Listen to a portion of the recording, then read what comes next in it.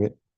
All right, thank you guys for that brief wait. We're ready to go, and we've got the live YouTube stream. All right, thank you guys for that brief wait. We're ready to go, and we've got the live YouTube stream. All right, thank you guys for that.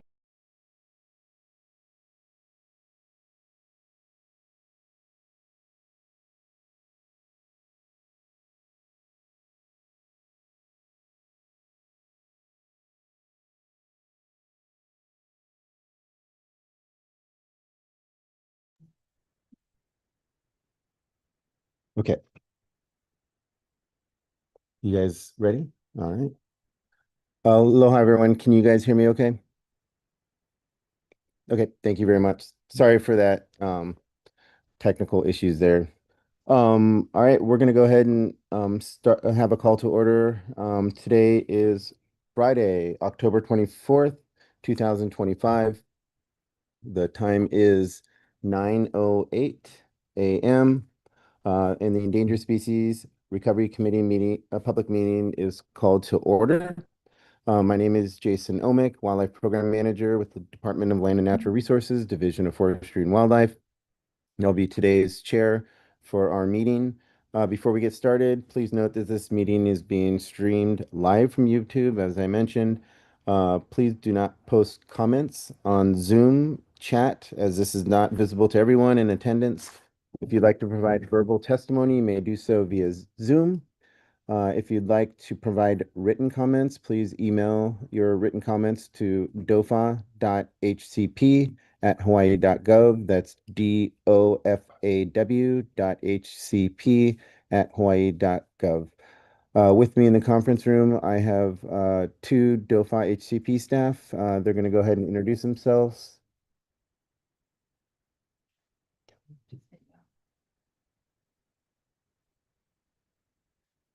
Good morning, everybody. Oh, good morning, everybody. Kelly Yamaguchi here. Please stop. Aloha, mai kako. My name is Kinsley McKeecher in DOFA HCP. Thank you all. Also with us today is our state deputy AG, Cindy Young. She'll be attending this meeting. And Cindy, you here with us today?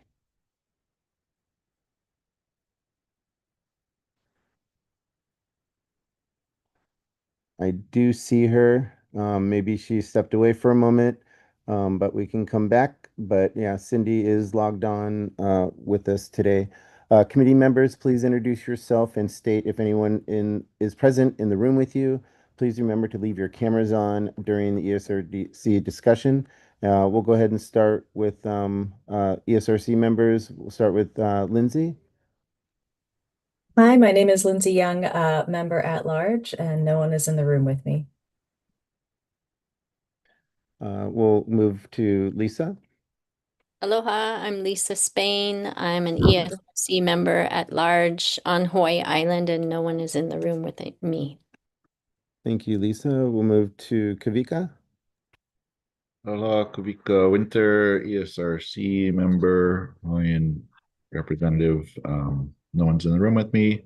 While I'm unmuted, can I just clarify, is Molly our AG today? Our AG today is Cindy Young. I mean, Cindy. Okay. Yes. All right. Hi. Hi. Oh, Hi. there she Okay, is. thank Cindy, you. if you can introduce yourself, that would be great. Thank you. Hi, Cindy Young, Deputy AG. Mahalo. All right. I'm just going to go over order of business today, and we'll just review what we'll have in front of us. We have three items on the agenda today. Item 2 will be the notice about the availability of the recording from the ESRC limited meeting on October 22nd for the on-site inspection of the Hanapu'u predator exclusion fence and social attraction site for the second draft KIUC Habitat Conservation Plan.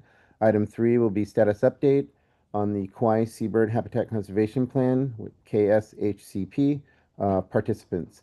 There will be a status update on One Hotel Hanalei Bay. We will have a status update on Royal Sonesta Kauai Resort in Lihue. And we'll have a status update on the County of Kauai also. Item 4 will be revisions to the published draft Habitat Conservation Plan for Ka'aiaba Wind Power 1. And item 5 will adjourn the meeting at that point. We'll go ahead and move forward to our item 2.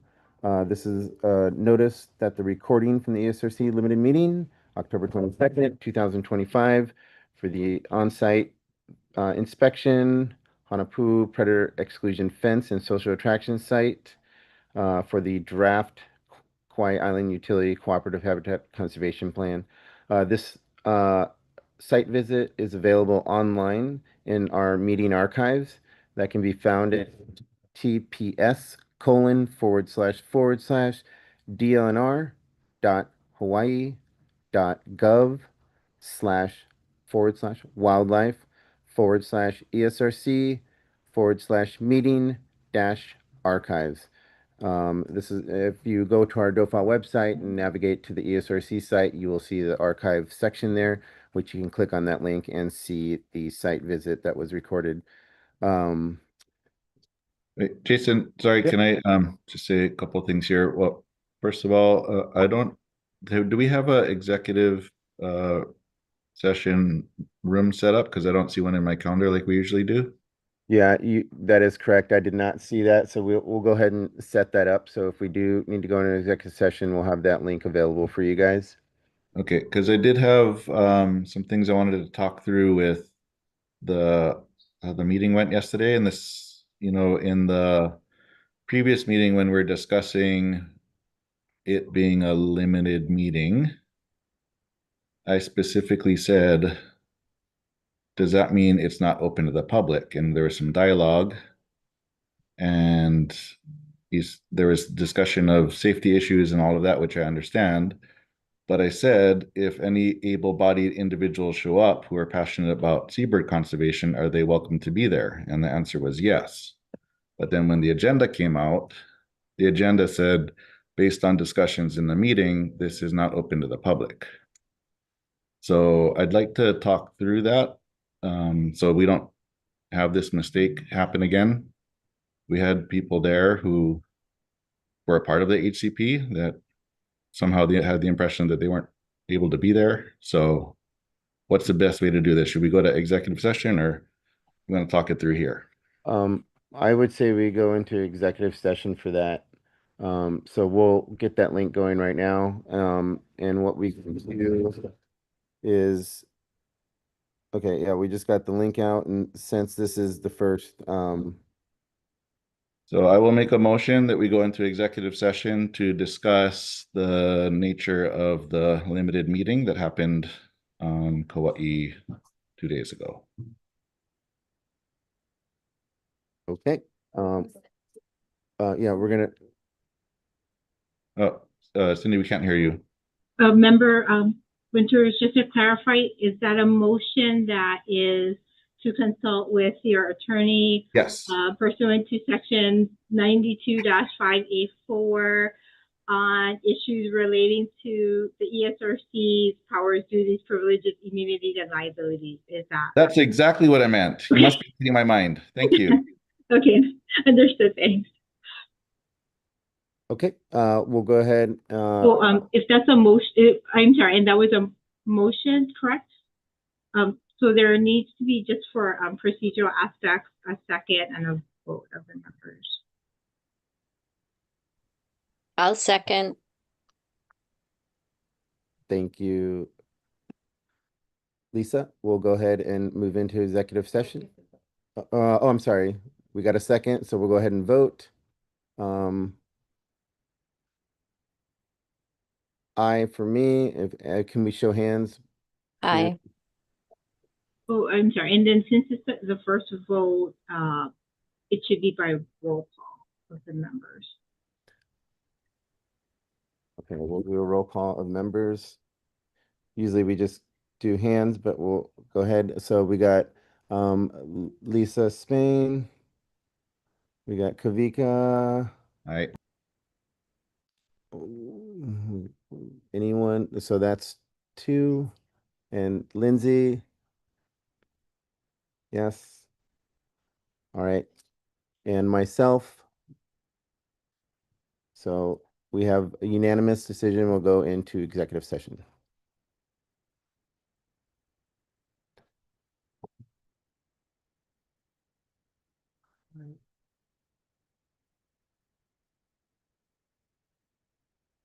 So mute here and turn off your video.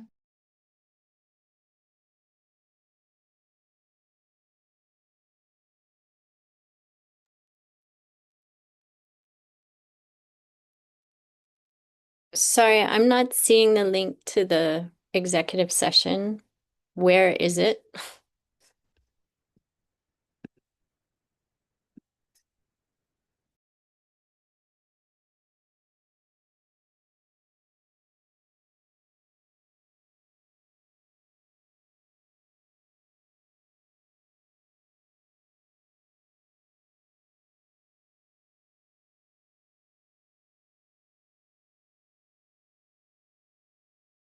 You guys, we need to resend the link because it went up at 2 a.m. or something like that, or 2 p.m. So we're gonna resend the link to where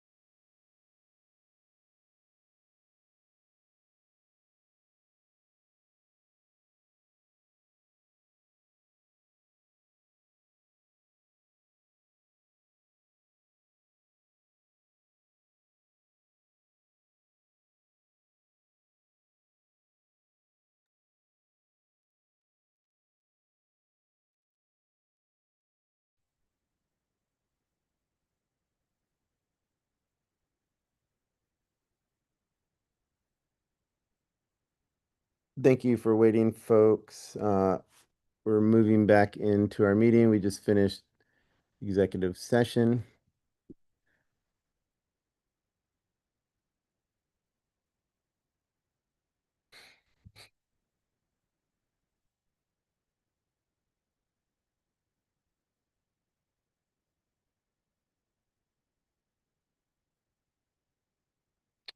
All right. Just want to see if everybody's back over here. Cindy. I think we're waiting for Lindsay to come back over.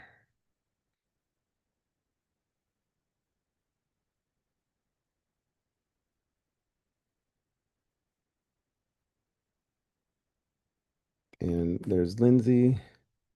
I'm going to just get our staff to come back in 1 second.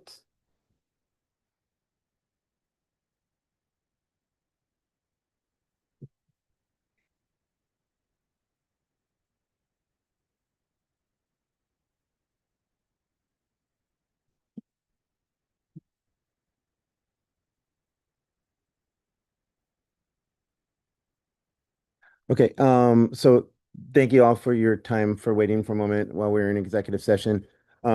We just had to discuss what the limited meeting that we had a couple days ago at the predator exclusion fence on Kauai and Hanapu. For that limited meeting, what we were discussing was trying to understand who's allowed to come to a limited meeting.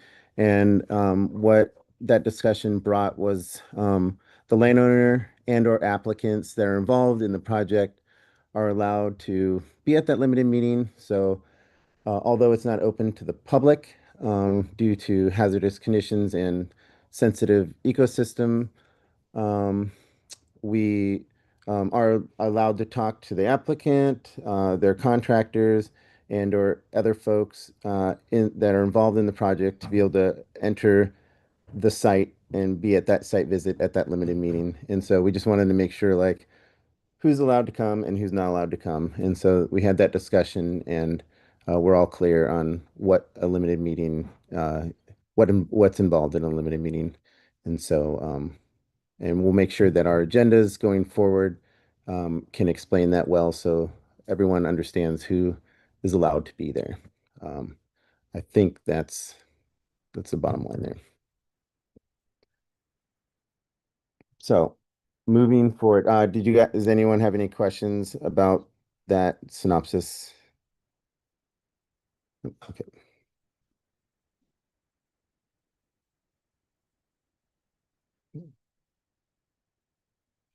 So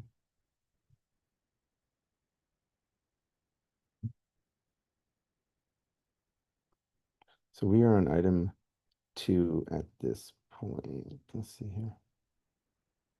Item 2. We're on item 3 now. So we'll move on to item 3. This is the status update on the Kauai Seabird Habitat Conservation Plan. Our DOFA HCP staff will present updates on the recommendation provided to the 3 KSHCP participants during April 2025 ESRC annual review meeting. And so we'll go ahead, move forward with that. Kelly Yamaguchi, our HCP associate, will take the mic at this time.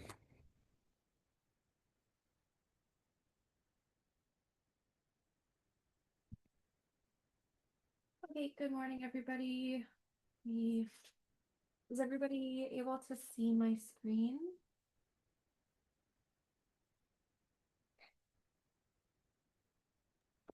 Okay, so let me reverse it. So this is a follow-up at the April 2025 ESRC meeting annual review of the KSHCP. The ESRC provided general recommendations to all licensees of the KSHCP, as well as specific individual recommendations to each of the KSHCP participants. So this is a follow-up on those recommendations, and we've received responses from the licensees, and those were posted as part of our meeting materials. So hopefully you've had a chance to review. If not, I will go over them briefly today. And then if you, for details, the licensee is here, and Adrian will be able to answer any questions afterwards. So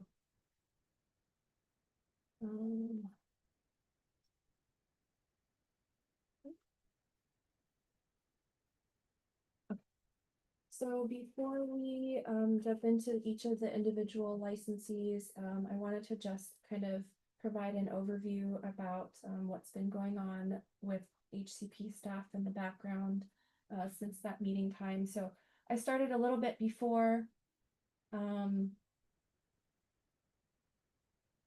Thanks.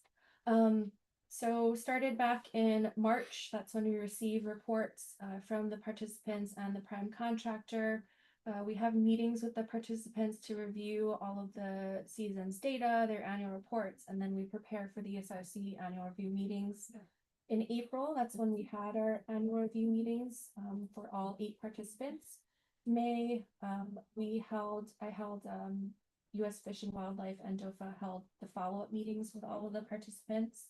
In June, we had site visits to the following sites: One Hotel, Royal Sonesta, Sheraton, NCL, and Kauai Coffee. And lighting recommendations were provided by the agencies following these visits.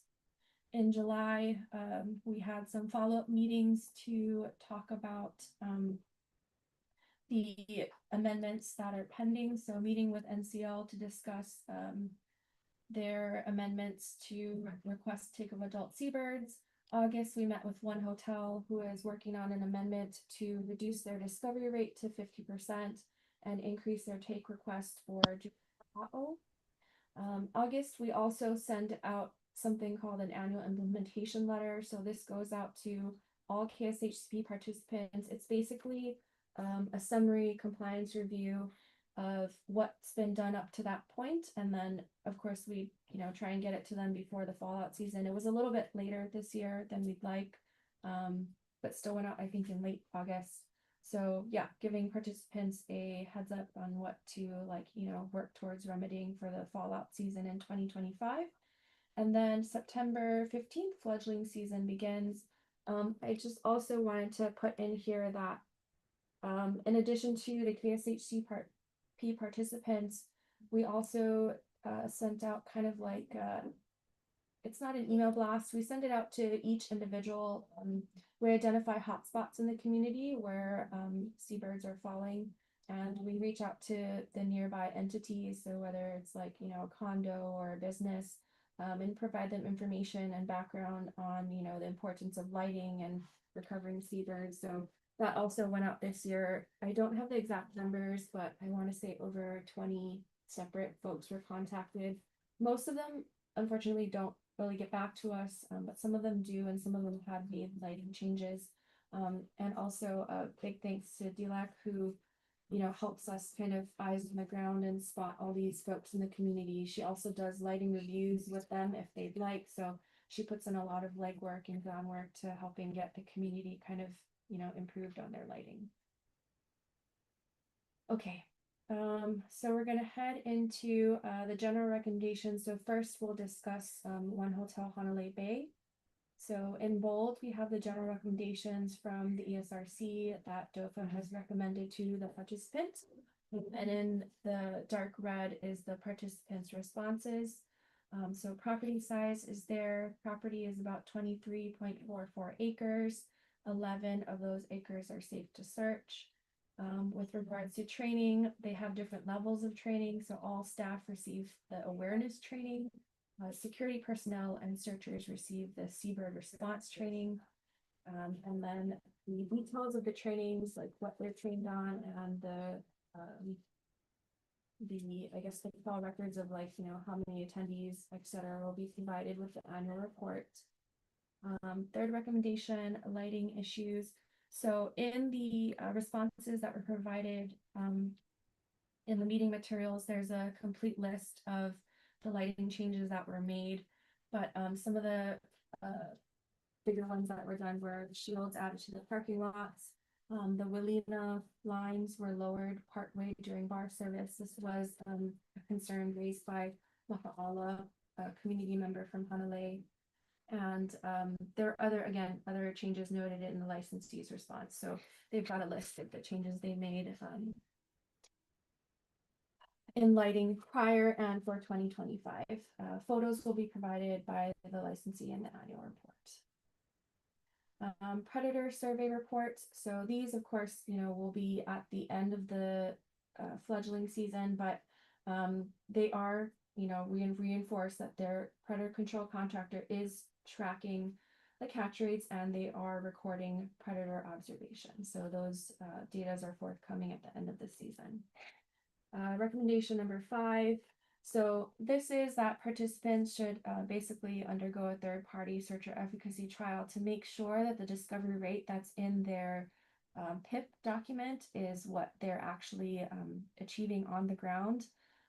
So we had discussions with the licensees about this, and the licensees had concerns about following through with the implementing the third-party searcher efficacy trials. So some of the licensees have started their internal decoy program to try and internally test. And they've had protocols that they've sent us to review to make sure, that it's as blind trial as they can be. And, of course, the searchers are not aware of when the decoys are going out, etc. So all the things to try and make sure that bias is reduced as much as possible. And I also want to note that we talked about third-party searcher efficacy with internal DOFA folks as well as the Deputy Attorney General. So we consulted, and basically what we're looking to do is, encourage the participants to keep going with their internal trials, but DOFA hopes to resume. Unfortunately, this year the funding was not there for KSHCP, so that was really difficult. So KSHCP is not at capacity this season to do any of the trials, but in 2026 we're aiming to potentially use other funds, potentially green fees, but we'll see, to get KSHCP more fully funded and kind of flush that program out so they're fully able to go and test all the licensees. So yeah, unfortunately that didn't happen this season, but next season that's what we're planning on doing. Wait, I have questions on that side. Do you want me to wait till you're done with all of them? Go ahead. We can talk. Yeah, we can talk. So I'm confused by number 1. Oh, wait. Can you go back? So the property is 23.44 acres. 14 acres are landscaped and 13 acres are safe to reach. That doesn't make, is that 11 on top of the 14? So they're searching 14 acres that are landscaped and 11 other acres that are safe? Or is it they're only searching 11 acres? They've only deemed 11 acres to be safe to search. My understanding was that it was the 11 acres were safe to search, but Adrian, would you be able to? Yeah, that's less than half the property, which I'm really confused about. Is it okay if I share a map on the screen? Who's speaking? This is Adrian Gall. I'm an environmental consultant and I work with One Hotel. And I provided these responses to Kelly, and I have some slides that might help illustrate a bunch of this stuff if you're willing to let me show them. Because it is confusing.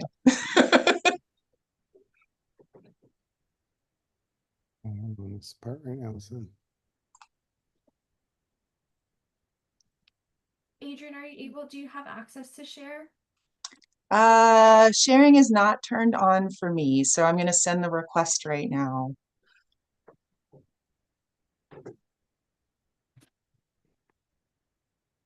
Well, since there's dead air, I don't understand how an acre, there could be 3 acres that are safe to landscape, but unsafe to search.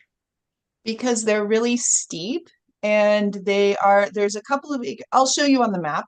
But the simple answer is that it's a combination of steepness, the amount of vegetation that's on it, and the disturbance to guests. So there's a certain guest privacy concern mixed in with the safety of the areas as well. So here we go. All right. So if you can all see the map of the resort now, on this aerial imagery, the area that we have kind of grayed out, that's within the property boundary, which is the black line. But this is all really steep cliff with really thick vegetation that isn't accessible, nor is it lit. So that's right along the edge of the parking lot. It just drops straight down to the ocean. And on the inland side, this is again like really steep and heavily vegetated area between One Hotel Honolulu Bay and the Honolulu Bay Resort. So this grayed out area constitutes the like 100% unsafe to search, and that's within the 23.46. But the area that's outlined in yellow is what we're calling the resort area. That's the area that's landscaped. That's the area that's lit. And within that 14 acres that's outlined in yellow, there are a couple of acres here and there that are particularly steep, heavily vegetated, not illuminated because they're on the edges, or this couple of walkways right between guest buildings where if folks were on the paths there, one, it's really steep and dark, and two, they'd be shining lights into guest rooms, and so it becomes a privacy issue. Lindsay? Yeah, so I had questions about that also, and I think you answered part of it just right now, but on the yellow resort boundary that goes into the steep areas, are there any lights on that? Can you guys see my pointer? No, I can't. Oh, yeah, now I can. Kind of, sort of. Yeah. Oops. So if you can see my pointer, this area that I'm circling right here, there's lights in the building area, but then this is kind of a steep lawn. You know, unfortunately, this isn't a topo map, so you can't tell. So this steep lawn area, there's no lighting kind of if you were a person walking through there, and it's also thick vegetation. And so the landscapers can walk up through there during the day, but it's really hard for searchers to get in there at night safely. And it's not really clear where that drop off is to the cliff. So we just like there's places we don't want the searchers risking themselves on. Yeah. Okay, what I'm wondering is if it's got a steep cliff and there's a light up at the top, if the birds are approaching low from the ocean and they come up, if they're going to slam into the slope, if they're being attracted into lights. And the slope is the unsearchable part. Yeah, I mean, we're finding them around that area and we're doing our best to search it. But there are, like I said, there's 3 acres that are just not safe for people in the dark. Yeah. Okay. I'm wondering if there's just some alternative means that we could potentially try and remotely search. I don't know what they are, but just to get an idea of what I mean, it's almost like a searcher efficacy trial, recognizing you can't search it, but I think we need to get out a way to calculate how many birds might be in that area. Okay, and so so I'm seeing purple. I think you were saying gray, but that shaded area towards the bottom, that's a wetland, not a cliff. So Correct. Why is that unsafe to search? Because it's a swampy wetland and people are trying to walk around and search the areas that are lit. It's also not illuminated. So the premise of the permit is that the birds are being attracted into the lit areas of the resort. But this area, it is a wet wetland. So it's not just like a little damp, it's swampy. And it's I'm not safe intimately for folks familiar to with the walk through area. there. I'm not sure I would classify that as a safety issue. Seems like an inconvenience issue, which is not the same as a safety issue. Well, we respect our contractors' limitations on that.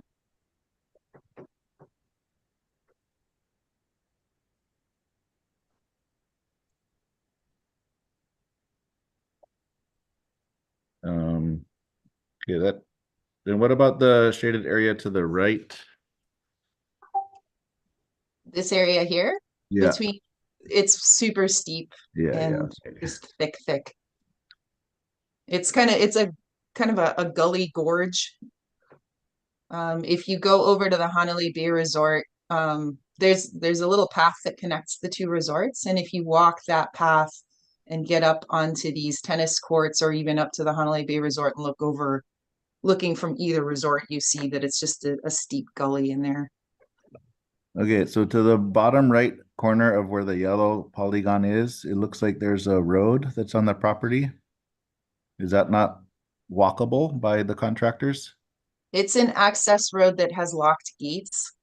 And What? I don't know for sure, but I think yeah, I'm not sure what the access situation is there. Well, if But it's an access road, it seems like it's safe to search. Yep. So why is that area excluded and declared unsafe? Because it is very dark, it is swampy, and it is locked off. The access road is swampy? The areas on either side of the access road. Are your people not allowed to use flashlights? They are. They use flashlights. That's exactly one of their primary tools for finding birds. So how is a dark access road a safety issue when you have flashlights? We can get back with the contractor and have them reevaluate their safety evaluations.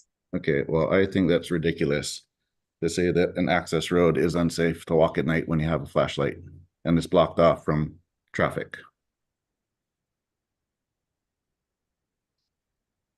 So that's all I have. Thank you.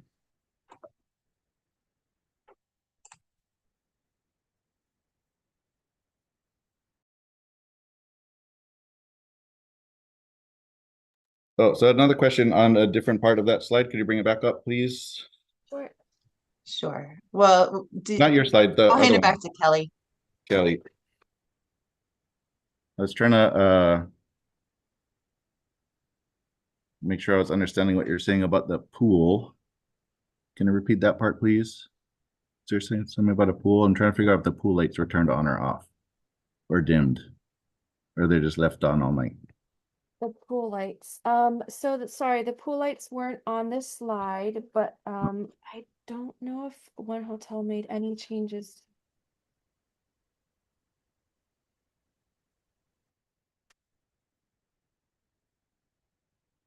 I don't recall any changes to the pool lighting noted. I do know that in prior site visits, we discussed pool lighting. I know that's where a lot of the birds come down. And it is kind of like a bright spot on the resort. Maybe Adrian, if you're able to answer Kavika's question as well, if you have anything else to add about pool lighting. Yeah, the pool lights have to be left on all night. You can't have a dark water body on a guest property. And there are standards for pool lighting. I want to say it's 10 10-foot candles per something measured at the bottom. I can send you the exact standard that is required, but there is a requirement that pools remain illuminated all night long. And are they illuminated to the minimum according to those standards, or are they just on? They're on according to those standards to meet those standards. But are they at the minimum of those standards? I can't tell you that. I don't know. That's concerning.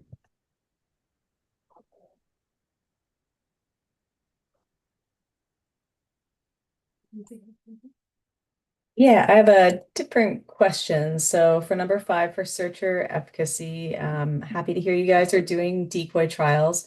What was your discovery rate? So it looks like you're submitting a permit amendment to reflect a 50% discovery rate, but is that what you demonstrated in your trials? Yeah, that was the result of last year's KSHCP trials. Okay, so KSHCP did the trials for you all? Correct. Oh, so that was essentially you did a third party. It wasn't in-house. Nope. Oh, okay. Because it said in-house decoy program implemented, which made me think that you did your own search efficacy trials. We're doing those this season. Okay. but we're using the discovery rate that was published in KSHCP's results from the trials conducted in 2024. All right. That answers my question. Thank you.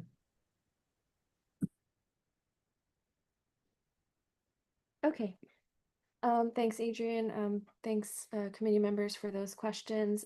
Does anybody have any other questions on this slide? Okay. So moving on to the specific recommendations for One Hotel Honolulu Bay. So calculating their average take rate. So this, of course, is going to be provided after this fledgling season with the 2025 annual review. It was also requested that One Hotel increase the number of traps and do some outreach to neighboring areas where I think there are, like, residents who either have cats or feed cats, and then consult with the trapping another contractor, because I think the initial contractor felt that the amount of traps was adequate on the property. But what's happening for the 2025 season is that the predator control contractor will be deploying 4 traps instead of the prior 2, and focusing on the spots of ingress. So those are kind of the area near the wetland area, and then the other area that's closest to the neighboring condos. So that's how they're going to increase trapping at this property this season. Kelly, can I jump in here real quick? Sure. A correction, the number of traps that were deployed previously wasn't determined by the contractor to be the ideal number for that property. It was negotiated with the property owners as a trapping level to work with. So to be fair to the contractor, that wasn't their best recommendation. It was one of a series of options that they presented, and it was the option that the client selected at that time. And then as far as the number of traps that are being deployed this season, they're deploying more traps than last year and more than the number that you see there.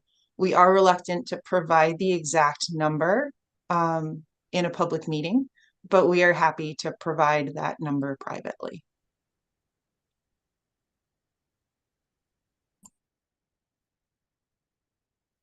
Okay, thanks, Adrian. Number 3 was training staff members in seabird awareness and response training. So again, all staff receive some awareness training, and then addressed in their weekly team meetings. The security and the search staff receive additional response training for seabirds and Honu identification training. The additional information on the rosters and the information that was provided during these training sessions are provided with the annual report. This was something I think that was also raised by Maka'ala, that there were some instances where she encountered some One Hotel folks who may not have had, I guess, a good understanding or awareness of the issues related to AO in the area. So yeah, hopefully the efforts for training this year will kind of encompass that and catch more folks and increase the level of awareness at the property, at the resort, with employees. I also wanted to bring up an issue that we have heard that already this fallout season, there's been some challenges with how downed birds were managed. And so if the training has happened, I don't know. We've heard of 2 birds that were left, and I don't know that that follows the training protocol. Adrian, do you want to touch on those birds? Can you clarify what you mean by 2 birds were left? Apparently they were found by staff and then they couldn't get at them, and so they walked away and they were left. There were 2 birds that were spotted and ran. That is true. One bird was not definitively identified. It was right at that edge of the property where it goes from being searchable to unsearchable.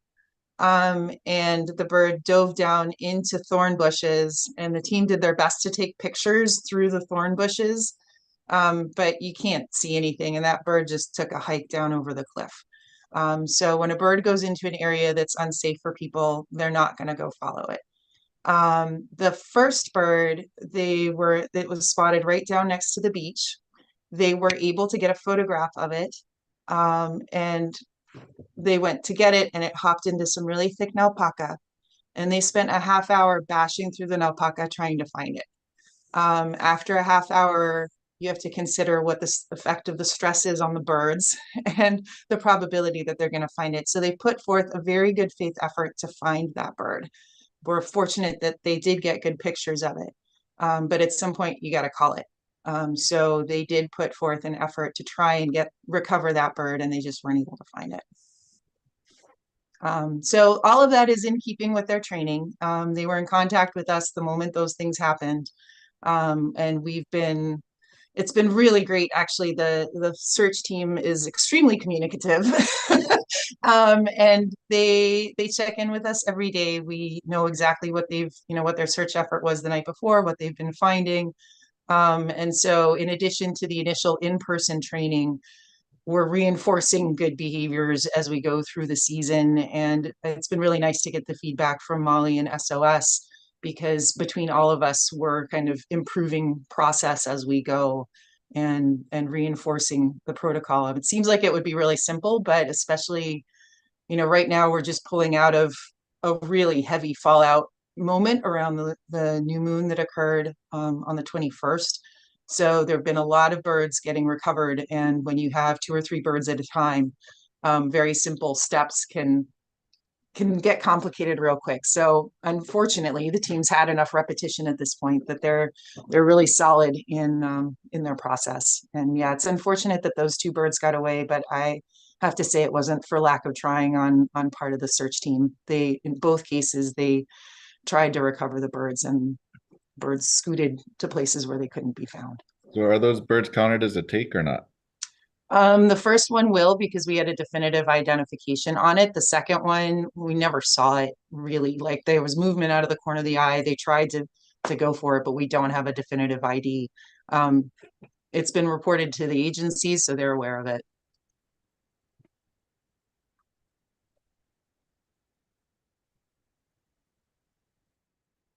So from the agency side, can we clarify that it was counted as a take, just 1, not 2? Yeah, I did. You counted it as a take?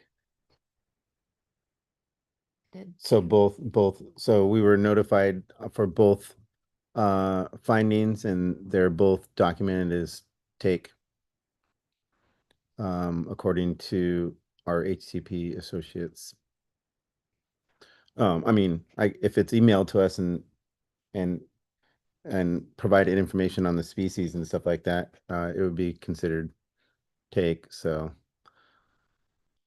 Yeah, I'll reiterate that the second bird was never identified to species.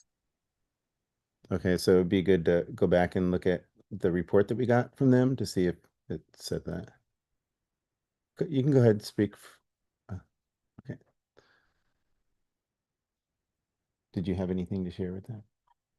Okay. No, so I do, yeah, so I do, I think, Sorry, who's speaking? oh, sorry, this is Kelly. You're not on camera. Sorry, this is Kelly. So I did consider those both take, even though the second was not identified. It's likely that it was an AO. More than likely, that's what predominantly comes around in the area. Yeah. And so that after that issue of, I understand one was on the cliff, kind of in like the unsearchable, dangerous area. For the other bird, I did talk to DLAC to see if it was, if it was still a good idea to go out and kind of look for the bird.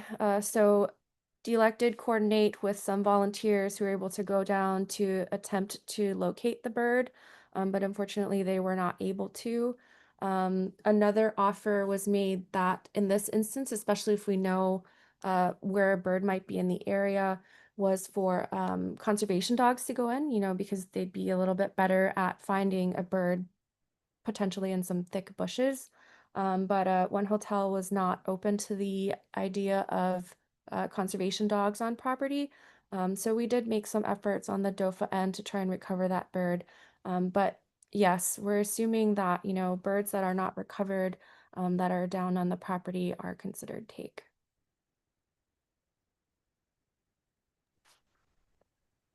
Thank you, Kelly. And just kind of a question to Adrian about dogs, and the property not wanting the conservation dogs on site. Can you talk to that a bit more? It's a management decision. And so I don't really have any authority there. Not sure if Lisa Bale may have more to add there as the property's attorney.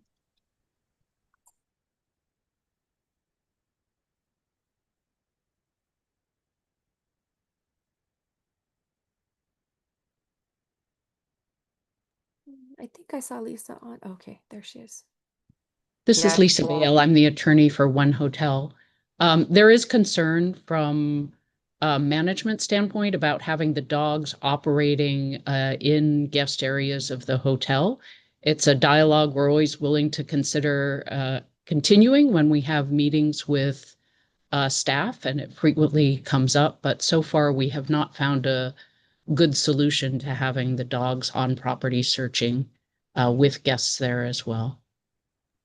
Because I would just comment, it's confusing for the ESRC to see that it is a pet-friendly hotel and they actually have a happy dog on their website. And I think guests would actually appreciate seeing searcher dogs that are highly trained. It's not like these dogs are going after people so I just would stress that the use of dogs to be considered with the proper protocols in place would be helpful, considering how difficult this property is to search, it sounds like.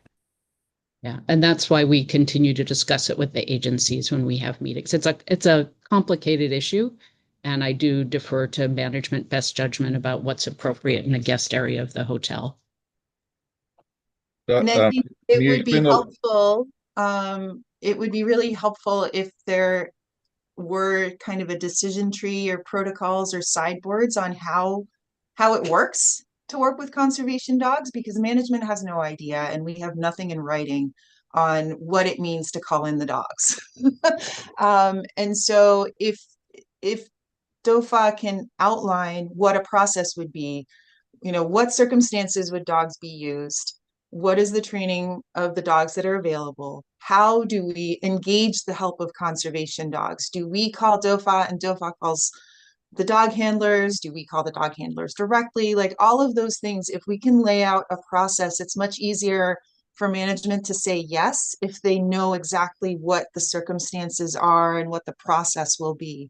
It's a lot harder for them to say yes to a vague idea of dogs on property. Well, as a biologist, I mean, we work with lots of different entities that use dogs for searcher efficacy and trials and whatnot. And I mean, as a biologist managing a property for a project like this, um, this is happening all over Hawaii. It's not something that we develop protocols for. We review how the activity is being performed and whatnot. But I mean, as a biologist, it should be, on yourself to research that and understand how these activities occur. But they happen all over Hawaii, and you can call any of the conservation dog companies that are working here to talk to them about their protocol because they're permitted from the state to do what they do. So, well, my question is, what's the process more than the protocol? I know what they do. My question is, how does DOFA want us to engage them? What's the situation? And also, how many of those that are currently operating are operating in urban areas with kind of high people numbers and high guest numbers? In some place in hospitality, are there any examples where conservation dogs are currently used in urban environments or hospitality areas? I mean, wind farms is different. You're out in the dark, you're out in the middle of nowhere, and you have complete control over your property. But hospitality is inherently different, and that's why we need to be a little bit more prescriptive to convince management to allow it, because ultimately it is still their property. So if we can work with DOFA to get those situations clear, where dogs would come in, when dogs would come in, and who I need to call, or who Clinton, the head of security, would need to call under those circumstances. Do you have designated conservation dog organizations that you recommend or that you can endorse? Or again, do I call DOFA? Do we contact the agencies and they contact the conservation dogs? So it's more that process of how do we get the dogs to the property in a way that DOFA approves of, and in a way that is consistent with recovering more birds, which at the end of the day is what we're all trying to do. Well, I don't think it's DOFA's job to do your homework for you. It's your job. But I think if you guys don't want dogs, there should be a lower efficacy rate for searches. It's up to you. Well, the efficacy rate has been demonstrated by the humans, so I'm not sure why you would possibly reduce that when the human searchers have already demonstrated that they can find 50% of the decoys. That's the standard that's outlined in the KSHCP. So I could see different reasons, but I don't see it penalizing the efficacy rate that's already been demonstrated by the observers that are on the property. Well, let's discuss that later, members. I just do want to say that in communications with One Hotel, they have not, I mean, my understanding is they have not been open to discussions of dogs on property. It's been raised multiple times, and we've received the feedback that that's not something that One Hotel is willing to consider. I will also agree with what others have mentioned, that it's upon the licensee to kind of investigate this. We've put you, if folks, in contact with the folks that we know. We've held meetings ourselves with conservation dog groups and provided information to you. So like all that information has been provided, and understand, like, I understand it's a resort property, etc. And there's details you may need to work out with, but I feel like those details would probably be best worked out with them. And if, yeah, DOFA is not going to develop like a protocol for, you folks with the dogs. So I just wanted to give that little bit of background, because it has been, One Hotel has declined on multiple occasions to consider dogs on their property. Unless they're with guests, then they're welcome. So,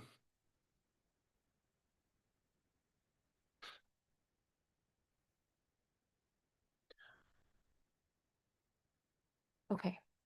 Should we move on? yeah, we can talk more about this as we move forward.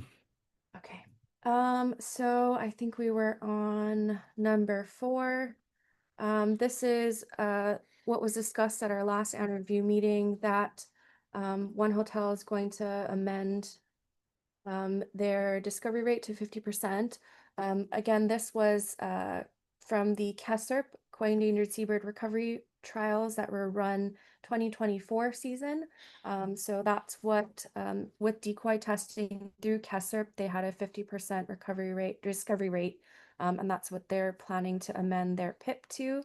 They will also need to amend to increase a take request for juvenile AO, but because of the amended take request numbers, the capacity at Kahuama'a, the mitigation site, is actually not able to produce the offset needed for this licensee. So One Hotel will need to work to find a new mitigation project to accommodate or to mitigate and provide benefit to the species for their increased oral risks for their upcoming amendment. Number 5, this was talked a little bit earlier. The Willina blinds are partially lowered during operating hours, during service, and then during cleaning when all the floodlights, or not floodlights, but all the, I guess, bar restaurant lights come on. They fully close the blinds so that they can clean with all the lights on with the blinds down. And then number 6, creating an overlay of lighting versus where birds are found down. So this is something licensee is working on, and information will be provided at the next annual review. though, you know, from looking at where the down birds come, there's, you know, there's definitely hot spots on the property that the licensee and DOFA are aware of. That's all I had for my summary. I also was going to give Adrian an opportunity to expand on anything. I think we did touch on, you know, we've already touched on some things, but Adrian, if you want to add anything or if there's any questions for One Hotel. Yeah, I have a couple more slides I can pop through just to illustrate what Kelly's already presented for us, if you want me to. Otherwise, I can just answer questions as they come up. But it may help illustrate some of the stuff We that like is. slides. We like slides. Like slides? Okay, cool. Because I like making slides. All right. Slideshow, and then I'll grab this back.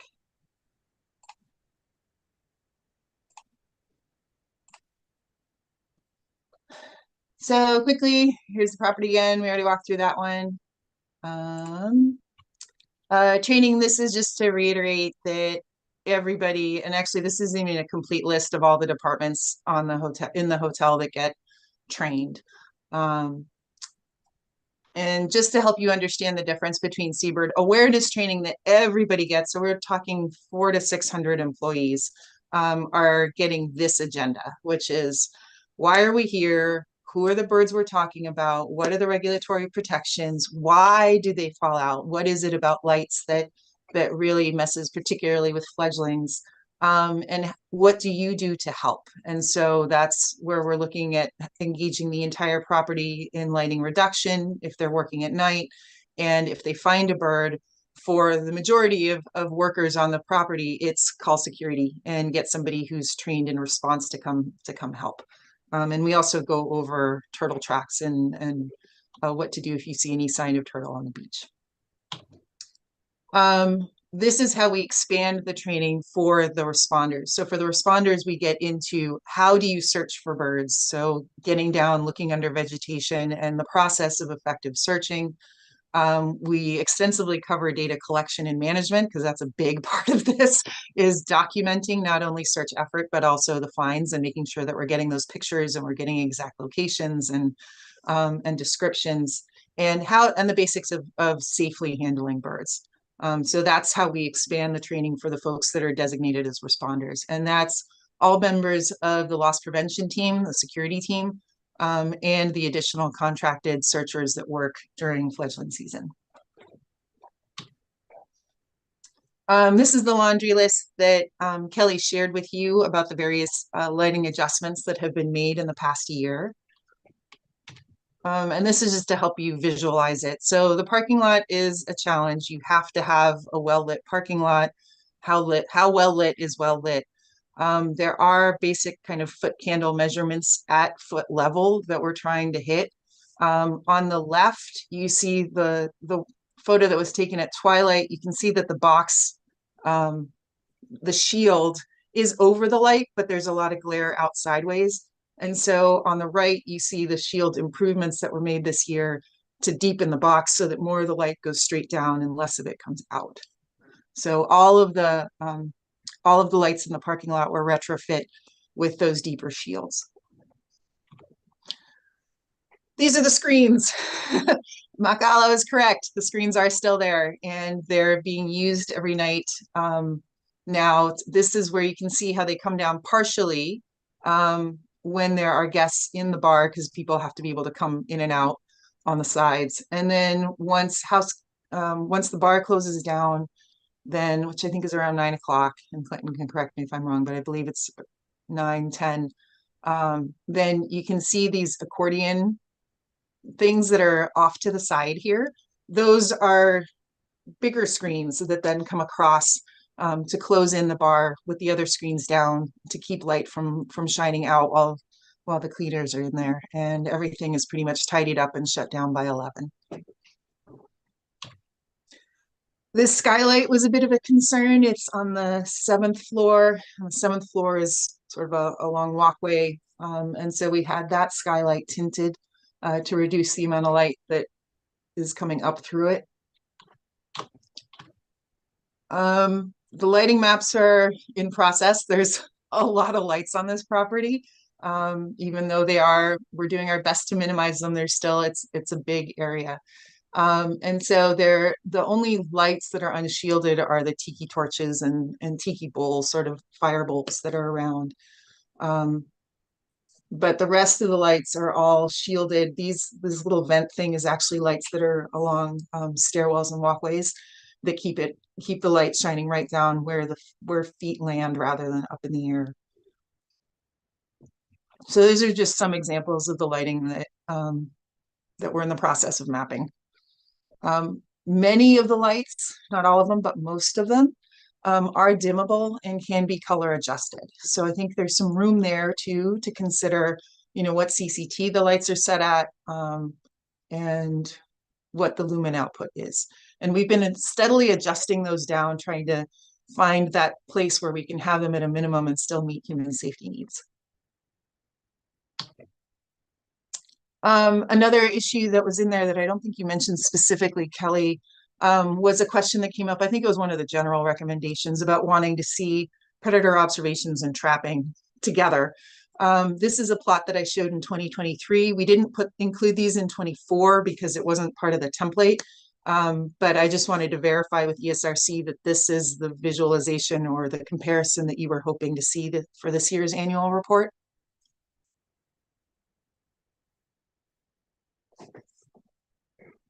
And if there's any comments on that, I can take them now or take them later. Adrian, I just had a quick comment on the training section. You're providing a list of things for people to, follow for their searches. Do you guys indicate, for those well-known hotspots, do you indicate to the folks that are doing the searches, like these are known hotspots for birds? That may, hotspot for birds. And do you guys like kind of pinpoint those so they're kind of doing a little bit more maybe thorough look in those areas, or double checking those areas to make sure that they're uh, getting the information they need? We present the recovery maps from the year before, so they know where we were finding the birds from the year before, and we review lighting adjustments too. And we also show them where the predator sightings were from the year before, because that's important too. So yes, we review all of those data with the searchers. What I showed you is just the initial agenda slide, and then there's 50 slides that go after that are part of the training. Okay, yeah, I think that's pretty important for them to Yeah, know, for like sure. where birds are normally coming down. Yeah. Yeah, Lindsay? Yeah, so just a question. What are the dots versus bars?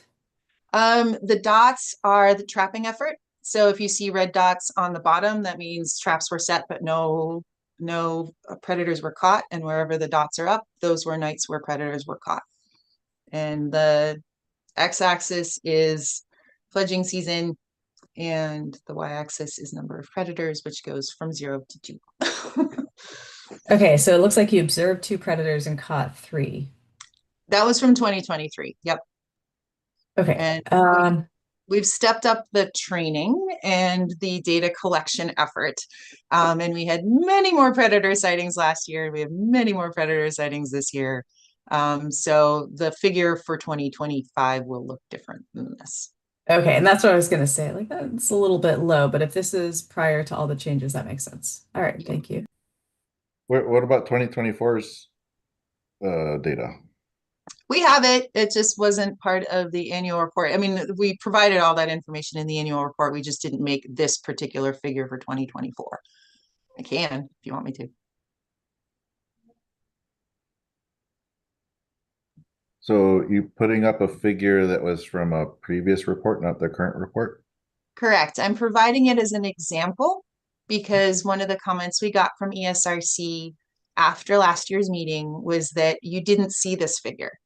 And so you are correct. You didn't see this figure because it wasn't part of the template that we were provided for reporting, for providing to the ESRC.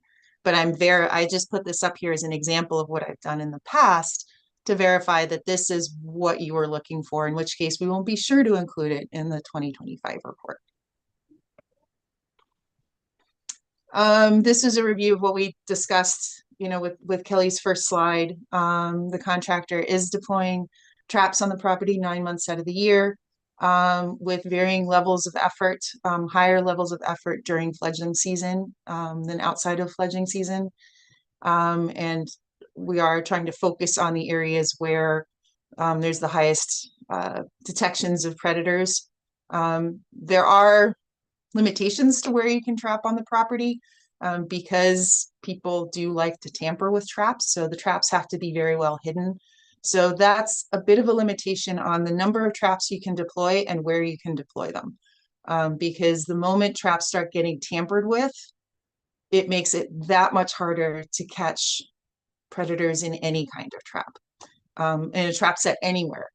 Once they've been released from a trap, they're not likely to go back in. So there is a bit of a trade-off there in terms of where you can put traps and how many you can put out. The contractors work really hard with a wide variety of baits to try and get animals in, particularly if there's been repeat sightings of animals that match the same description every time. So they're working on it. Did I hear you correctly that you're releasing predators? Never. No, Well, absolutely not. Members of the public, if they find traps, oh, I see what you're saying. will Okay. release cats. Yeah, no. Okay, thank you for clarifying.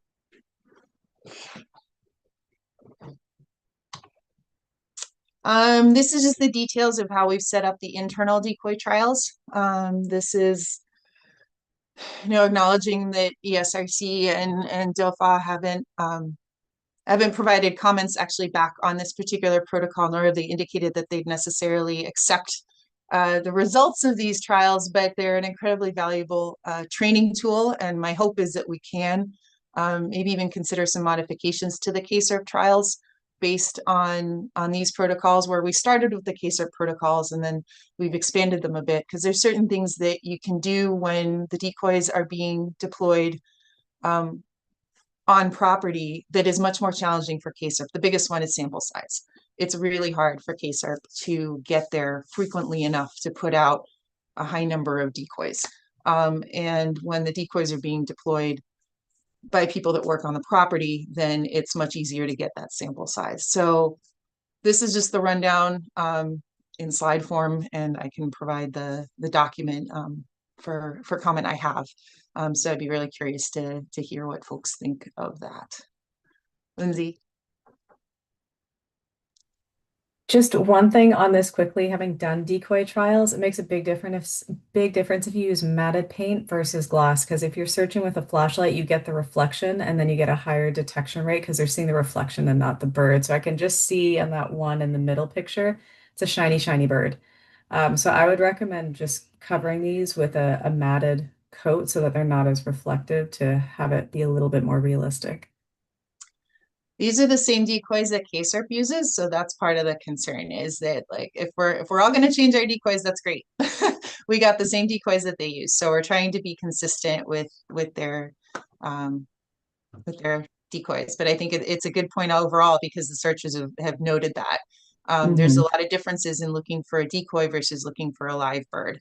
There are some aspects of looking for decoys that make them easier to find, and there's some aspects that make them actually harder to find. Like, I'm not sure that the net result is one way or the other, because decoys don't move, and that is sometimes it's the minus that makes it harder to find. If they're not creating some kind of movement that you can hear or that you can see, because a lot of times that's what tips you off to a bird. Anyway, not to get into the details of that, but yes, point taken. Thank you, Lindsay.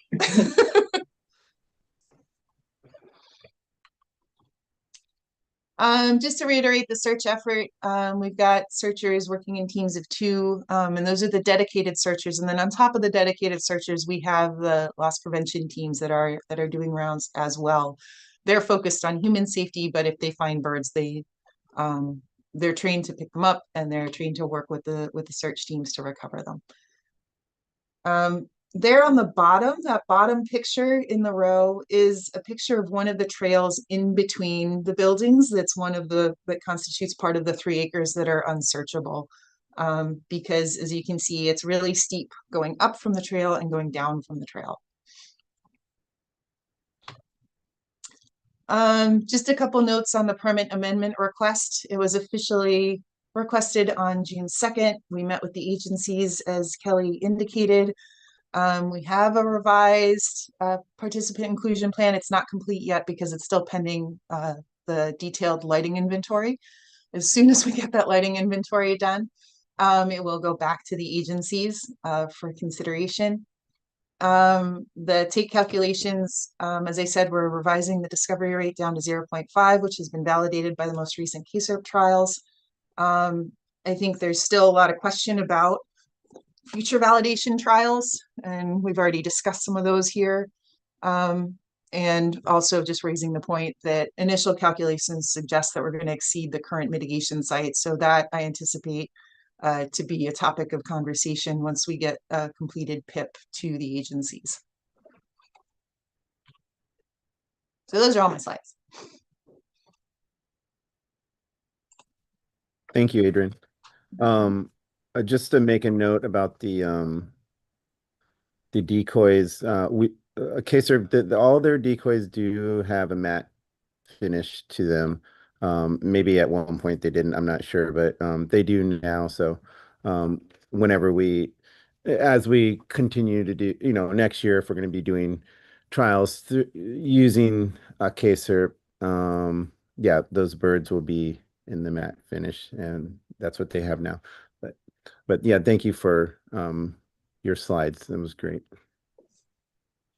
I think at this point we want to move forward with our ESRC recommendations. So we will pull a slide up for that. ESRC members, do you guys have any questions before we move into providing some recommendations?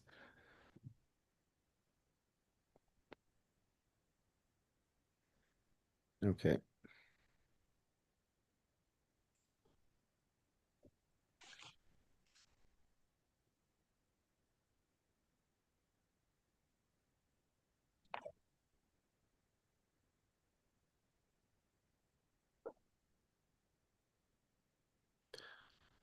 I'd like to see that, Kavika, you're mentioning the access road down there. I would like to push a recommendation to see how we can do some sort of searching on that access road,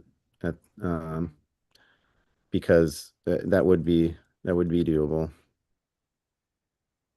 if access is permitted. I mean, it's their property. Yeah.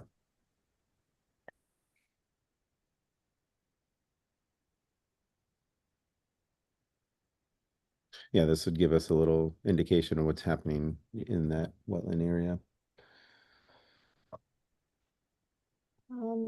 I tried to capture most that I heard. Let me know if there's any that I missed, any you'd like to add.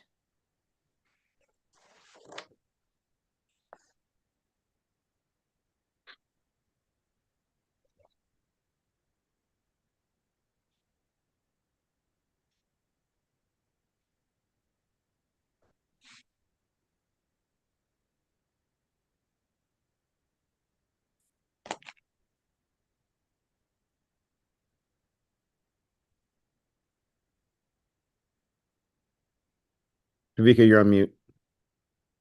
Sorry, can we just talk about the discovery rate? So what's the current discovery rate? I think 0.9. Yeah, 90%. So that seems really high, especially when they're searching less than 50% of the property. What was the thing about bringing it down to 0.5? Was that a different metric? We're submitting an amendment to change it to 0.5, but currently it was approved by the ESRC as 0.9. Members, anybody have thoughts on this? Well, KSERP did their search over there and got to the 0.50. So I would think with that information moving forward, if they're requesting an amendment with that number in there, I would be comfortable with that. But that's point, so that's only the searchable area though, which is less than half the property. Yeah. So if we're talking about the discovery rate for the entire property, or we not, is that not something we think about? That is something that we think about, and I think we need to, yeah, somehow get some sort of It's like formula going for that. 0.5% on 47% of the property. And then what about the other 53% of the property? That seems like it'd be lower than 0.5 if they're not searching.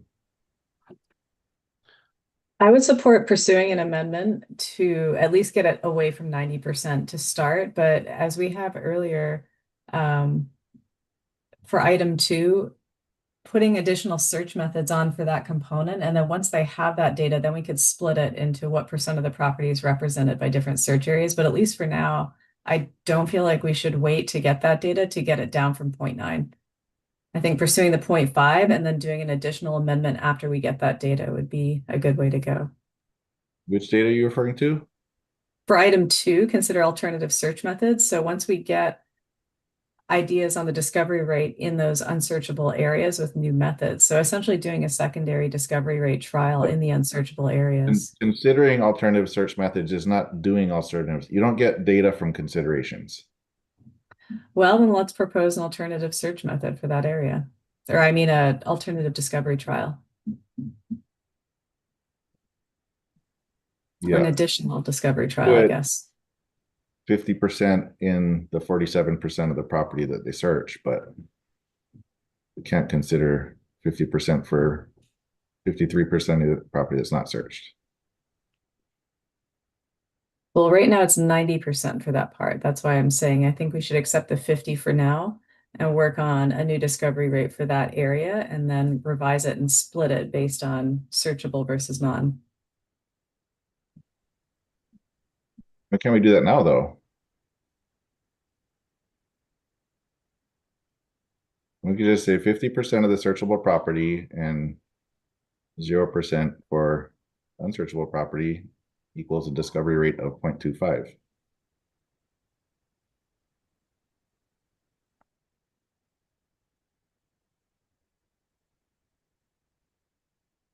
Lindsay, you have any thoughts on that? I would rather not put numbers on it because while I think birds come down, I don't think we have any idea how many they are because most of the attractants for the birds are going to be in the searchable area. And so revising that twice rather than having it be a science-based estimate. I mean, we can pull out numbers, but what is the 25% based on? Oh, that's just back of the envelope math. 50% of 50% of the property is 0.25.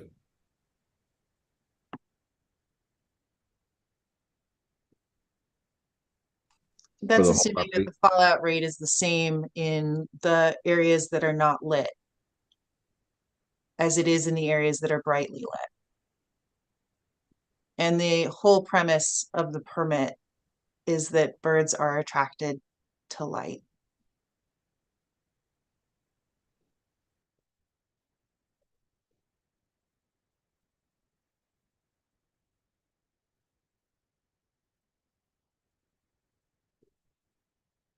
But the light impacts areas beyond the searchable, what has been deemed by your contractor to be a searchable boundary.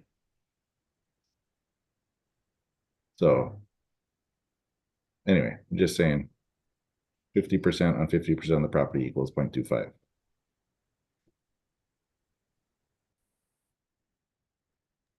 So you're proposing 0.25 across the whole property though.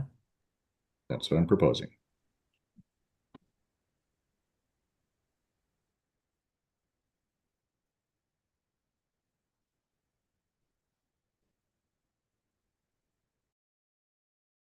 Any of the other members have Mana'o?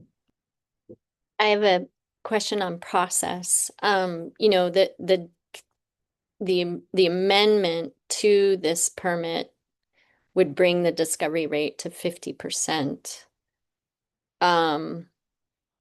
I'm not sure we can put a number prior to the amendment. So my question is a process question to DOFA. When do we expect this amendment to go through, and will it be in place by the next fallout season?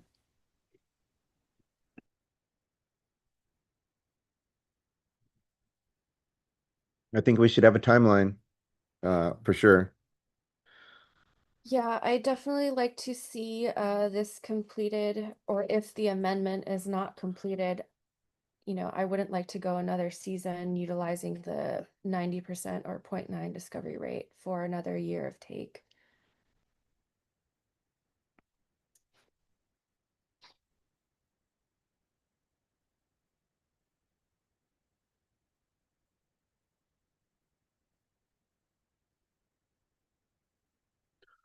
So do we want to add that as a recommendation, timeline?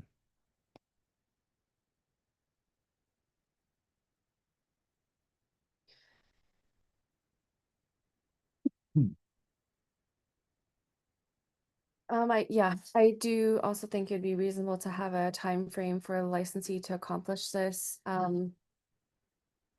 Yeah, because we wouldn't like to drag on with this 90% any longer, including this season.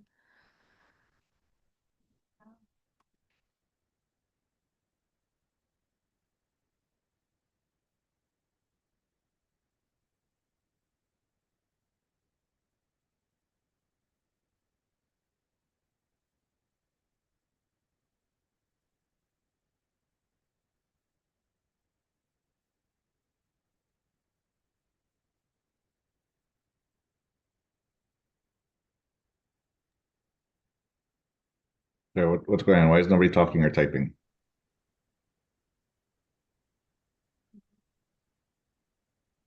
I don't know what a reasonable time frame would be. For the amendment? I mean, it's probably 3 or 4 months, I think would be a good timeline to get. It's been 6 months. It's been 6 months. When that was requested. Well, it's been 6 months, but we haven't seen anything, so we're saying from right now, in 3 months, we should have some sort of PIP in front of us that we can review. Like a January, end of January. End of January. We want to be prepared for next fledging season, whatever we can do to beef this up. So I think January 31st is a good date to get something in front of us again so we can review for sure. So Jason, January 31st is when you would like a completed PIP submitted. Is that Yes. what you're, okay. Yeah. We're aiming for well before that, but I appreciate that. Thank you. Okay, so I said 25%. On the screen it says 50%. I said 25 and asked for discussion. So could we change that until we've discussed it, please?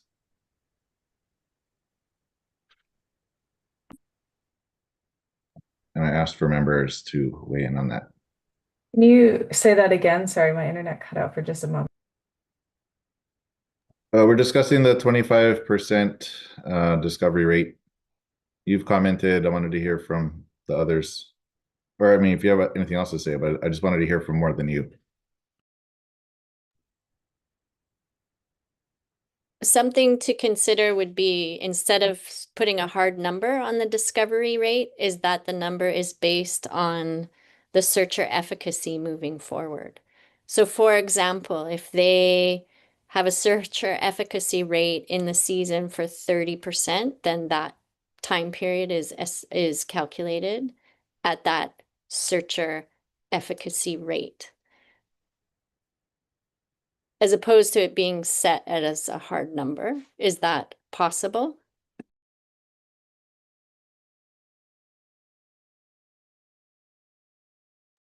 think it's a question for staff. I thought we only deal with hard numbers, but yeah, I want to hear what staff has to say.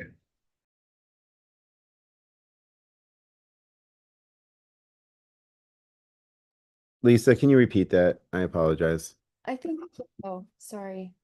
Okay, so I'm just kind of going based on memory, right? So this property had a rate set at 90%, which was completely unreasonable from the get-go. The property was under construction. It should have probably never been approved at that rate.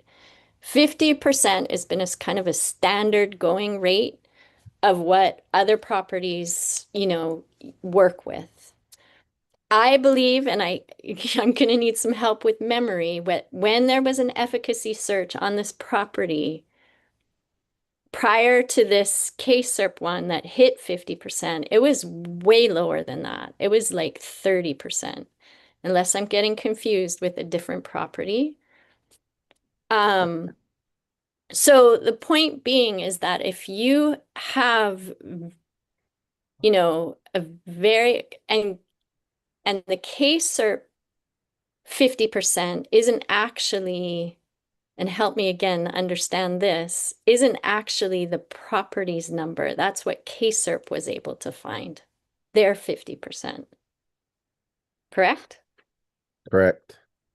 Okay, so these are trained like experts. Yeah, And so we might need to have trials happening to figure out what that number is going to be rather than just setting it. So I correct. see what you're saying.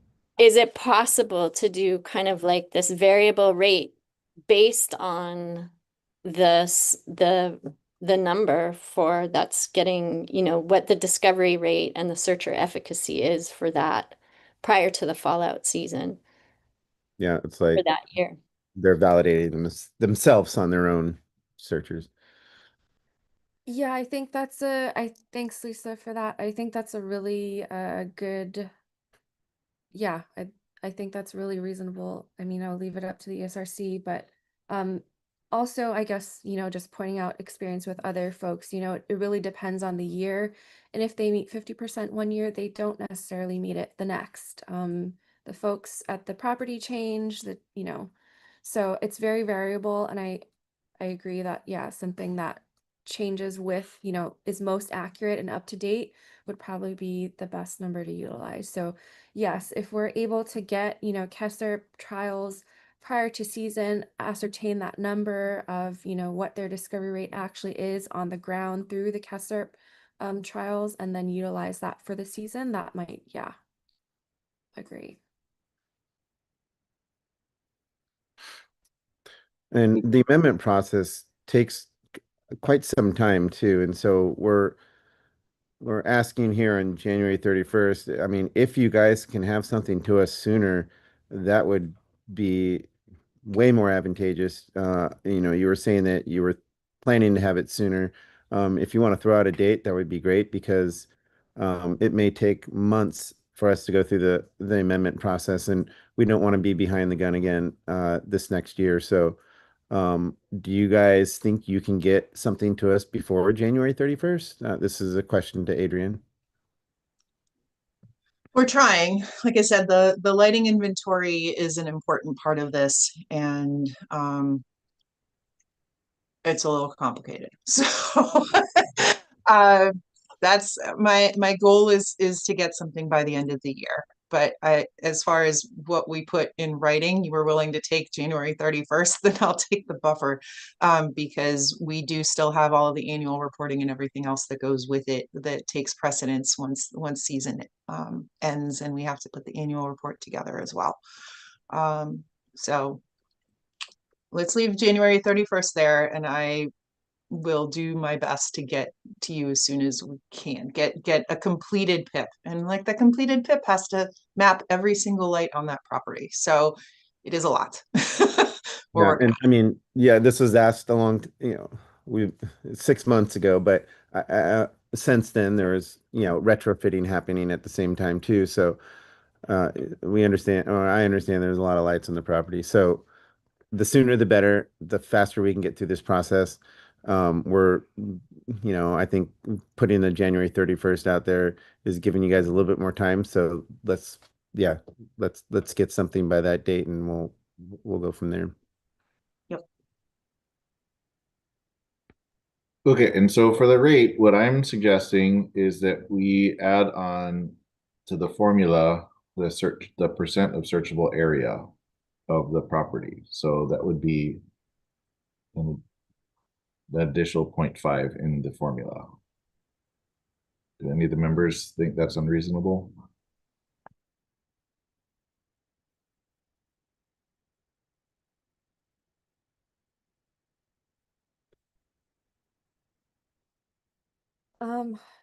Sorry, Kavika, if I could just say one thing. So I think, I'm trying to recall from memory, but for calculation of discovery rate, in the HCP states that it includes actually like three components. So it ensures like adequate predator control but it's not clarified what adequate is or what that metric is specifically. But given that adequate predator control is occurring on the property as one part, the proportion of the searchable area of the property is another part. And then the third part to calculating that discovery rate is the searcher efficacy itself. So like, So it's already in there, the second one you mentioned. But yes. is it actually in this formula? I'm not seeing it in the formula. So what I'm asking for is already a part of the protocol. It's just not there from what I'm seeing, unless I'm seeing it wrong. Yes. You mean like it wasn't considered when discovery rates were approved? Is that? So you just said the number 2 is a proportion of the searchable area versus the total property, but I'm not seeing that in the formula we're discussing. So what I'm saying is I want to see that in there. Or am I misunderstanding? Yeah.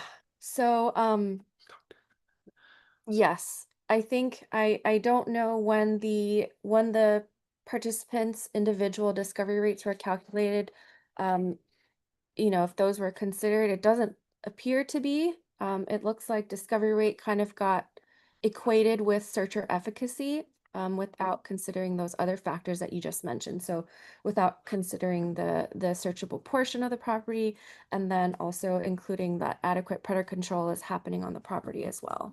Okay, so I would recommend that we just follow our actual protocols, which includes searchable portion of the property in the calculation. And my back of the envelope is 47%, but somebody can double check that.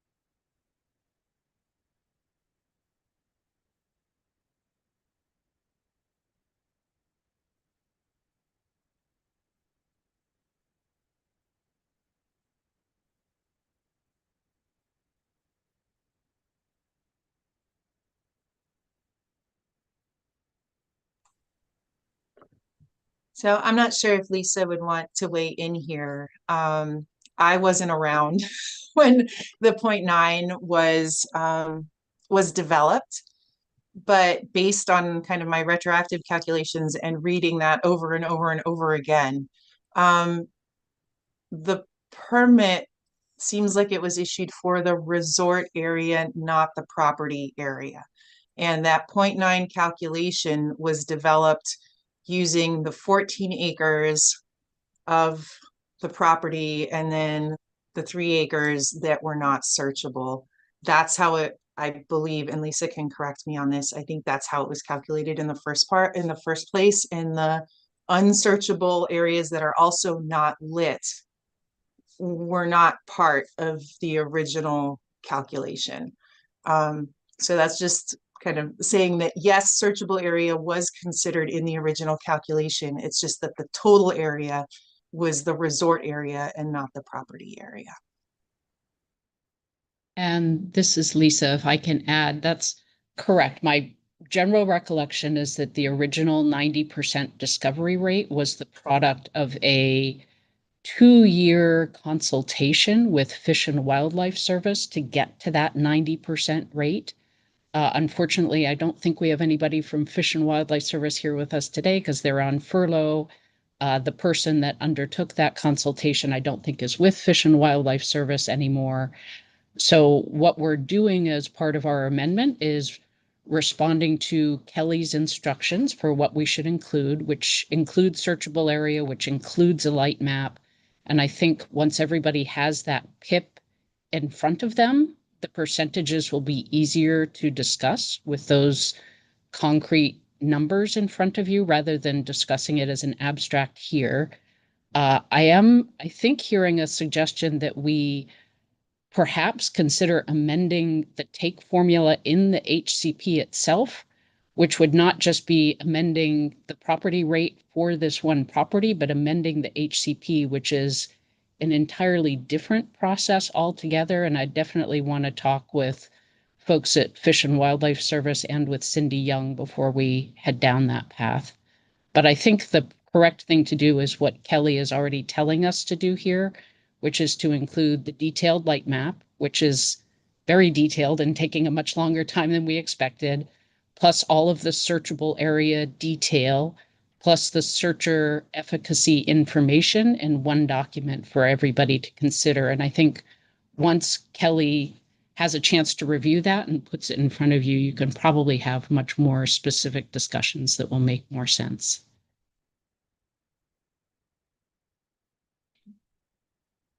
So would it be good to clarify with our deputy AG what we're able to recommend here? Go to executive session, or want to talk it through now? I think Cindy would tell you should probably make a motion. I'm happy to talk with Cindy at any time. It's just, to the extent folks are talking about amending the HCP as opposed to amending this permit and license, which is issued within the HCP, I think that's a very different and much longer process. I'm also hearing this group wanting to get to resolution of this issue sooner than that. So that could greatly change our timeline if we need to go amend the HCP as opposed to the permit and license. And that's where I'd want to have a chance to talk with Cindy and folks from Fish and Wildlife Service. We're already in the process of amending our permit, and that starts with the searcher efficacy calculations in the searchable area, which is packaged together with the lighting map in the revised PIP. Okay, I make a motion to go into executive session to discuss the what recommendations we can make within the bounds of our purviews.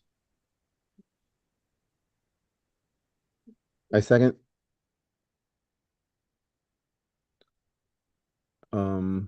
Roll call, I think. Yep, roll call. Lindsay, hands up. Lisa, hand. Kavika, hand. Unanimous. We'll go into executive session. We're gonna mute this, and I'll see you guys here in just a few moments.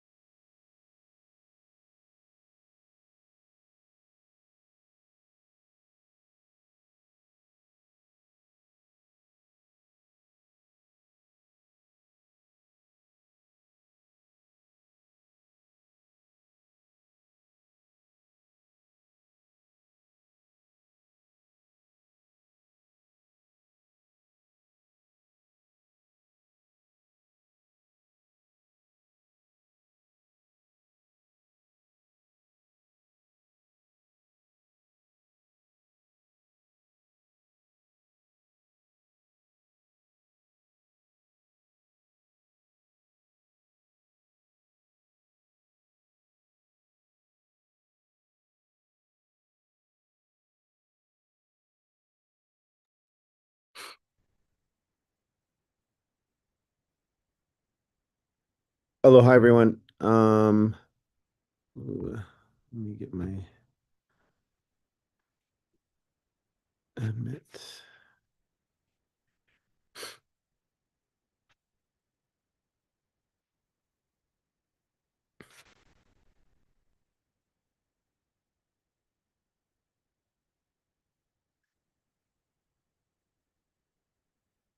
All right. Aloha, everyone. We were just in executive session discussing the amendment to the PIP for this project and had a good conversation. So we're going to move forward from there. Um, we are going to take a break from 11:30 to 12:30. We're going to go ahead and have lunch. Some folks are going to be have to exit, and we'll be back. And so we want to make sure we have quorum for the continued part of the meeting. So at this point, 11:28, we're going to go ahead and come back at 12:30 and convene the rest of the ESRC meeting. Thanks everyone for being here and taking the time, and enjoy your lunch.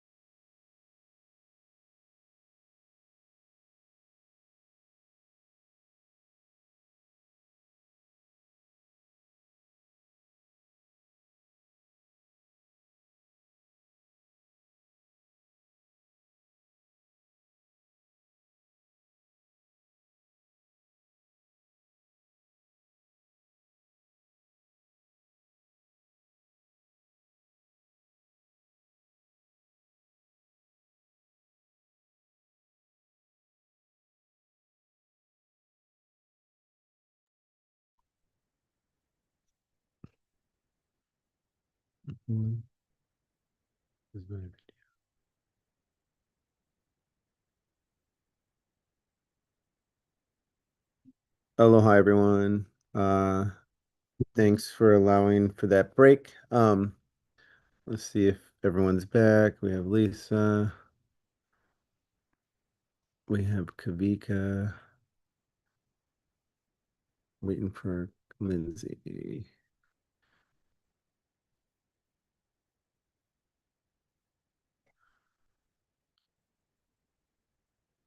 Yeah. Thank you to all members for returning and other folks on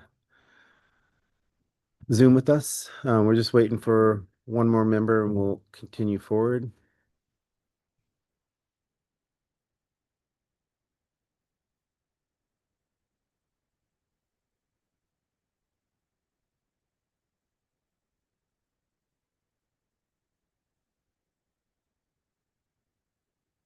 Oh, Lindsay's right there. All right, we have quorum. As we move forward here, we'll pull up the recommendation slide here in just a second, but before we finish and approve our recommendation slide, I would like to open up for public comment on our discussions that we've been having. I think there's a couple folks that may want to share some things, so we will we'll do that now, and then we'll move. That's fine, Jason, but just to add a few more things. Oh, okay.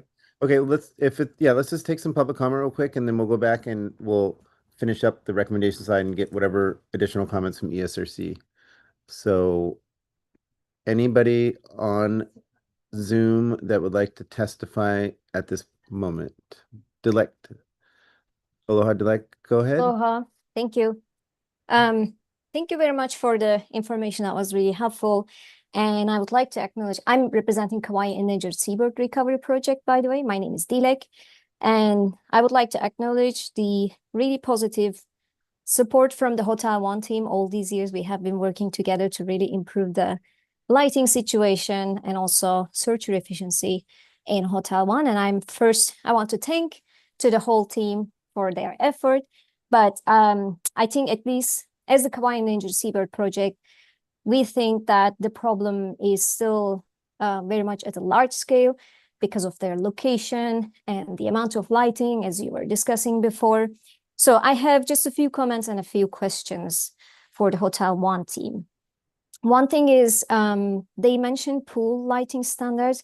And as KSHCP, we believe the pool lights are one of the issues, although we don't have quantified data to hard proof this, that they are causing most of the issue. I'm not claiming that, but I would be very interested in receiving these standards because that was part of my search at some point and I couldn't find anything very strict. And also what we see in the other hotels across the island is that it seems like everyone is using different lighting and some of the hotels are using much lower lighting in their pools. So I would like to have for my archives also have a look at these standards that they are using, if possible, if they can share it with us too. The other thing I want to ask is about the Velina screens. Early in the season when we were doing a lighting audit together with the Hotel One team, we talked about how this was going to be strictly checked this year because one of the things we were talking about. This was a comment made by the public last year, I believe, by Makala, I think. And she was claiming that the restaurant lights were completely on throughout the night. And the Hotel One team was saying they will have a more stricter check for the cleaning team and make sure that these screens are kept off. I want to ask if they have any results from that for this season, if they are doing that every single night and if it's confirmed that the screens are down.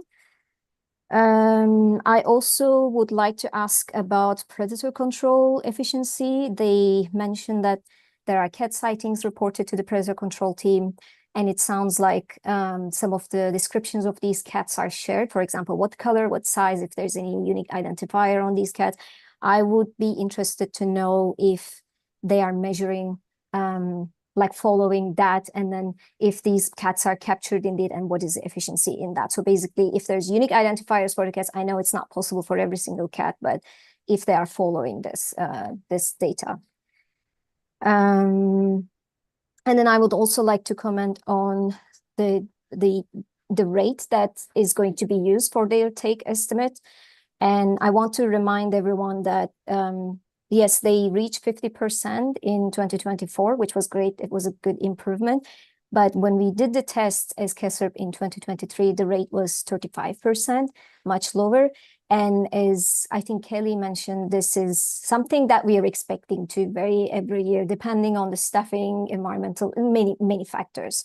So this is concerning because concerning also given that we use 90% based on the past take as well. I don't know. I'm assuming that 90% is used so far to calculate the take of the hotel one, but in reality, it seems like their take number is actually much higher, and these birds are lost from the population, unfortunately.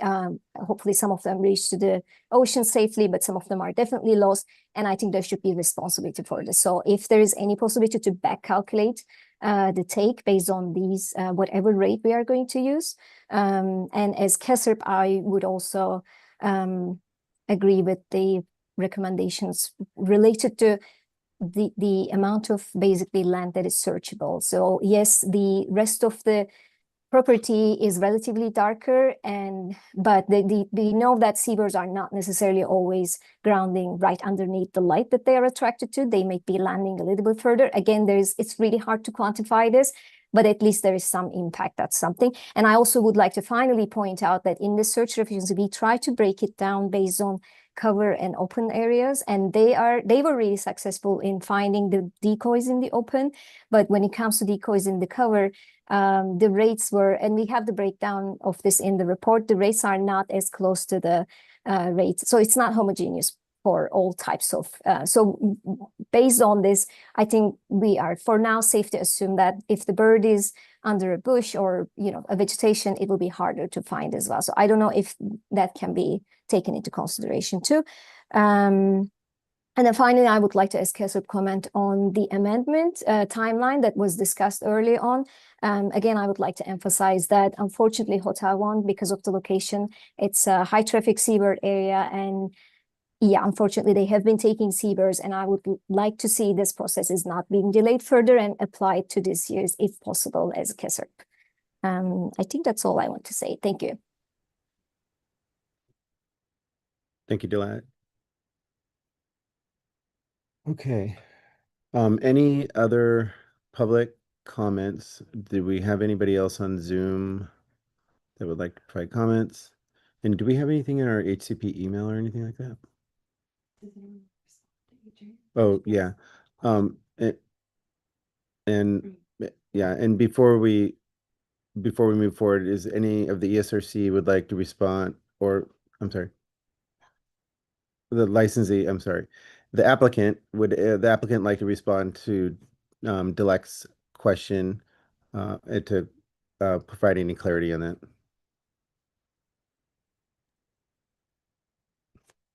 Hello, Dilek, and the rest of the ESRC. My name is Lauren Atness. I work with Adrian Gall at ABR. She had to step out for an appointment, so she's not here right now, but I can do my best to answer some of the questions. Dilek, you asked about pool lighting standards. I do not have those offhand, but we can certainly provide those to you. And then you were also asking about Willina Terrace and whether or not those shades get drawn and the lights get turned down after cleaning. I did visit the property in September, and I can confirm that those things were happening then. I can't speak to what's happening now, but I do know that that was the plan, to do that nightly, and that the cleaning teams were aware of it. And then you asked about predator observations and whether or not those were communicated from the search team to the contractor that handles predator control. And I can confirm that that is happening and that it has been successful. So we can provide information to you at a later date. So this is just to clarify, I understand that individual cats are being tracked in terms of this was the sighting and then it was captured or not captured in the traps. Yes. Okay, thank you. That's correct. Whenever they have information, I get like unique identifying markings or coloration, they do communicate that to the predator control contractor, and then they target those animals.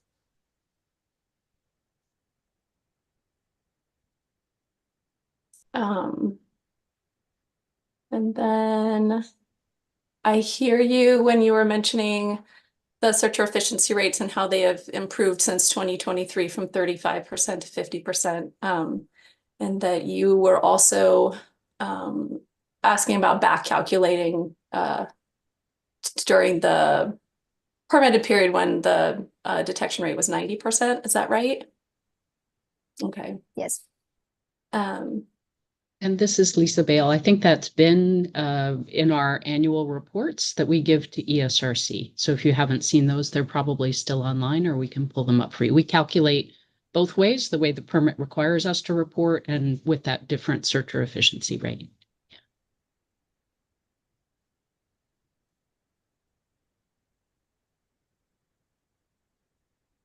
And then the breakdown on cover and open areas and birds being more difficult to find in the dense bush, that's all the information that's going in our PIP that's being revised now. Okay, thank you. You're welcome.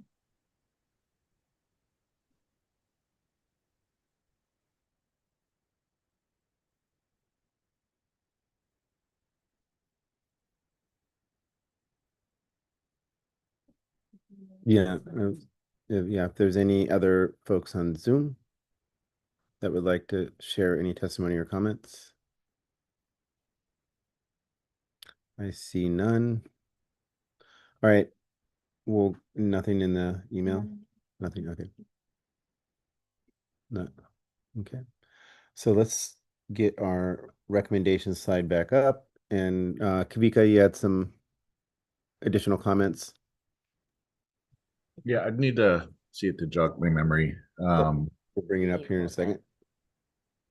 Well, I was one of them was about the pool. I think that was so I wanted to see how that was worded, but are there any comments from either the contractor or the attorney about which standard folks were referring to earlier? Is this an industry standard or? I know that the building codes for each island have special requirements for lighting that's in particular areas. I know there are particular pool standards. I can't tell you right now where that is in the Kauai County Code or what it is, but we can dutifully find it after this meeting. I also know that some properties and some insurance companies have special pool lighting requirements for human safety concerns that we have to meet. And I don't know if those might also be different for this property. So the KSHCP already requires that we minimize light to the maximum extent practicable. That's the purpose of our lighting assessments with the agencies every year. And if people need specific numbers for minimum pool lights, we can, but there may also be reasons that we need to go above those minimum standards to keep people safe for a particular property. Understand. Thank you for clarifying. So I think the current pool one, I don't know, do we need to clarify minimum requirements for human safety as determined by building code? I don't know if we need to get that specific, but we consider that. Oh, so I'll wait till you're done. Add something for number 5. Are we good? Okay, so I think all access road areas, not just a single access road.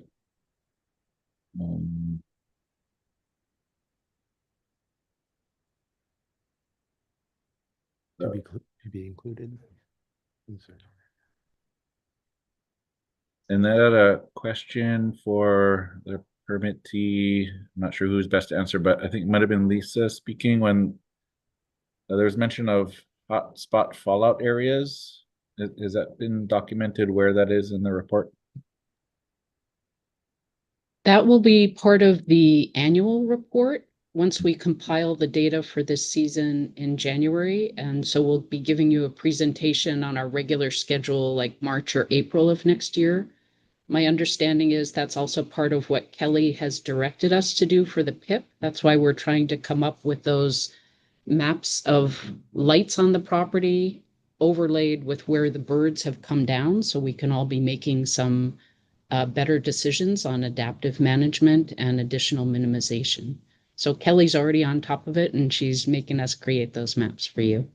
Okay, thank you. I think that's all I had. Thank you.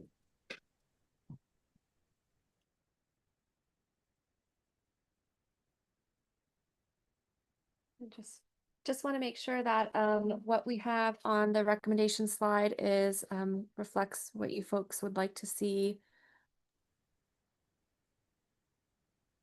I would just add, where number 5, where it says include all access roads in search area, I would say include all access roads and trails in the search area, in case there's some side trails that are, easy to walk on, that aren't necessarily visible on the map. Okay. And would we want to say something like access roads and like surround like areas around the access roads or something like that? Like I don't want to just like limit it to the roadway space. I don't know if we should clarify that or not, but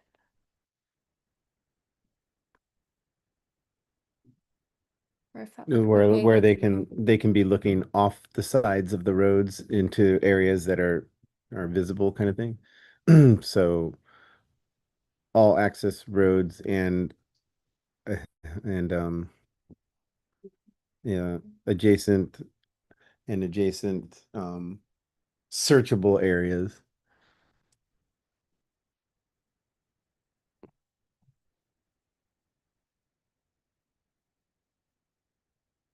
how does that look? Yeah, include all access road trails in the newly requested search area. In the newly recommended search Can I say area. like Yeah, there you go. That's good.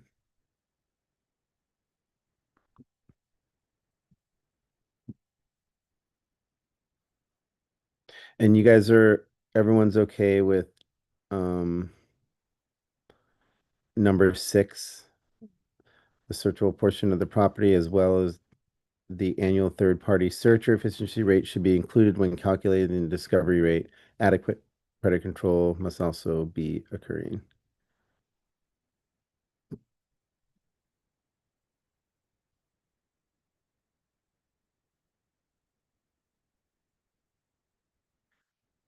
Yes, thank you. Yep. Okay.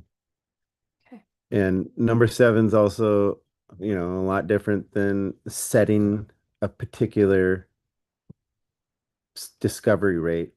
This is going to be validating a discovery rate each year to know what is the best number to be used. Well, and based on those search efficiency trials, the number may fluctuate throughout time, and we're going to go with the best available information from those trials to set a discovery rate.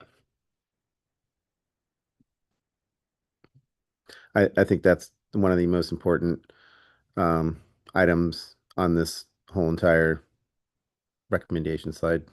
But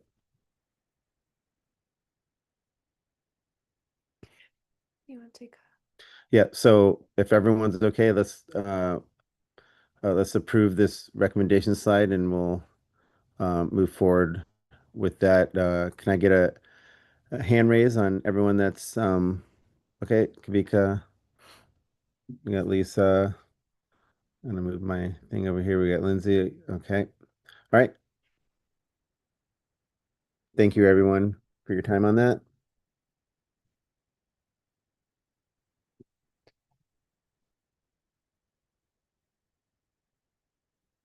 Okay, we're moving on to our next 3B, which is a status update on Royal Sonesta Kauai Resort.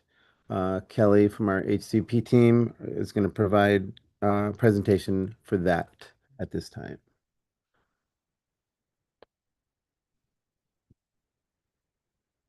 Hi again, everybody. I'm gonna kind of go through this pretty quickly. Again, this was posted in the meeting materials, so if you want to refer back to that, you may, and then also we'll have Lauren answer any questions. Lauren from ABR Consulting with One Hotel, here to answer any questions afterwards. Okay, so specific, oops. Okay, general recommendations for Royal Sonesta. So this is their entire property, 26 acres. 4 of those acres unsafe to search. Their staff who receive training, the percentage will be provided in the annual report. But all staff do receive seabird and HONU awareness training. And again, those searchers, so that includes security and search folks, receive the response training. The materials and the rosters will be in the annual report. Number 3, address lighting issues to reduce seabird fallout. So the complete list of the lighting changes were provided in the meeting materials, but the main ones were there was a lot of lighting in the Haupu Tower, their glass elevator landing areas in the hotel. So these areas were tinted. The overhead lights in these areas will be turned off during fledgling season. Light bulbs around the pool were changed to lower, I believe it was a lower lumen or a lower K lights. All lights on the property were reduced from 3,000 to 1,500 lumens. So that's the brightness of the lights. And then all lights were reduced from, I think it was like some of them were as high as 6,500 down to 2,700 K. So that's the color spectrum of the light. So a 6,500 would be like a very bright white light, and lower numbers are the warmer, more like on the orangey end of the spectrum of white. So that's the changes they've made to their lighting on property. Again, yeah, the full list is in the report. Photos of this will be provided with the annual report. Lauren might have some in her slides. Predator surveys, so same thing as with One Hotel, they're going to do the complete summary in the annual report. The contractor is tracking the catch rates and the searchers are recording those predator observations. For number 5, again, talking about the third-party searcher efficacy, similar to the prior licensee, they also are implementing a in-house decoy program. Again, this is, good for them to exercise on property and kind of like self-assess how they're doing. And they're open to future KSHCP searcher efficacy trials, which again, we hope to do in 2026. Does anybody have any questions on this slide before I move on to specific recommendations for Royal Sonesta? Okay. So moving on to the specific recommendations for Royal Sonesta. So they were also asked to increase the number of traps. Traps were increased on property from 3 to 6 traps for this season. They did implement a small token for incentivizing finding of downed grounded birds. So they provide a $20, I don't know what form, but $20 for information leading to the recovery of a downed bird. Number 3, this licensee had some issues in the past. They had a lower KSHCP trial last year because there was some turnover with their staffing and some of the staff hadn't, quite been trained up, etc. So basically, they are still ensuring that all staff undergo basic awareness training. And again, the searchers and the security have the extra training. The resort manager, Hannah, is also trained to supervise and she knows all about the program. And they have also hired 2 seasonal staff to supplement the security team. So kind of increasing the number of folks walking the property looking for downed birds. So that's how they're trying to address their turnover with staff. Number 4, Sonesta is open to having detector dog support, but yeah, still, I guess maybe Lauren can speak to it more, but perhaps in the planning stages, we haven't heard much more about that. Number 5, continuing to pursue adaptive management to get to that rate of 50%. Again, that had to do with the turnover of staff, and so they're ensuring the training is occurring, and then they're also hiring those 2 additional supplemental staff to assist in the searches. And then lastly, consider repeat searcher efficacy trials. And again, they're open to working with KSHCP to undergo these if the in-house decoy program is not acceptable. And I think, well, not acceptable meaning like, the agency is not going to utilize the in-house decoy trials as the data to calculate the licensee's discovery rate. Okay, so sorry I went through that really quickly, but that's all I had for general and specific recommendations for Royal Sonesta. So open it up for ESRC. Oh, sorry. Lauren. Yes, sorry. I'm sorry, Lauren. I'll give you a chance, Lauren. Go ahead if you want to expand on anything. Sorry about that. Oh, no worries, Kelly. Can I share my screen? Sure. All right. Can everybody see my presentation? Yep. Okay. Here we go. So Adrian and I put together something really similar for Sonesta, just like we did for One Hotel. And some of the stuff Kelly has already touched on. So for the implementation, we have worked on quantifying that search area, increased training, lighting adjustments, increasing predator control effort and surveys, and then working on staffing and searcher efficiency. Here's a map to go with what Kelly was saying before. There are 26 acres in the property boundary and 22 acres are safe to search. Can you guys see my cursor at all? Okay, so over here on the the eastern edge of the property, it's pretty steep here behind the Ha'upu parking lot. And so that area is unsearchable. And then again, this is a pretty steep and vegetated hill over here by the parking lot. Up against this building, which I think this is Ale. Now I can't remember which this one is called. But again, there's a pretty steep vegetated hill. So there's some little, strips of areas around the property that aren't able to be searched, but 22 acres are safe to search. All staff receive a HONU and seabird awareness training. Up here is a mostly complete list of all of the departments receiving training. In addition, there are Marriott is part of this property and actually manages some of the timeshares. Hannah Taito can go into more details if you're interested in the breakdown, but that training and that awareness does extend to those staff as well because they are operating on Sonesta's property. Security and search teams do receive that seabird responder training. When I was there in September, I was able to train in person with the majority of the security staff. So all the shifts are aware, they know proper response techniques, they have their gear ready to go, and they're ready for the season. We will provide all the training rosters and the data summaries at the end of the season in the annual report. This slide should look familiar. The trainings that we do with Sonesta are very similar to the trainings we do with One Hotel and the trainings they use internally. This is from the responder training, so I've included things about data collection and management and what to do and how to respond to a downed bird. And then the awareness trainings that they do in-house are similar, but without that extra information about how to respond to birds. Here's some photos of lighting facilities from September. Fixtures have been changed out all around the pool. Spotlights are all aimed straight down now to reduce light spill. You can see that in the top photo. And then on the bottom left, you can see Ha'upu Tower. And I wanted to point out in this photo, you can see the difference between, so there's two towers of windows you can see. So the one on the right side of the photo is the elevator landing tower or the elevator landing windows. Those are the windows that were tinted. And you can see on the upper 4 floors, the lights closest to the window are not turned off.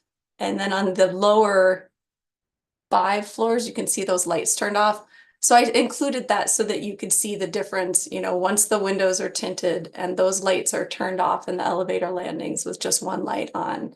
That's what it looks like. And on the right is an interior view of that landing on each floor. So those lights are like that for the entirety of seabird season. Yes, the garden light intensity, excuse me, the luminance is lower now. It's 950 lumens for garden wide. I don't have a photo of that. Here's a photo of the resort property at night. This is just prior to the start of seabird season this year. Kelly was correct when she said that there's been a reduction in the temperature of the lights. So they've gone from being a really bright light, 6500K color down to 2700K, which is more of a warmer color. And it's also been, the luminance has also been reduced as well from 3000 to 1500 lumens. Recessed lighting at the entrance to Waialeale gets deactivated during seabird season, and there have been some emergency lights on the Kahili Tower that were also turned off this year. Again, predator surveys are done by members of the security team year-round.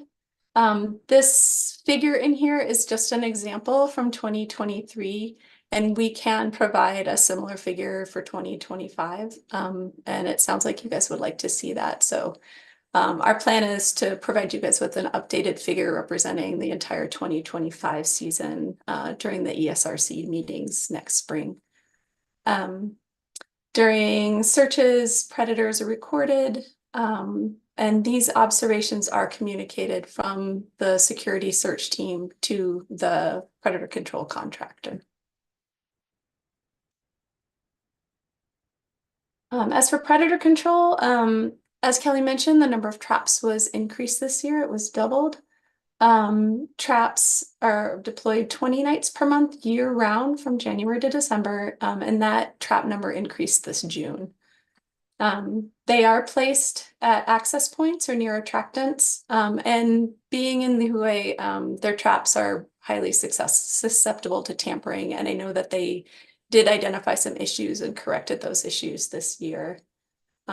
They moved some traps in response to reported predator observations made by security, and also because some of the traps were discovered by the public. And then as far as the program management goes, Hannah Taito has been responsible for that this season. And I'm going to let her speak to the incentives and how training is going. They have planned to hire dedicated searches to expand the team during fledgling season. Yeah, all of their staff is trained in seabird awareness. Hannah, did you want to jump in and say anything about the incentive program and dedicated searchers?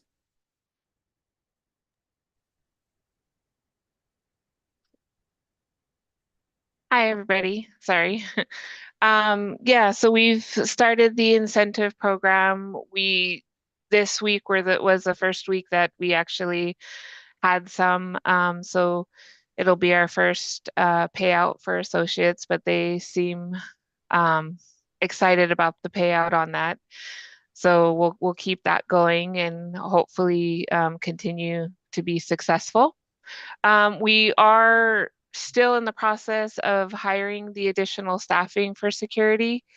For the season, it's taken a little bit longer than anticipated to fill these positions, but we are continuing to work on that.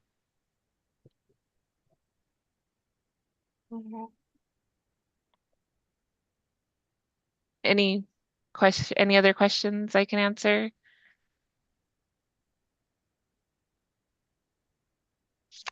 No? Okay. I'll turn it back to you then, Lauren. Thank you. Thanks, Hannah. Here again, this is a pretty familiar slide. These are the basics of our methods for the internal decoy trials that have been going on at Sonesta. They've been doing a great job at this. They've been deploying decoys on a random number of nights throughout the random nights throughout the season so far.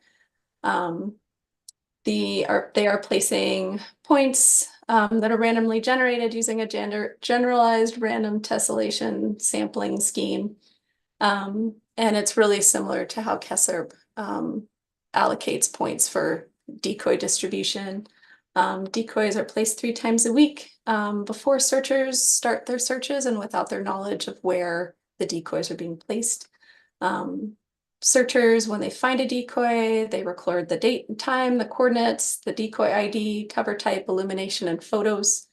When they are deployed, the decoy deployers are trying to avoid placement bias. They're making a wish with the decoy and tossing it behind their backs and then writing it so that it is an upright seabird. Decoys are reported using the same process that someone would use to report a downed bird. As for adaptive management, since last year, this stuff is largely based on ESRC recommendations. The training program was revised and expanded to include the Marriott Associates. They are working, Sonesta is working on hiring these dedicated searchers during the fledgling season. The decoy trial program is ongoing. They are also open to using detector dogs, but they would like assistance from the agencies to develop some sort of protocol to do so. And then it is our hope that a plan can be developed for future validation. So thresholds, the protocol, and financial responsibility for any external or third-party search efficiency trials. And that's all I have. Does anyone have any questions? I have one. Thank you for your presentation. You go back to the slide that had the departments that were on the training Sure. slide. There you go. Yeah, so that seems like a lot more departments than was on the one hotel slide. And I will say, knowing about who attended at least the awareness trainings that I did at one hotel, not every department that was present at those trainings was represented on that slide. So I know we're on to Sonesta now, but just to say that. Well, like there's security on here. I don't think there's security on the other one.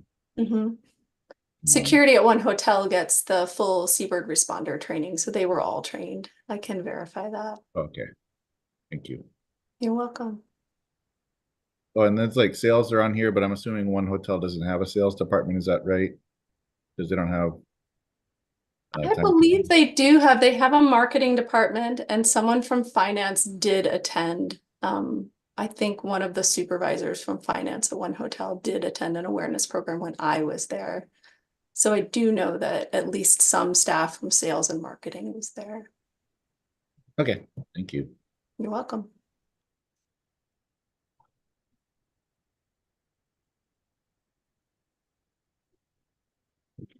Okay, any other committee comments? If not, we can push forward with a recommendation slide, and we'll share that.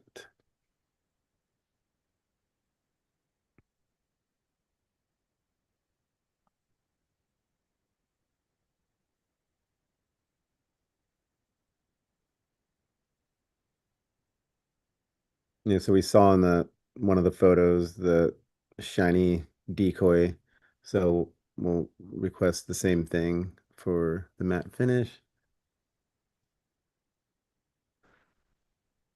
I would add to reiterate the use of dogs. It sounds like they're open to the use of dogs, but everybody's waiting for this protocol. So I think we got to get through that. So continue to encourage the use of dogs.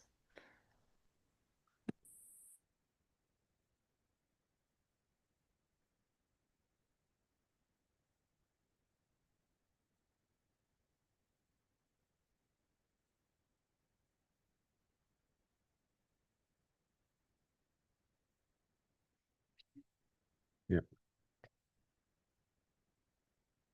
Thank you, Lisa.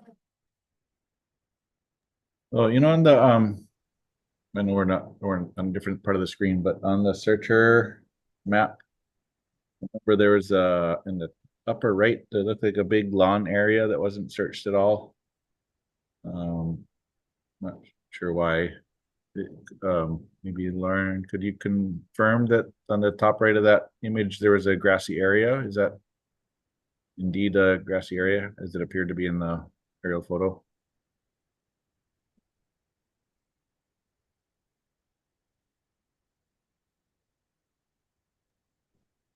Can you see my screen again? You probably can't. No, I think we're can sharing see a it. different one, but Okay. I can share if you want me to look and Yeah, see. you're sharing the Royal Nesta aerial view right now. yeah. So the upper right looks like a big grassy area that's not searched. Mhm. No. Light green. This one right here? Yeah. Hmm. I do not know. I have passing familiarity with the property. I've been there one time. Maybe Hannah can speak to that. I know this is quite steep over here, but I'm not sure where it levels out. Yeah. No Um, grass. if it's, I'm trying to picture exactly where this is at. If this is where I'm thinking of, it is steep and it starts going towards the property next door. Mhm. Um, I'd have to go back and see exactly, but I know that there is a lot of steep hills between that section there. So I'm assuming that's where that is. Okay. Well, could be wrong, but from this angle, Yeah. it looks like it's mowed. Yeah. So if Yeah. it's not too steep to be mowed, it's not too steep to be searched. Yeah. So I would recommend that area be included in the searcher path.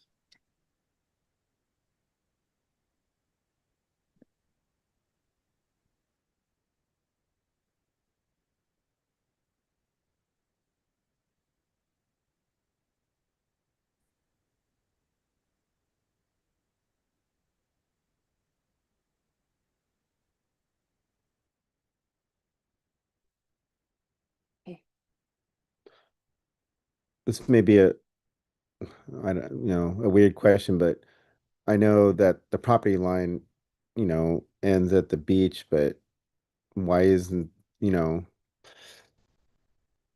can we only do searches on the property? Why would the beach not be an area that would be searched?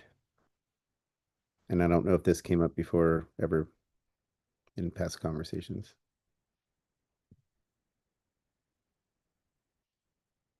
And I don't know, Lauren, if maybe you can, do we only allow, a search is only allowed on the property and that's not considered property like the high tide mark or something? Or how does that work over there for a property on a beach like that? To my knowledge, it gets searched as part of the nightly rounds. It also gets searched for during sea turtle season for Honu as well. So it's my understanding that it does get searched during the season. Okay, so maybe we need to redraw that line a little bit. Yeah, I'm not sure if, and by search, I'm not sure if they are going down onto the beach or if it's a search from the walkway there that is highlighted in orange over the bottom. I can see on the east side of the property where that line, and the line is pretty approximate, it's kind of a general route, but searchers are free to, stray from that route and to search additional areas as needed. But I can see. my assumption is that there is some search of the beach, especially there just south of the pool. Yeah, because standing at the beach looking out would most likely be pretty dark if you're Sure. standing up on the walkways and stuff. And so being able to actually put your foot in the sand, because seabirds are trying, maybe they get disoriented and they're going to fly back out. And sometimes they're just stuck right there at the high tide mark, like wondering what to do. Yeah. Anyways. Mhm.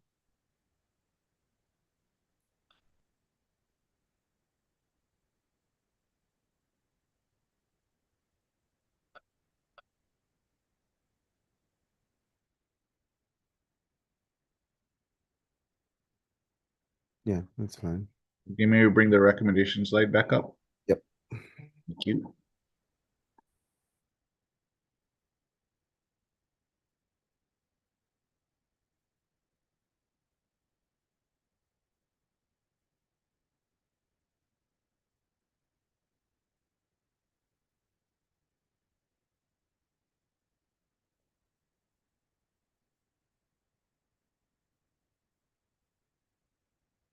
Do we see anything else that needs to be added to the recommendations?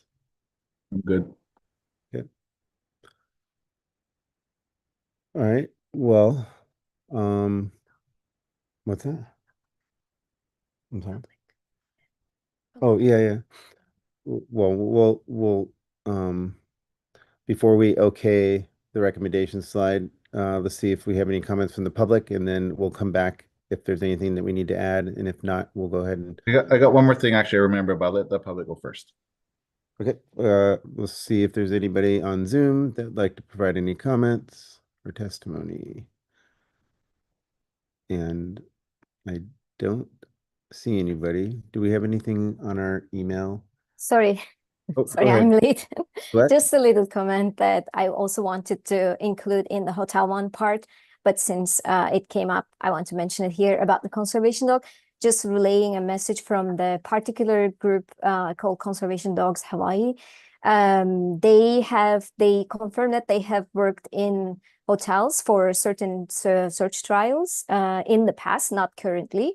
And they said all of the dogs are, so when they are doing this, where there's high human traffic, they are selecting dogs accordingly, and none of the dogs were really interacting with people, if that was the concern.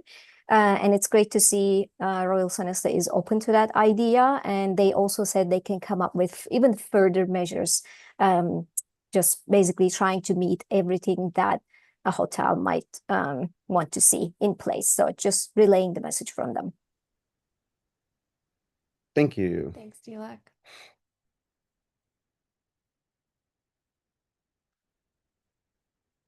All right.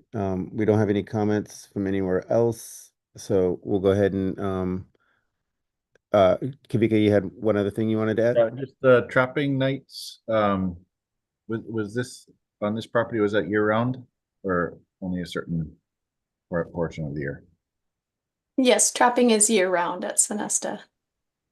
Okay, I know we are on a different one, but the one before, one hotel is I think 9 months out of the year. I'm not sure process wise if it's gonna go back to the recommendation, but I think that one should be year round too. I know we already voted on it, so I don't know if we can, but We're just approving, we can update it. We'll do that right now.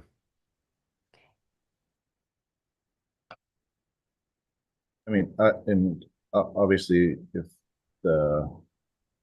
somebody from that end wants to explain why it's only 9 months instead of all year, I'm interested to hear why. This is Lisa. I'm not sure I can explain the 9 months, but I do have a question, and maybe it's more of a question for Lindsay than anybody else. I know when we started the KSHCP 5 years ago, I think the idea was that pulsed trapping is more effective because cats are so smart they learn to avoid the traps, and that pulse trapping might catch them by surprise. And so that's why, as KSHCP was being drafted, it was written to require the trapping start like a month before season or something. Now we're moving to year round, which I think, folks are doing, but I don't know that that's the most effective. So that's kind of a question that I have for you folks. I know we've raised it at past meetings, but I don't want to make our predator control less effective by making it year round either. So I welcome input from anybody that has more experience with predator trapping. So I wasn't there during the development of the HCP, so I wasn't part of those conversations. But in general, I would say that consistent predator trapping is the best way to go because you're reducing the pressure on the landscape over time. But what can be helpful is changing up trap placement throughout the course of the season. So I think having steady pressure is going to be good, but you might want to do some novel techniques within that time period to make sure they're not getting used to any one location, or that if they don't like that location and are not going into the trap, you want to explore different methods. But in general, more is better. Thank you. Thank you, Lindsay.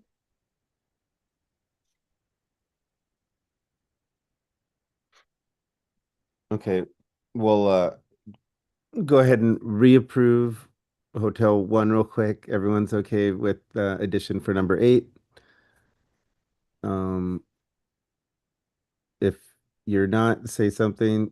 Okay, I think everyone's okay. So we'll go ahead and bring up our current recommendation slide.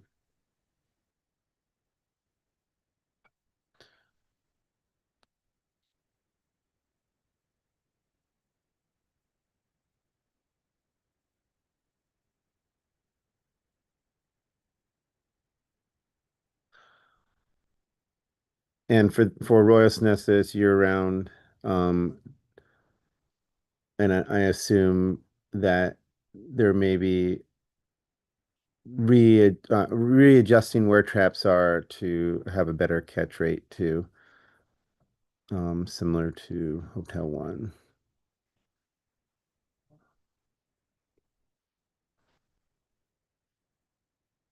Are you guys okay with this? Okay.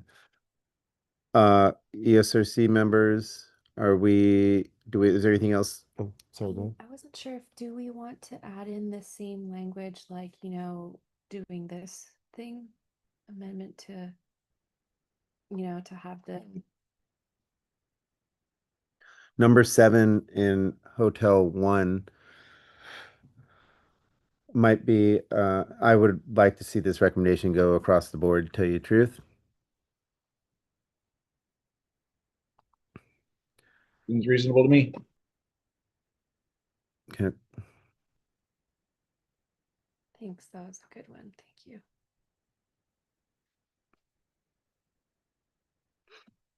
All right, I'm comfortable with what we have here, 1 through 6 for recommendation, Royal Sonesta. Get a show of hands from ESRC members if we're okay. Motion to approve or whatever. Okay. Yeah. Approve. All right. Sounds good. All right. Thank you guys. This is great. Making some headway here. Save that slide.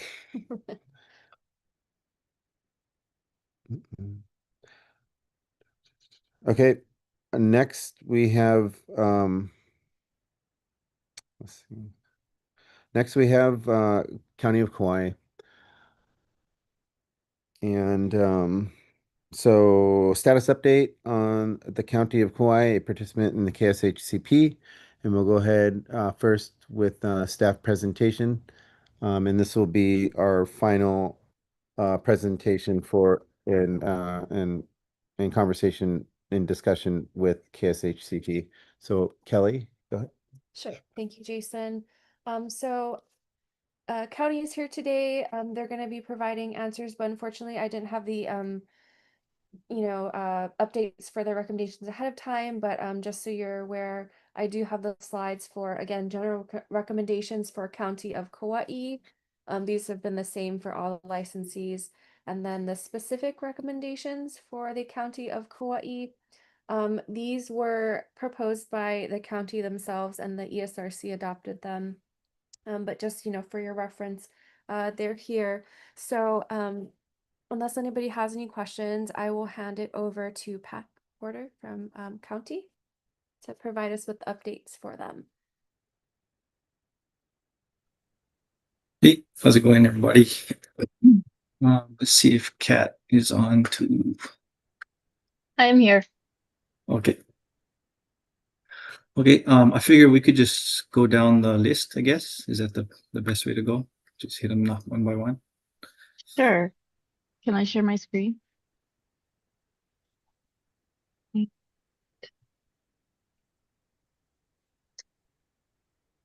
Is everyone able to see my screen? Yes. Okay. All right, so the first one we got predator control adjustments, improvements. So basically, we're doing predator control year round with our contractor. At all the 18 category 3 sites that that we have lights on. Yeah. And I think the main adjustment we made this year was that we're still doing all 18 sites as we did last year, but in our contract is where we made our main adjustment for this current season, is that in our contract we have our fixed sites, which is the 18 fixed sites. And then we added a second part to our contract where we had as needed sites. So we can call on our contractor to put traps in places that maybe unforeseen places or things like that, or more traps if they're available. Yeah. We kind of took that from the idea from our portable toilet contract, where we have our portable toilet fixed sites and then we have our as needed. So we based off our contract off of that contract. So it's been good. We focused mostly on the 18 sites during the season, and then when it's off season, we worked with Connie Wildlife, our contractor, where we get a little more creative. We can ask them to go with their input. We asked them to go maybe on work with adjacent landowners to see if we can put it in other areas, so that it's not always in the same place, and we can kind of hit the same traveling populations but in different ways. But during the season we just focused strictly on the sites themselves. Yeah. So that's the predator control side.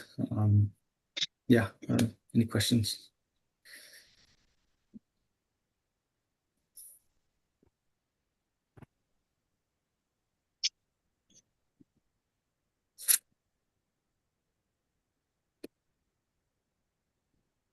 It sounds like there's no questions. Are you going to continue to go through the bullets, Pat? Yep. Okay. So went over the contract details. Okay, so one challenge that we have, which has been ongoing and kind of known, is the cat populations at the various park facilities and just general county facilities.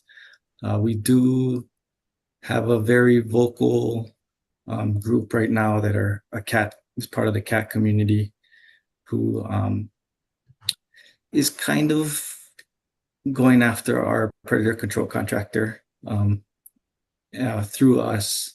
So we're trying to work with our contractor to shore up their SOPs and get all their ducks in a row, so that the exposure isn't as high as what this cat community people are going after. So we're working on that right now. We do have all the laws in place, right? The no feeding, those are all in place, the ordinances, and then no releasing. We did find out that at our Lidgate property, that unofficially within the cat community, within the group, that they were calling it the Lidgate Sanctuary for the cats. So we did find out that, and we took actions to stop that. We got our rangers involved, and so that there's those issues that we come across every year that are pretty consistent. And then usually around the time when the whole HCP comes up with the fledgling season, it does tend to get heightened with the cat community. It's just how it is annually, and we work through it. Yeah. Any questions on cats and the cat community and the sanctuaries? Cat can talk to you about. She's working with the group, and they've set up a sanctuary on a private property. And I don't know if you want to talk about what you know about that, Cat. Yeah, just briefly, there's the cat advocates have created a sanctuary where they are actively removing cats from Lidgate and placing them in a secure location and trying to ship them off island for adoptions. not on this island. And I've been working on following up with them on that, as well as they're very concerned about the predator controls. And so we've been working on hashing out a little bit more details regarding the standard operating procedures of the predator controls to satisfy their concerns. It has been a little challenging with, keeping up with all that and reassurances and whatnot. But yeah, that's the main thing that we work with is assuring them that the cats that are trapped are being handled ethically and following the laws and animal and not violating any animal cruelty acts. Yeah, they are working to remove cats from Lydgate and either put them in the sanctuary or get them off island in some way, shape, or form, which is a step in the right direction. I believe they understand that not every cat can be saved, that feral cats are sometimes past the point of rehabilitation. But yeah, that has been a challenge, is finding that gray area or that middle ground to understand that yeah, we can't, that not all cats that are the number of cats, feral cats in this population can't all be saved. And that means that some tough stuff is going to have to happen. So yeah. Quick question. You said they're getting shipped off island. Do you know what island they're getting shipped to? I think they're going to the mainland. That's what they tell me, is they're getting shipped to the mainland for adoption, not to another island. Oh, okay. That's what they tell me. So they're gathering data, and they said that when the fledgling season's over, they're gonna send me that information. I do believe I have some of it right now. I need to go over. That's on my to-do list, amongst other things. So They're I have claiming to be requested. putting cats on planes. Is that what? Oh, That's what wow. they're telling me. Yep. Okay. So I hopefully will have more detailed information for you by the end of the season on that specifically. So Yeah, and so go ahead. signage has been put up, when we found out about this informal Lydgate cat sanctuary, we put up signage, got enforcement involved, and so we put a stop to that. And then that's how this whole project came about, where Kat's been working with the group. Yeah, I mean, we are still seeing people feeding cats. We're trying to do the best we can. It's forever ongoing give and take. Some people understand, other people are perceptually narrowing on one specific species that they hold dear and failing to see the bigger picture. But we're trying to find ways of increasing our community outreach to communicate issues. Is this property, this Lydgate, is this like next to the beach? Like what kind of? Correct. Oh, it If you is. look at the picture on the right-hand side, that's Lydgate Park right there. Oh, so there's people putting cats in there and calling it a cat sanctuary, and there's also cat advocates that are removing cats from there and putting them on airplanes and sending them. Yeah. Yeah, so the group was using it as a sanctuary, and then once we found out that it was being used as a sanctuary, then we got involved, and then they created this new sanctuary and are removing the cats from the gate to put in the new sanctuary. I mean, this looks like a golf course to me. Is that a golf It's course? next to a golf course, yes. There is a golf course adjacent to it. So the park is very skinny. And yeah, there's a golf course right next to it, the Whaley Golf Course. So there's probably lots of nene and all kinds of other things Yep. over there. It is one of our, it's a hotspot area for this whole area. I mean, there's a campground here. There's fishing access points. I mean, this is a huge park. There's private area. There's a hotel, a Hilton hotel at the end of it. I mean, this is a very active. It's between Lehui and Kapa'a, so right next to the airport.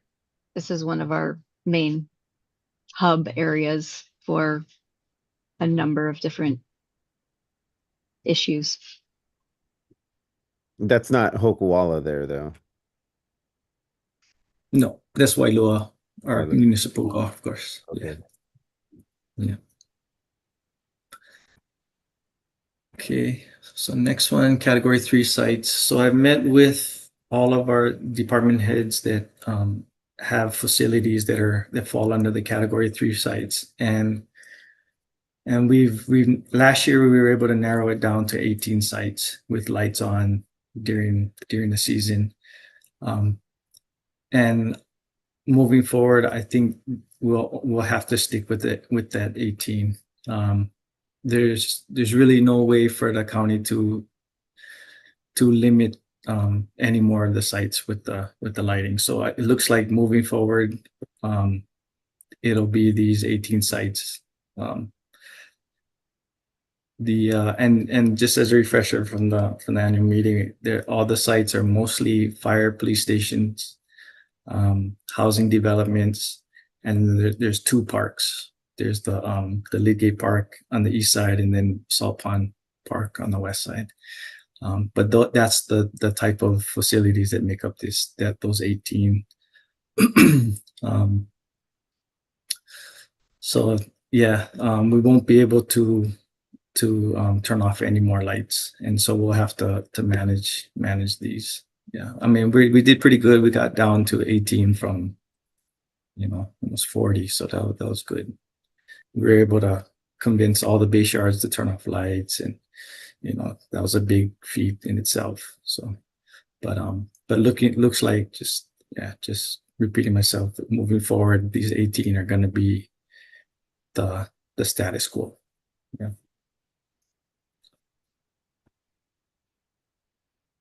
Yeah. Any questions on that one? The 18 properties that are being managed now, it's been 18 for the last couple of years, right? Just last year. That's last year and this year. Yeah. And out of the 18 properties that since okay, so when we look at the take numbers, and there's only a few documented take across all of the properties from the life of the HCP. Previously, there was more properties in there. Plus, I mean, there was more than 18 from the get-go. It's just been since last year that there's only been 18. There's always been the same number from the time we started the HCP, but as of last year, we were able to go blackout at all of the sites except for 18, the remaining 18. Yeah. Okay, and then just so I have that correct in my head, for all these properties that are managed, in the report that we had to the ESRC in August, it showed 2 downed wildlife across all 18 properties. For the life of the HCP so far. For the permit, on your permit right now, you've only had 2 documented take across all the properties. Yeah, so that's more than the 18. Yeah, that's all the property. There's more. We have more properties within our HCP, covered in our HCP, but we were able to turn off lights at all of them except for these 18. So as far as our management, we're focusing on these 18 sites that have lights on. Yeah. Yeah. And that was in consultation with the agencies. Yeah. Okay. I'm just struggling to understand the low amount of take and such high amount of property, and how no other property kind of is has similar information. That I would like to understand how those numbers are so low. whether searching is not happening correctly or something like that. And maybe we'll see over this next year numbers change or stay the same. And but 18 properties that are being managed. Yeah. Anyways, I'm just trying to get at there's a low number of take being reported, and it just seems for so much property and acreage, it's hard to digest a little bit. And I'm just wondering. So yeah, the category 3 sites are the ones that we focused on primarily last year for minimizing lights more. So category 4 and 5 sites, they have always been lights out during fledgling season in the past years. Over COVID, obviously, it was really, really dark. Everything was out because nobody was at those facilities. But yeah, category 4 and 5 sites have always been blacked out. And then as of last year, we bumped it up to take down more of the category 3 sites. We focused on category 3 sites, and their lighting was obviously medium. So category 1, 2, 3, 4, 5, 4 and 5 were out. 3 were the ones that we were like, we can improve those by turning off significantly more lights, and we did, if that makes sense. Yeah. I mean, it's either you guys are doing something amazing or something's not happening. And so, yeah, yeah. You want me to try? I guess I'll add to that. So yes, we appreciate that county has like brought down the number of lit facilities to those only 18 through the season. But just, like Jason saying that yeah, it's hard to believe only 2 have come down across those properties since the beginning of the permit.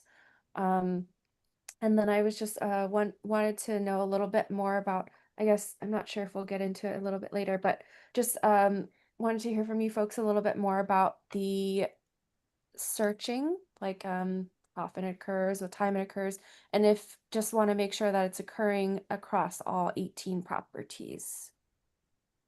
Yeah. So do you want to talk about that now? Yeah. Or Let me see. Sorry, Pat, I didn't mean to derail you. Were you going to get into that a little bit later? no, we can Okay. talk about it now. Yeah. Sure. We can. So so same with the predator control, the monitoring is happening at those same 18 sites as the predator control sites. And they are being monitored. All those sites are being monitored once a day. The fire station, police stations, the parks facilities are being monitored by in-house county staff. And the rest, the housing developments and like the Waimea Theater are being monitored by our predator control contractor. So they're all being monitored once a day. Can I also ask about, because I kind of was like looking through the data from I think the online system that you folks are working to get up across all sites, but just wanted to double check because I saw some, and I don't know if that's when they log on to the online database to log, I did the search today, if that was a timestamp from then, or if that's the timestamp from when they actually perform the search. So just wanted to make sure that this is occurring like ideally, searching for a down fledgling would occur in the dark hours. Most of or actually all of our other participants search twice in the evening. They search 3 to 4 hours after sunset, which is the first pulse of fledglings in the evening that leave the nest. And then the second search is 1 hour prior to sunrise. That's when, to just, make sure we didn't miss any that have come down through the middle portion of the night. So that's how we recommend our licensees search for down birds.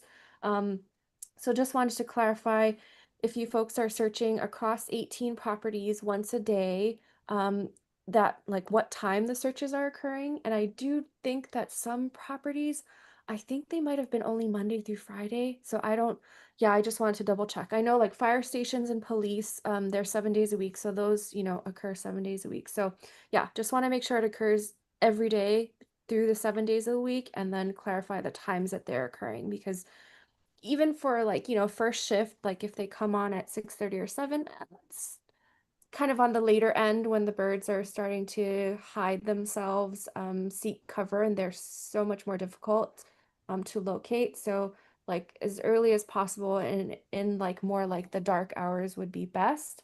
But yeah, just want to hear from you folks about a little bit more about those specifics for your searching. Yeah, so it's 7 days a week and it's at the start of the shift. So most of them start at 6 or 6:30, depending on their schedule. And so that's when they would do it first thing. Fire stations, their shift changes at 7 a.m.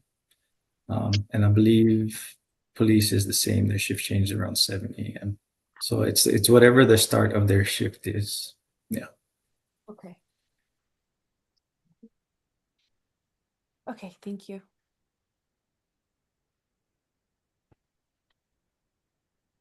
Sorry for derailing you, but thank you for clarifying.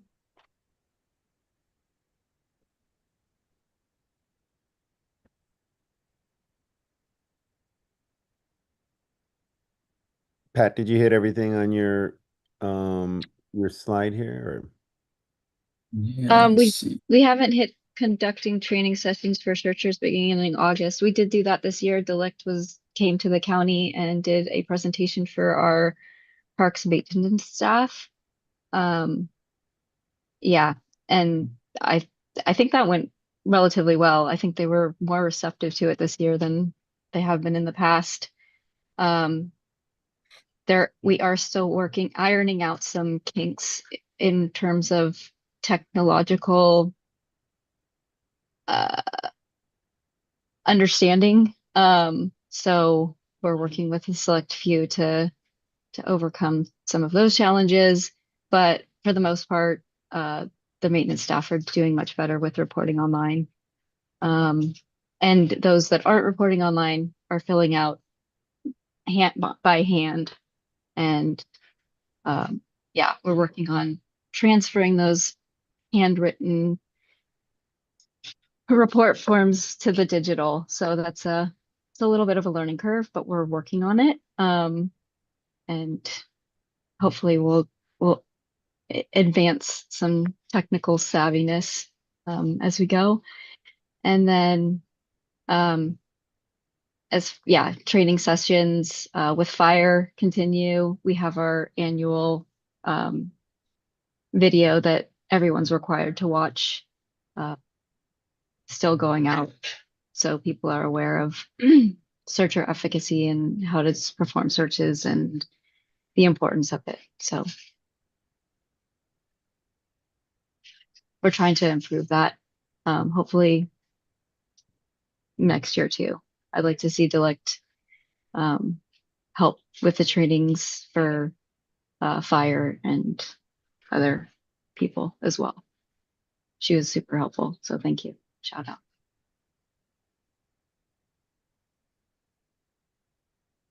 Yeah, and then if you guys haven't heard, we did run night games this year for the at the stadiums for the high school. And so Kat had to do individual trainings with all of the schools. So she went to each school and had to train their monitoring staff that was going to be present at the games. And so that took some coordination. It took some coordination with DOE to get those games going. And so we've got one more night game left on the season, which is the November 1st date, I think. Yeah. And then, but so far, I guess it's been all right. Yeah, Kat, it's been okay. Yeah. I want to give credit to Waimea High School. They were phenomenal, getting the student outreach to come out and support. And yeah, I guess that's really, they did an excellent job. So no down Yeah. birds at night games, No, even nope, though not they're not playing yet. on. Okay. Yeah, we've had support of KSERP, so Delict can also, she's come to pretty much every one of those so far. We have seen birds, we're documenting them. After we do fill out forms for those each game. I have a stack of papers over here. But yeah, so we have 4 teams that collect the data, and then I take that data and compile it into one form at the end and submit it to everyone. I'm still working on the one from the last game. Long story, furloughs and all that. But yeah, so just keeping up with that. And that's been helpful with student outreach as well, is getting the kids familiar with, they actually see the birds in the sky. So a lot of people say, like, I don't see anything, so it's not there. But I think this type of thing is actually really educational. It's really tough. I'm not going to lie. It's one of the more challenging aspects of my job, these night football games. But it is, I find, very useful for showing like that the birds actually exist. You can see them flying over. You can see them, being attracted to the lights. So it's kind of a in-person, in real life case study for a lot of these kids there to witness it firsthand. And yeah. Yeah, a lot of our best management practices for, when we're working with folks that do have bright lights, if birds are circling, lights are to be turned off, actually. And I think it's great that you guys are getting out there. I think, you know, people being able to go to these football games, it's really important for family and a lot of other reasons. But and I know we're only counting take for bird that's on the ground. But we should all realize that birds circling lights is, according to our state law, is take.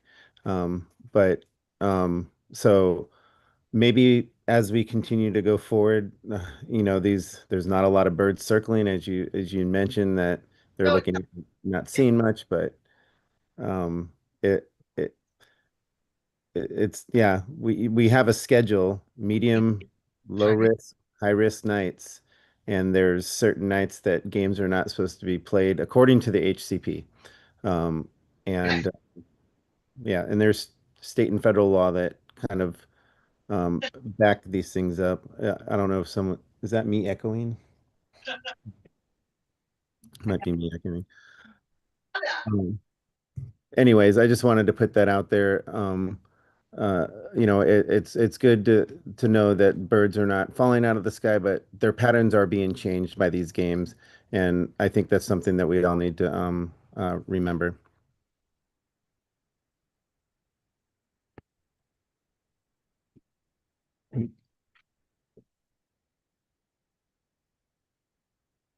Yeah. Um, so going along with the night football games, we really blasted our outreach this year. And so it was our outreach was our regular annual outreach that fledgling season's coming up, and then also about the night football games. We blasted through all of our platforms, normal platforms, newspapers, social media sites. Mayor does his video updates, blasted out on there. I think we even initiated an article in the Civil Beat, which nobody ever initiates that. We did it this year just to help blast it out, just to get it out there. So we did a lot more outreach than we usually do this year, which is,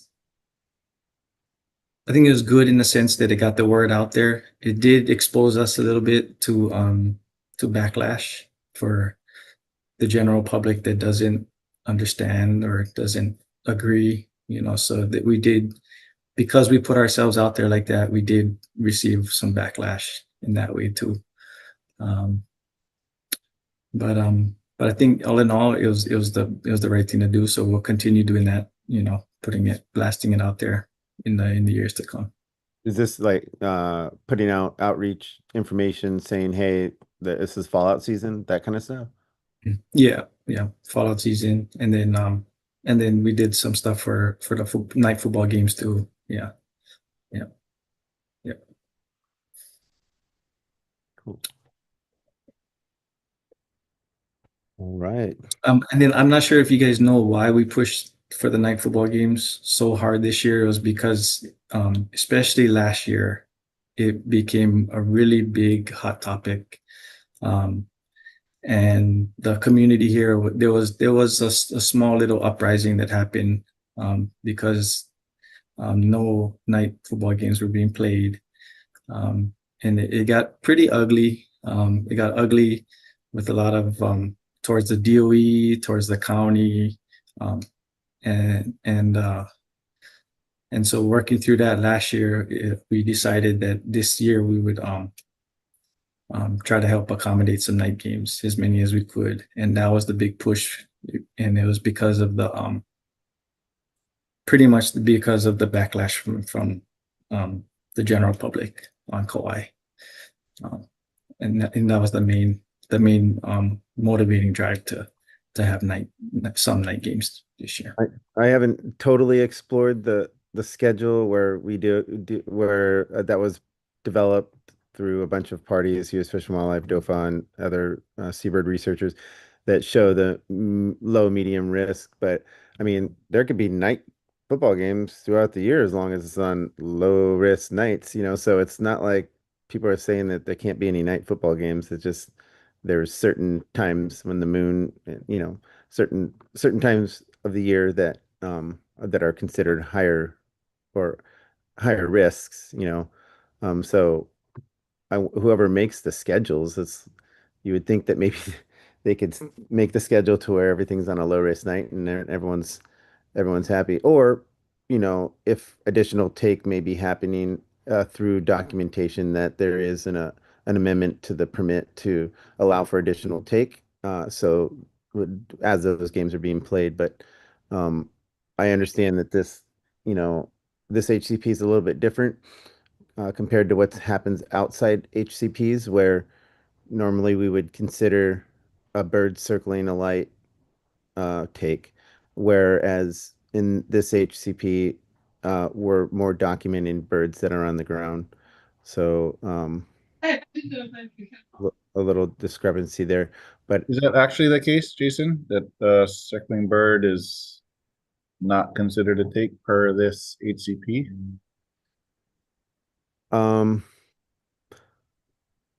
I would say that the way birds are being documented and adding to take is birds that are being found grounded. We are not standing at every hotel or every football game, counting every bird circling, saying that the pattern has been altered, therefore it's a take of an endangered species. Whereas if we were reviewing something in another location where they're not in an HCP, and say someone's lighting fireworks off right next to next to a burrow, or dogs flushing burrows or doing those kind of things, you are harassing that endangered species. Therefore, that would be considered take. So, we are where we are, and this whole KSHCP, the documentation for take is considered birds on the ground from my perspective and reading the document and the plan. I'm just wondering if there's another way to interpret that. Does somebody have that language we could look at it real fast? It's probably buried deep somewhere, but I'm just thinking, Yeah. like, I understand that county folks have a lot to juggle with their constituents, and it's hard. Then they got to make decisions one way or the other. But if their decision is on the side of more take, then there needs to be more mitigation. I think that's the way this is supposed to go. They make that decision, they make that call. They look at the pros and cons and make a decision. And if they make a decision that causes more take, there should be more mitigation. According to the memorandum too, for the night football games, there's like specific requirements that we must have. Like there has to be 4 scientists there doing the monitoring. There has to be like record keeping. There has to be volunteers, student volunteers that assist with the monitoring. There's a lot of safety protocols in place specified in that memo for the night football games. So I don't know, just to put that there. Have there been 4 scientists at every game? Because I heard you, Dilek. So she counts as one. Where the Yeah. others? Dilek has provided a majority of them. We were gonna have at the last game, we were supposed to have the federal come out and help support, and they were going to bring a person to help with community outreach and providing information. Unfortunately, the government shutdown stopped that from happening, but Dilek was able to provide us with the necessary scientists that we needed. We've also had HALEX scientists come and support. Fish and wildlife personnel have come as scientists to support at some games. So, you know, we put it out there. We try to recruit. We've had more than 4 in some situations. So, yeah, it's a minimum of 4, but in some cases we've had like 6, I believe was the most that we've had this year. Okay, thank you. That's helpful. Lindsay, I was wondering if you could comment on the altering of behaviors and potential impacts on how hard we should look at seeing this as a take.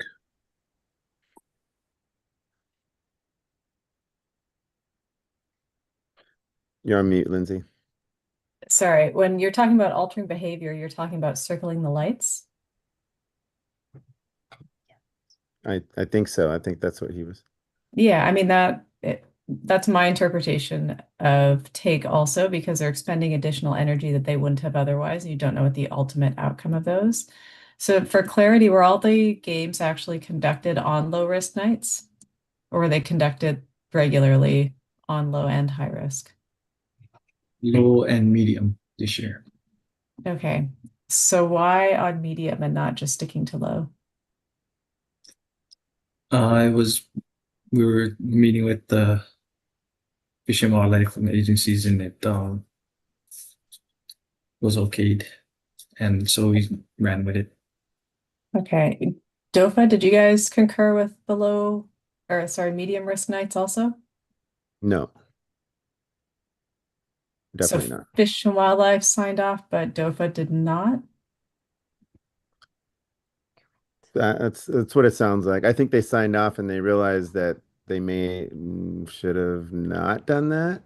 But there was no they weren't able to redact what they said. I wasn't there. I wasn't at the conversation, but somehow something went to headquarters and they made a decision and provided that to the county. But that was not our, we have our laws to uphold too. So Okay. that wasn't something we concurred on.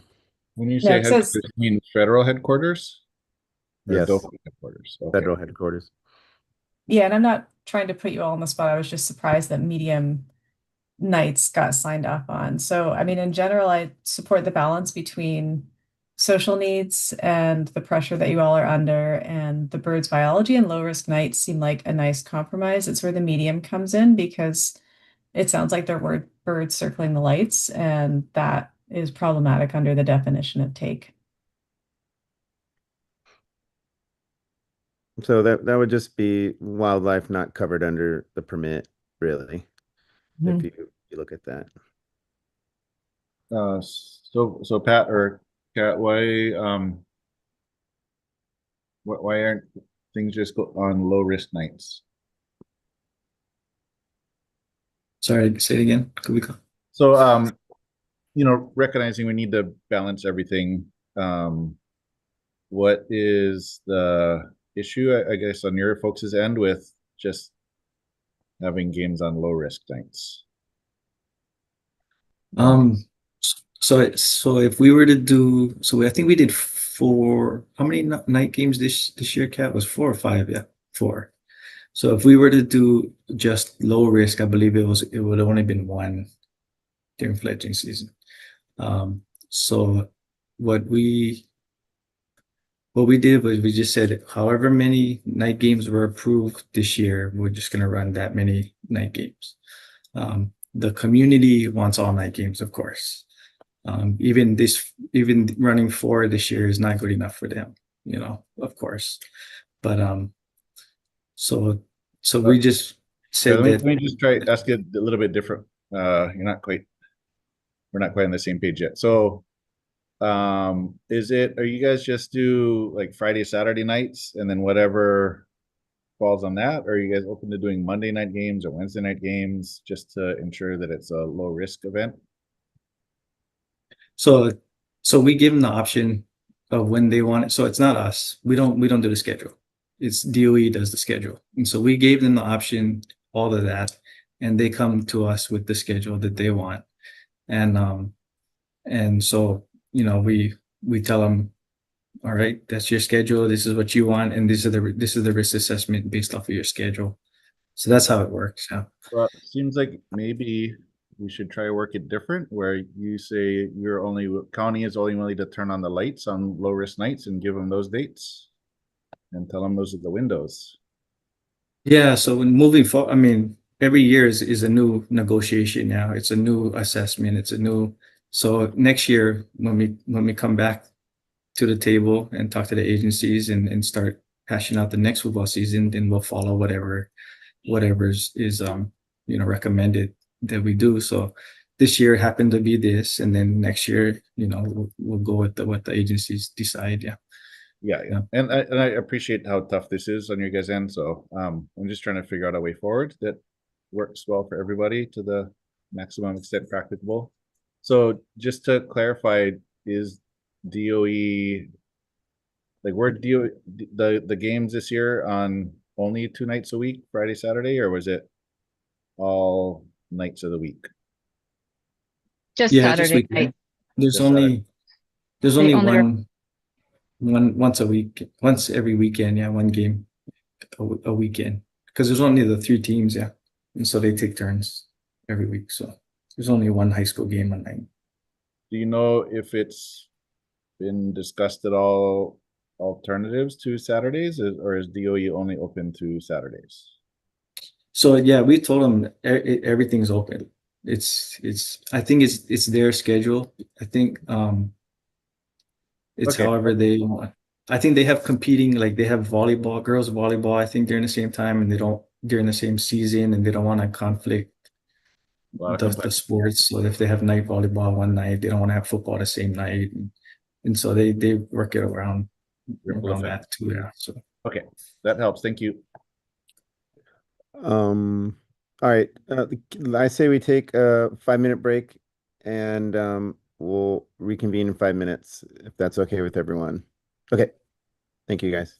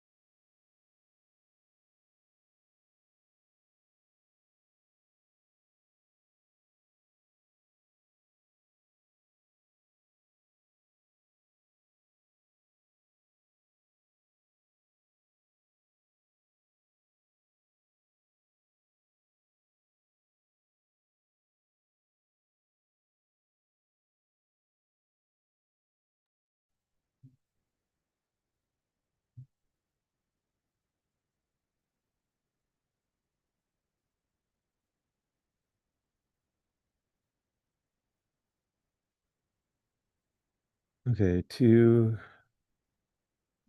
we're gonna take down our slide. We need to take down that slide.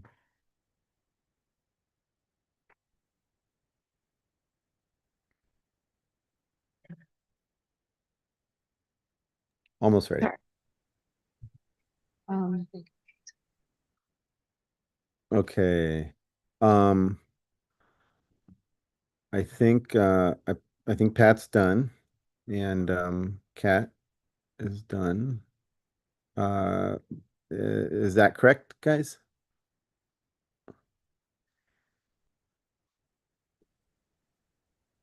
Yep. Yeah. Good. Thank you very much. Yes, I'm done. Thank Thank you, you. Kat. We'll go ahead and pull up a recommendation slide. First, we can do some ESR if we want to have any discussion, ESRC members, and then we will see if we have any testimony or comments from the public, and then we will continue to build our recommendation slide. So I guess we can kind of start now with comments from ESRC, and I guess we can kind of build the recommendation slide at the same time. Yeah, I definitely have things to talk through. So if I'm understanding correctly, Fish and Wildlife Service sent the Kawaiʻaʻia a letter that they could proceed with night games, but it's a different law. We're the state law, not the federal law. So that letter doesn't exempt them from the state law, right? Correct. Okay, so are we able to actually look at that language to see if circling bird is or is not take in this HCP? We can bring up the definition of take. Yeah. For you. Okay, so anyway, is somebody's doing that in the background? Just wondering, where's Lindsay back? Lindsay, how many low risk nights are there in a month? Oh, I have no idea. I mean, I'd have to look at that because it depends on moon phase, and moon phase is variable throughout a month. But so within a moon month, how many? Again, I don't know that off the top of my head. I'd have to look, but I would strongly all the dark moons recommend or something. only having these on low risk nights. Wouldn't have to do with the brightness of the moon, or not? It does. So, but I don't remember what the threshold is for low versus medium risk. Oh, okay. So how do we figure that out? I mean, it exists. Someone just has to do the calculation. They've already been assigned. It shouldn't be that difficult to look up. Yeah, and well, a number would be helpful. I'm just wondering, like, if it's only 2 nights in a moon month, to line that up is hard. But if it's a quarter of the nights, then I don't think it's unreasonable to say that to have a recommendation be it's only on low risk nights. I'm just trying to figure out. No, I want to say it's somewhere in the threshold of what you're saying, like a quarter of the nights. I just don't know the exact number and when they fall. So for the nights, it's like 7 or 8 nights in a month. So A decent percentage. I would look it up basically. Okay. So anyway, I would think a recommendation would be that the county should only be turning on lights at night on low risk nights, and DOE folks can adjust accordingly if they really want night football games.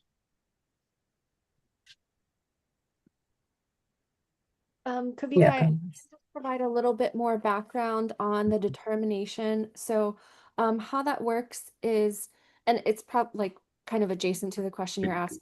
Just so you know, we're sharing somebody's sharing a screen that just has like a folder with pictures in it.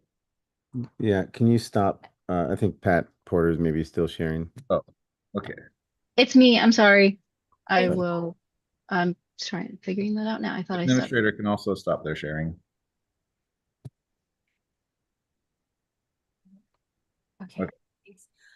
Yeah, so it doesn't exactly answer the question you were asking about how many, low risk nights there are in a moon month, but the way that we were given a schedule of proposed game dates, and then US Fish and Wildlife, their biologist, and then DLEC from KSHCP, they have a way to, like, depending on the timing of the season as well as the moon phase, and if there's any other information like weather, cloud cover, etc., though that's kind of far out to predict, but they come up with a risk stratification, and it's not, exact because they kind of give it their best guess as to which is a low risk night. But for instance, like on one of the low risk game nights, there actually was quite a number of birds seen over the football stadium that evening. I want to say, I don't know if that was due to cloud cover or for whatever reason. Maybe Dila can expand. I'm not sure if she's still here, but yeah. So that's how the risk determination goes. Yeah, we were given a list of dates, and then, we proposed this. We think this is a low, we think this is medium, we think this is high. Good. Dila, can you confirm that there were several circling birds on a low risk night? So yeah, just to clarify, this year we were not present in low risk nights if there was any football played, and the calendar we received from the Kauai County was for medium risk nights where they need to have 4 observers. I don't know if they have this obligation for others. And the one that Kelly mentioned is one of the medium risk nights where we counted. I have to double check the number, but it was something close to 50 birds flying above, and some of them were circling. Yeah, the number of circling is not on top of my head. It's something to confirm with county maybe. But there were a few, I think, circled, and then a few just like changed a little bit of a trajectory, but not exactly circled the lights. Okay, thanks, Dilek. Sorry, I thought it was a I can also clarify, sorry, this year's risk calculation, out of 20 dates that were proposed, 9 were low risk nights this year. Who proposed? I believe these dates are coming from county and then or DOE, and then basically Fish and Wildlife, TOFA, and KSHCP Assist as well works on around these days and come up with the risks for each night based on moon phase, based on birds fledgling schedule, etc. Okay, I guess that's a little bit moot at this point. I think, we're all adaptively managing and figuring it out, and they did games on medium risk nights and low risk nights, and it seems that on medium risk nights there are circling birds, so I think it's reasonable for us to recommend that county only turn on lights on low risk nights, and the DOE can adjust accordingly. We'll bring up recommendation slide.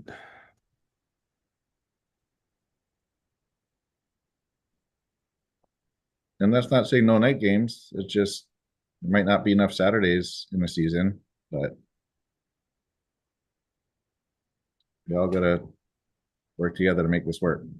So the 9 days that you're mentioning, that was starting back in August 9th. Is that correct? I'm looking at the sheet now. I have August 9th through September 20th are the 9 games that were extremely low, which was before the 5th. Oh, well, except for the 20th, before the 15th of before fledgling season started.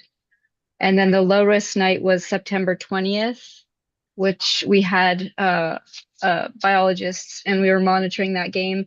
It was a really rainy night that night. And we saw a lot of birds because I believe from what I was told by one of the scientists, they don't like to fly through the clouds. They prefer to go under them. So that's why we saw an excess of them on that low risk night on the 20th. Yeah, sorry, it was my mistake. Yes, it was a low risk night. Thanks for the correction. Thank you. Sorry, I just wanted to clarify because I was like, I'm only in trouble. Okay. Thank you, Kat.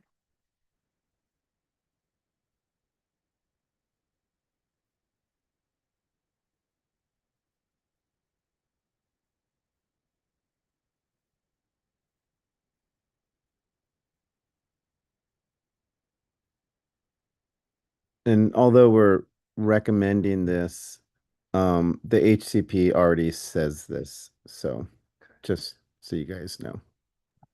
The recommendation to follow HCP then. There you go. What I also would recommend is, aside from just the county kind of trying to proactively work with the DOE athletics folks that set the schedules, and when are those football schedules set? and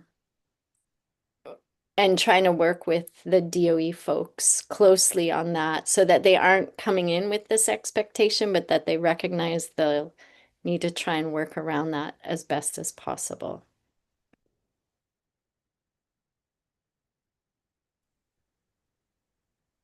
Yeah, so I can speak to that, Lisa, just a little bit. So we've been really heavily working with the DOE this year, more than we've ever had before. And they are pretty receptive for the most part, and understanding. Like anything, there's personalities that are around that we got to work through. But I think what it's gonna take up until this point, we've taken the stand that this is a DOE activity. It's a DOE KIF sport, and all the county is doing is the only reason we're involved is because we provide the venue. So we don't want to get involved with scheduling. We don't want to get involved with how you run your league, and that's been our take on it. After this season, or leading up to this season, it became quite clear after last year that we are going to need to get involved, that we cannot take that stand anymore, and that if you're going to use a county facility, that the county is going to be more involved in your scheduling. And they have no choice. DOE doesn't have their own facilities on Kauai. They rely on the county for their sports facilities. So yeah, to your point, we are already going to take that approach. Yeah. And just like this year, we offered for them, why don't you start your season earlier in the season, your regular season, before the fledgling season starts, then you can get more night games in that way. But somehow how the HHSAA schedules their playoffs, it affects when they can start their season, and there's some issues with that. But we do kind of try to go over all those options with them. Yeah, I appreciate that, having kids in high school sports. I know what the scheduling looks like, and there's blocks of time where teams aren't even allowed to train because it's a rule within the schedule. But I think trying to sit down perhaps with, DLIC and that, and looking at the next year and just try and map out the best dates possible, and then try and consider, whatever nights they can. And then, so they played a total of 20 night games, or it ended up only being, there were 9 low risk nights. How many night games were? They played the low risk games that were before fledgling season. So starting August 9th, they played all of the low risk games on Saturday or Fridays and Saturdays up until September 13th. They played, and those were extremely low, but they were prior to fledgling season. So they did, I believe, play those night games, but they weren't required to have the scientists there according to the memo. So they played all 8 of those. And then the 9th game, which was on September 20th, once fledgling season had begun, then we had the scientists and myself and the volunteers there doing the monitoring. And then following that into the medium risk, the next one was October 4th. Oh no, sorry, September 27th, and then the October 4th was the third one.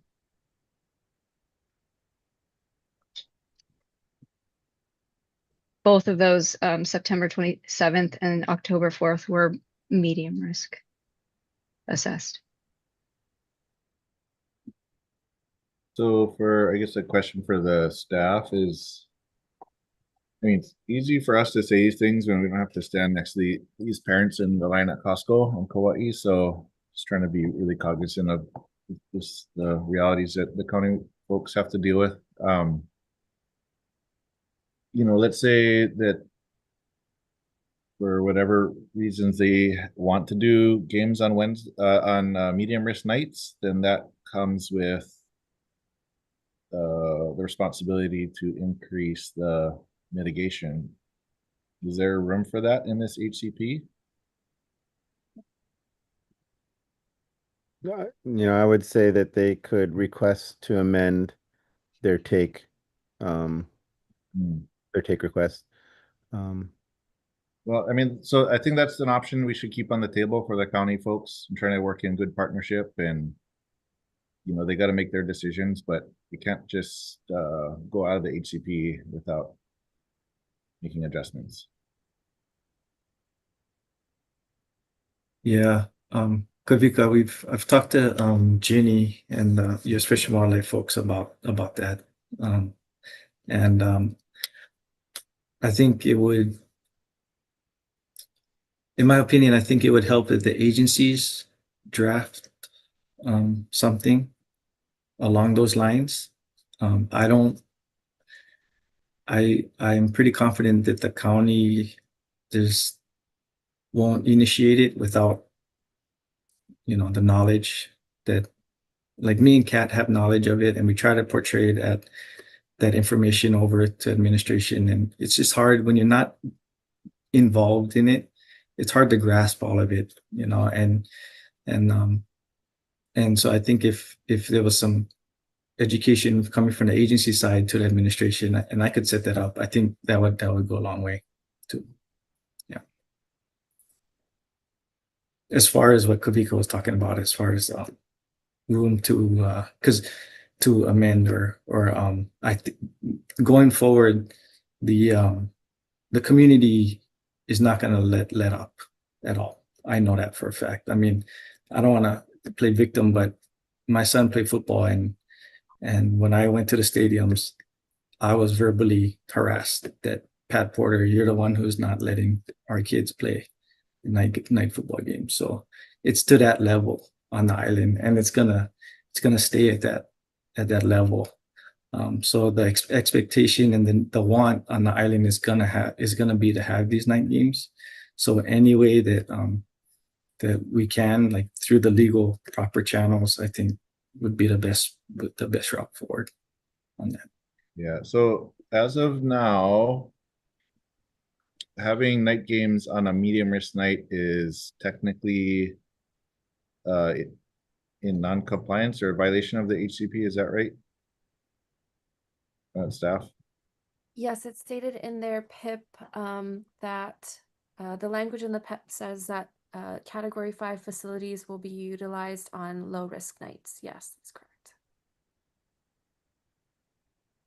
So in order for, I'm just trying to say this out loud to make sure I'm understanding it for myself, but so if we were to, so what we'd have to do under this scenario is amend the HCP to allow for low and medium risk nights, but then make sure that's properly mitigated. That's where my brain's at right now. So I think we should recognize the realities on the ground on Kauai and do our best to figure this out. And I'm willing to put in some time if that would be helpful.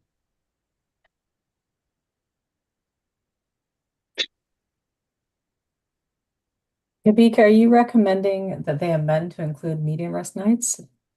I'm just saying, if that's the reality and it's going to happen, that I think they're either going to knowingly be in violation, and whatever, I don't know what the consequences of that are, but it seems like it would be acrimonious, and we're not going to be winning over any families in the long game of trying to make sure that our citizenry wants to see are these species here in the future. So I'm just trying to figure out a way to thread the needle between not making enemies in our rural communities. We start to have entire families wanting to see birds go extinct just so they can play football games. I understand the rationale. I'm just trying to make sure I understand if that's what you're recommending. I'm saying that well, right now I'm trying to understand what the options are. So seems like, so I need to make the faces bigger. I made the screen really big and then everybody's faces are small. So seems like, so I can see some facial reactions here. So right now seems like the county's in violation, and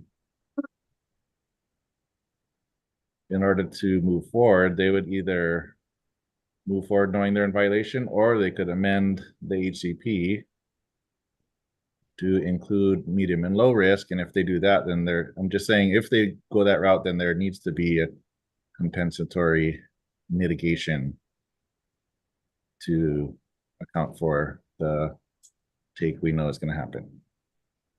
So I guess the question, if we're talking about this, and I would put it back to Kauai County, are you asking to amend to include medium risk nights? Because I don't think that that's a recommendation that as the ESRC we should necessarily make.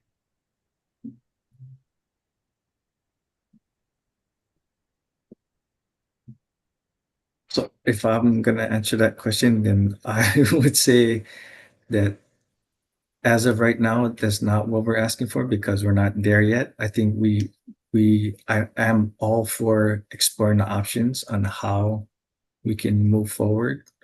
I think that would be the best way, and most likely, I'm guessing it'll lean towards an amendment. Um, I, yeah, I. Okay. That's Well, yeah, that's I'm trying to just game out some scenarios here to make sure we're on the same page with the possible pathways. But as far as right now, I think the county of Kauai is clearly in violation of the HCP, and I don't know what we do with that. Yeah, I think one way or another, we're going to require some support tackling this issue from the agencies. Because yeah, the community, I got followed around at the last game with somebody singing Circle of Life to me and saying that it was a lost cause, so that's the kind of backlash that I'm getting on site. So, getting community outreach to get people on board and understand what's going on, to, help them better understand the reasoning for why we can't do medium risk nights, or getting support from you guys to amend the contract so that we can have medium night. One of the two ways we need support in some way, shape, or form to either help the community understand so that we won't get backlash from them, or to get them more what they want so they're not they're not misunderstanding and taking it out on us, so to speak.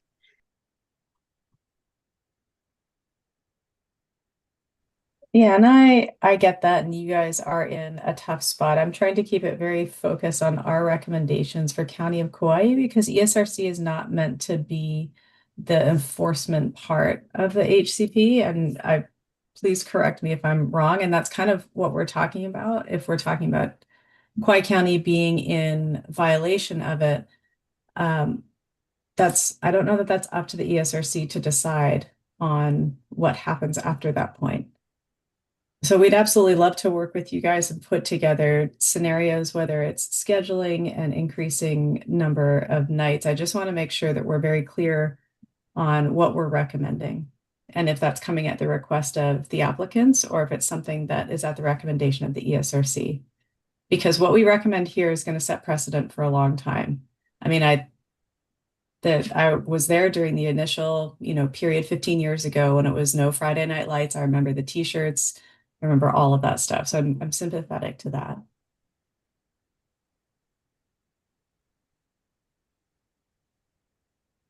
Yeah, well, the ESRC doesn't find anybody in violation. It doesn't issue. That's all the board. That's not us. I think our job is to formally note that the county of Kauai is in violation of the HCP and let the board figure it out from there. Yeah, the board there was the only place where they can determine non-compliance and or violation. You guys can recommend to the board to review certain things and provide your recommendations and stuff like that. But yeah, we can't sit here right now and say they're out of compliance. I would just say the good recommendation is what we had up there earlier, that we recommend that the county play football games on low risk nights, and we can work together with them on seeing how we can get to the end game with DOT and try to help with developing a schedule that allows for games to be played in the evening when birds are not going to be taken, and go down that road. I mean, next year, I think every year it's going to continue to change, but you know, by all means, no one's saying no night games are allowed. It's just that games being played on medium and high risk nights were determined to be uh, not safe, yeah, for the wildlife, and it's clear in their PIP that it says that. So, um, were birds on the ground? No. Were birds circling? Yeah. So there's some more decision process I think that we have to go through for this, but I think right now, yeah, follow the language in the county PIP, utilize category 5 lighting for facilities with stadium lighting, and play evening football games on low risk nights, as shown from the schedule that was developed with Fish and Wildlife Service and DOFA. And yeah, we can continue to work on it with the county, with Pat and folks, to see how we can adjust, have communication with DOE and work towards trying to see if we can get things scheduled on the low risk nights only. It might work.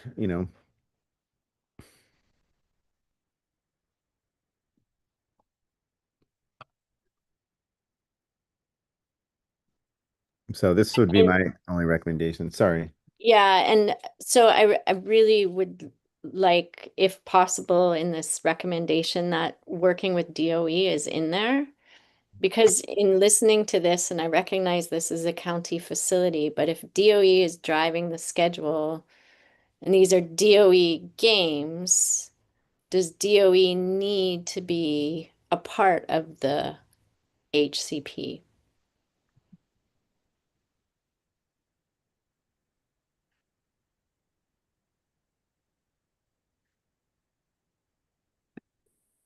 Well, I mean, it's a county facility, and that's where the take's happening.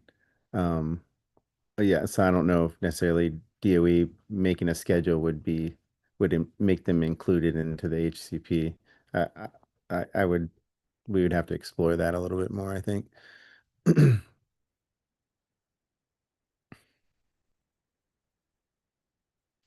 County should work proactively with DOE to schedule games. I'm okay with that recommendation. Okay. Do we have any other recommendations besides Would it be possible for us to get like a list of low risk nights prior to fledgling season each year from, you know what I mean, so that we have something to present to the DOE in terms of like these are your options? I don't yeah, I know, mean, maybe being we proactive. we had that last year, right? I mean, because that schedule goes all the way back into well before. Oh, I don't know if it started before the game started. But yeah, I think we can work with our teams to get you a schedule. That'd be awesome. Because yeah, usually they submit their schedule to us and then we show you and you say this is what those days are. And then we go back to them and say this is what's allowable. But if I had a list of all of the low risk nights during fledgling season and they submitted their schedule, then I could come back and be like, these are the ones that are low risk and good to go. These are the ones that aren't, but here are some other options if you're interested. Yeah, I think that's a great plan. Yeah, sure. We can try and work on that. Thanks, Kat. Thank you.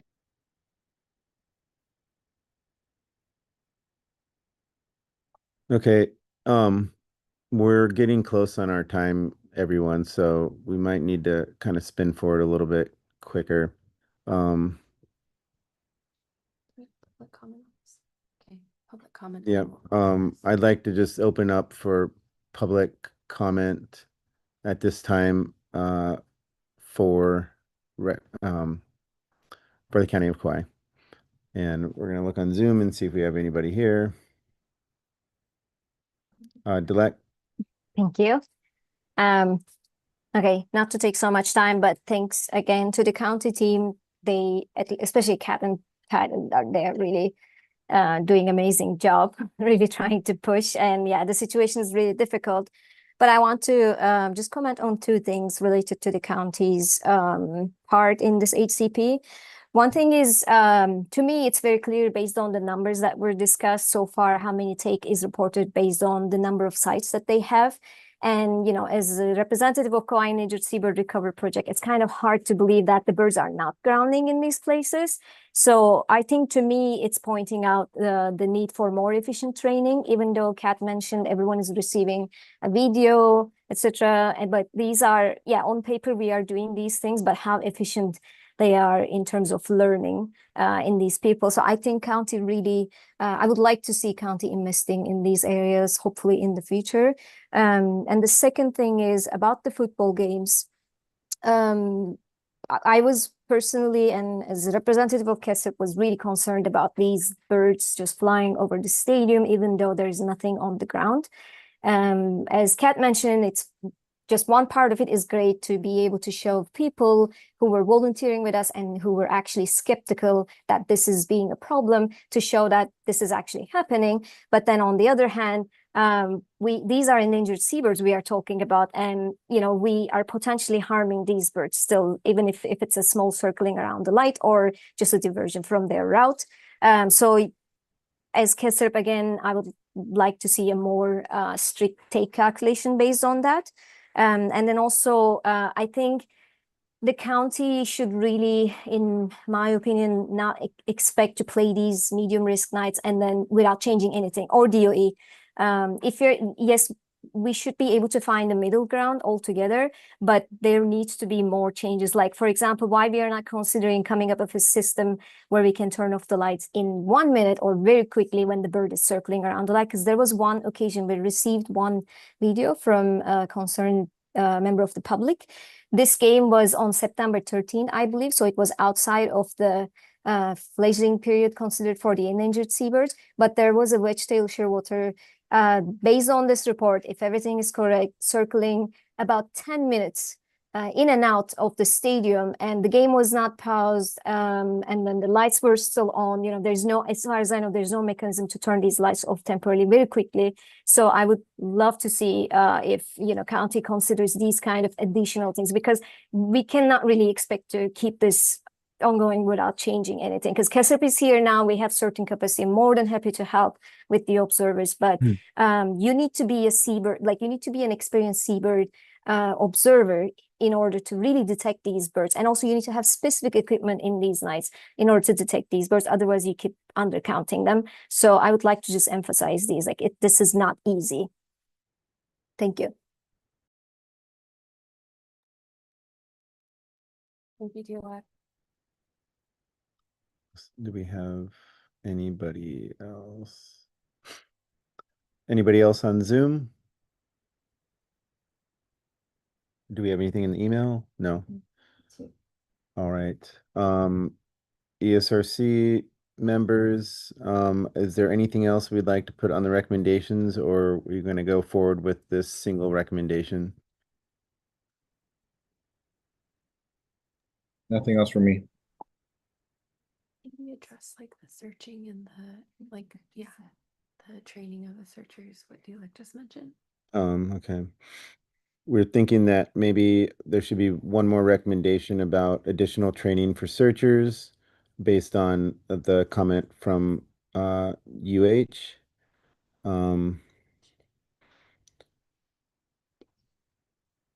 Increase searcher training. Oh, how do we want to write that?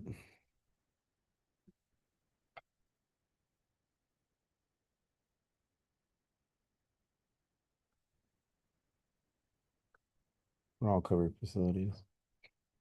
Okay.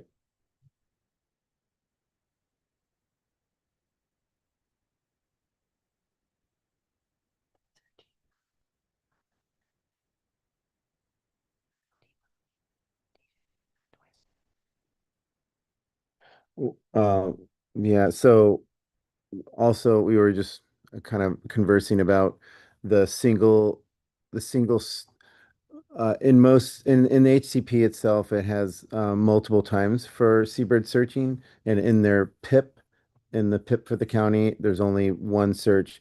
They're going to get better realistic data having their search in the evening and the search in the morning. So I would also recommend, besides providing the additional training for the searchers at the covered facilities, to update the PIP. To provide for additional searching in the evening.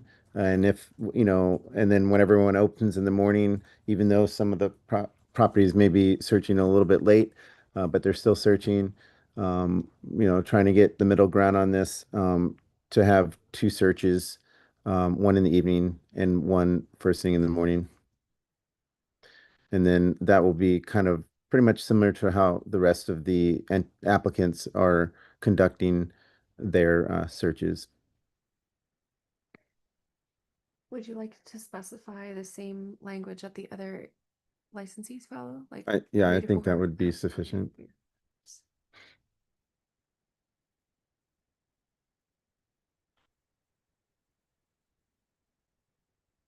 So unless you're saying that the second search, you're okay with it being at the beginning of their shifts? I think it's hard for some of these, this police station, the fire, it's like to bring people in early. If we're getting this night search, it's allowing us to get a little bit more of a data set. And so I would be happy just to at least have that. And, I don't think we need to have a parameter on the morning one. It's like, yeah, if they're coming in at 6:30, 7, I think we should be, happy that we're getting two searches. So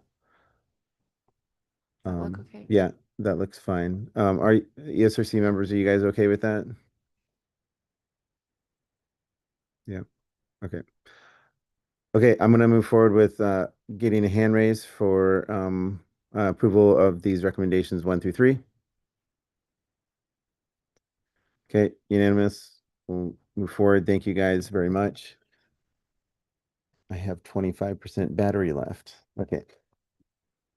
We're going to move on to item 4. Item 4 is revisions to the published draft habitat conservation plan for Kayava Wind Power 1. This is the site that we all went to go visit. First, we'll have KWP here to provide a license update. Molly Stevenson's here from KWP, and she'll present. Molly, are you here? Yes. Okay. Hey, Aloha, Jason, Molly. thank you. Nice to Aloha. see you. Thanks for sticking with it today. I know it's been a long day, so I will try to be as brief as I can be. So we just wanted to come and update you all on the progress we've been making on the Kaheava Wind HCP. As you all know, or as Jason just said, my name is Molly Stevenson, and I'm the senior biologist with Kaheava or KWP. And then I'm joined by Troy Romig from Tetra Tech as well. Get this to go. So just as a quick reminder, our draft HCP was published in the August 8th edition of the environmental notice, which kicked off the 60-day comment period. We had a meeting. Molly, we're not seeing your slides if you're sharing. Thank you very much, Troy. Important detail. The only value I'm going to add today. That's it. Thank you. Can you see that now? Yep, we got it. Okay, cool. So as I was saying, sorry about that. There was nothing on the first picture on the first slide other than a picture and my name. So we had a meeting with you all on August 22nd to solicit comments from the ESRC and the public. And DOFA hosted a public hearing on Maui on September 18th. And then we hosted an ESRC site visit on September 19th. The public comment period closed on October 7th. And so right now we're working to respond to comments received during the public comment period. And we're also updating the EIS so that the EIS can be finalized and sent to the BLNR for a decision on acceptance The current plan is for the document to be heard in the December 12th BLNR hearing. And we're planning on coming before the ESRC again in November to give you all another update on the 25th of November. And then we'd come before you again in December after the BLNR vote on the EIS for an actual ESRC vote on the HCP before going to the BLNR. When we had the site visit back in September, there'd been a general request to have a follow-up meeting like this since it was difficult to talk through everything up there given the wind and the large group. So we're having this meeting today to provide some high-level updates, but then we'll meet in November when more members are hopefully available.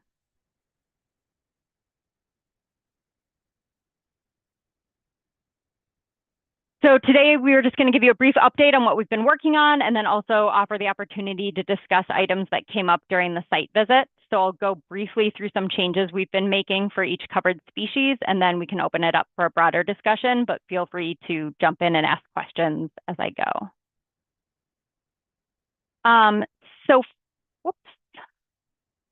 For the bat mitigation, we're still targeting restoring and enhancing around 1,500 acres of suitable habitat. Based on public comment, rather than focusing all of that on Molokai or Lanai, we're proposing that we start with around half of our mitigation obligation on Molokai so that we can get some mitigation started concurrent with ITL issuance. And then we'll continue to work on finding an additional project or projects on Maui for future efforts. We're continuing to focus on low elevation areas. And we've also added a discussion to the HCP that includes a literature review on the likelihood of inter-island movements between Molokai and Maui, as well as more generally within Maui Nui. We did manage to have a conversation with USGS bat biologists prior to the government shutdown, and then we've continued to work on looking at the literature available. The data indicate that the Opeapea are known to forage over open ocean, and that nightly movements between Kaho'olawe and Maui have been documented, and it's suspected that this also occurs with Lanai and Molokai. The evidence would suggest that movement between Maui and Molokai is possible, even if it hasn't been directly documented.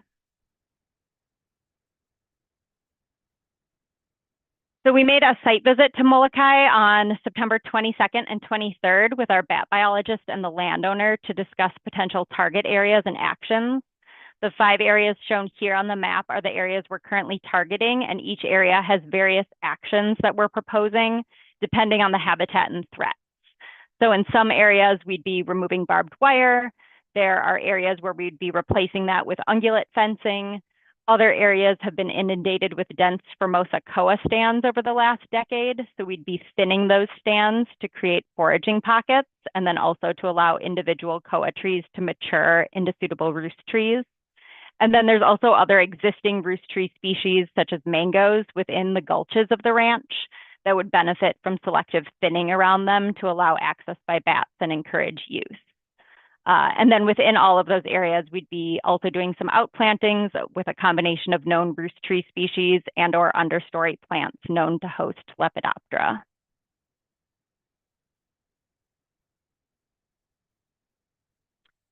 Moving on to minimization for bats, we received several comments related to our low wind speed curtailment.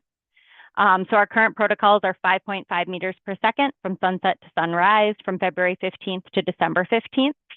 We ran an analysis on our acoustic bat activity data from 2019 through 2024, and we found that 50% of our bat activity occurs in September and October.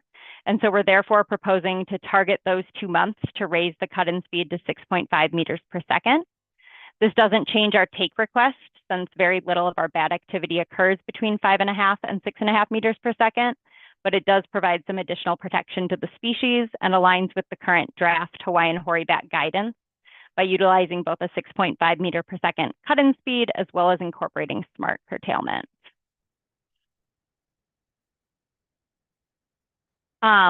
Seabird minimization has also been updated in response to public comment.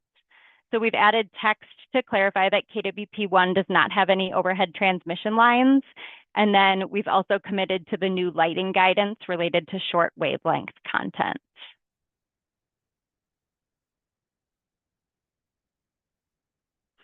Wait, and sorry, then, sorry, oh yeah, can I go ask ahead. a question? I Yeah. saw overhead lines there. Was that related to the other one? So there's about a 1,200-foot stretch over the gulch that is related to KWP2, and we're currently working on putting bird diverters back on that line. They've fallen off due to the high winds up there. And then the other transmission lines up there are Hawaiian Electric's. Okay, thank you for clarifying. Yep. Oops. Hold on. So we've been able to greatly reduce our potential impacts to the yellow-faced bee by committing to the use of craneless technology, and as we've gotten more details from our construction contractors. So on the screenshot I have here, the solid blue line is the updated limits of disturbance, and the solid green fill is showing what had previously been included in that 23.2 acre estimate that you all saw in the draft HCP.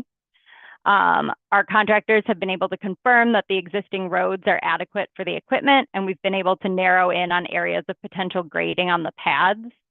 And then this picture also shows a good example of where there was an old crane walk. So that's the solid green line to the right, which won't be necessary for the smaller cranes and craneless technology that we'll be using moving forward. So overall, that reduced our impacts from 23.2 acres to less than 5 acres. And this is just an example photo. And then for mitigation, we conducted a site visit with entomologists on September 24th, and we're still working with the entomologists on some of the details of the HCP, but our preliminary plan for mitigation is to remove ironwood to increase habitat suitability on site, and then control ironwood going forward to prevent it spreading towards the known nesting habitat.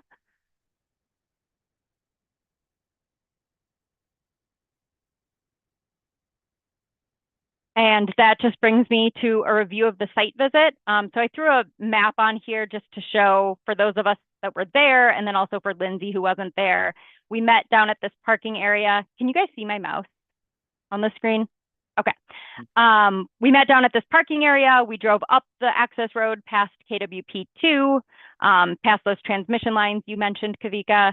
And then we went to the O&M building here for the bathroom break, up to turbine 1, which is the furthest Maka turbine, and then down to turbine 15, where the yellow-faced bee habitat and more of the Nene observations have been. And so we just wanted to kind of give the opportunity for you all to reflect on the site visit, anything else we should be thinking about, and just kind of give you an update on the progress we've made over the last, I don't know, about a month here. And that is all that I have.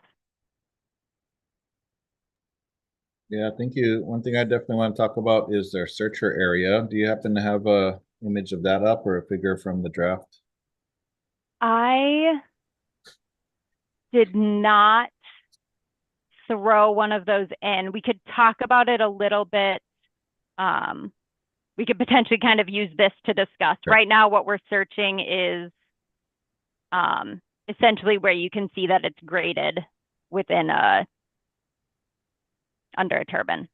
Yeah, so there was a lot of discussion that day about how, given the height and the speed of the blades on an upswing and the winds, that the detection rate in the draft HCP seemed very almost physically impossible.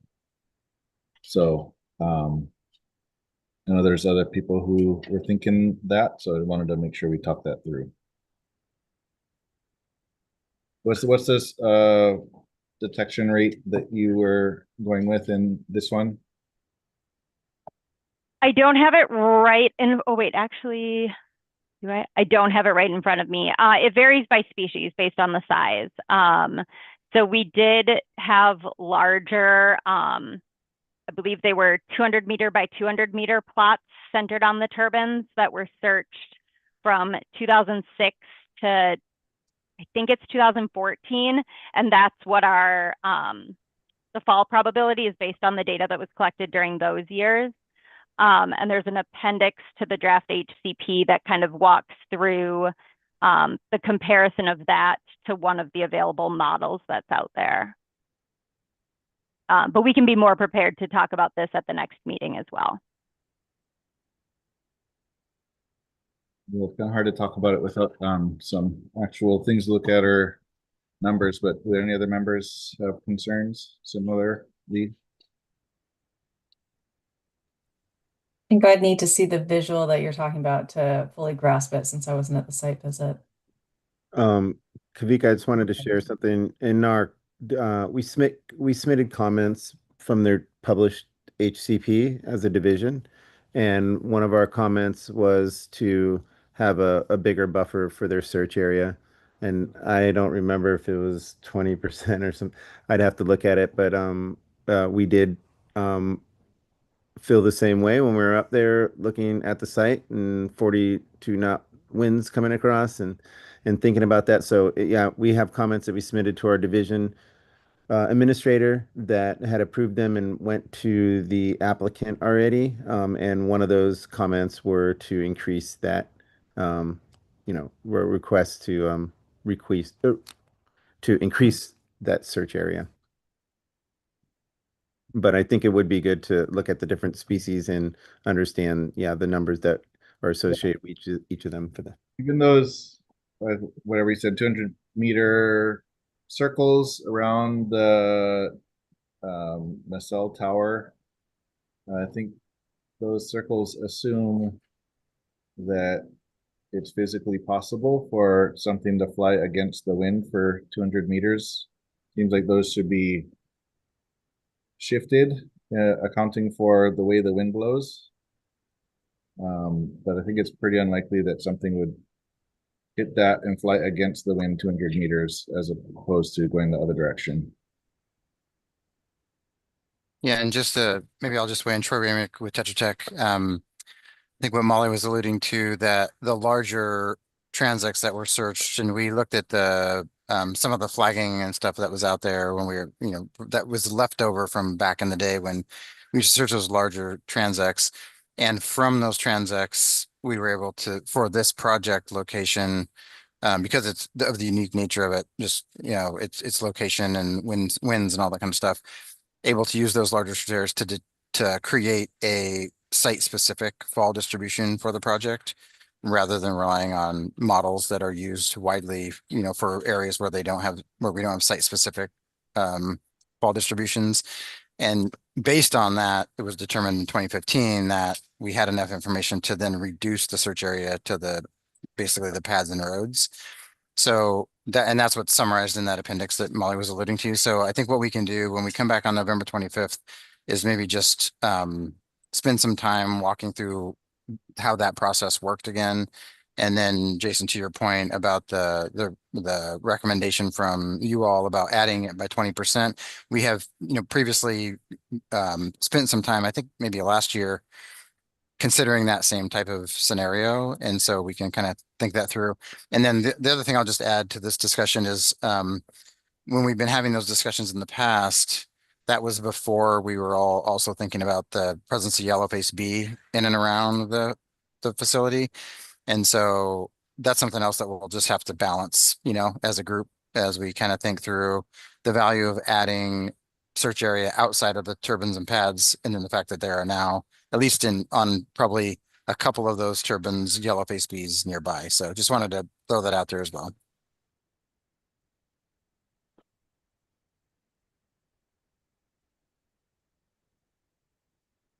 Thank you, Troy, for that. And I was just gonna chime in and say that Troy and Molly did contact us to set up time to go over comments, and the comments just came to them recently via written letter. So KWP one did initiate and want to discuss and go over these comments in more detail. So as Molly and Troy mentioned, we can do that in the meantime, leading up to the November 25th meeting, so that I can prepare maybe some updates in a submittal form before we meet again with the ESRC.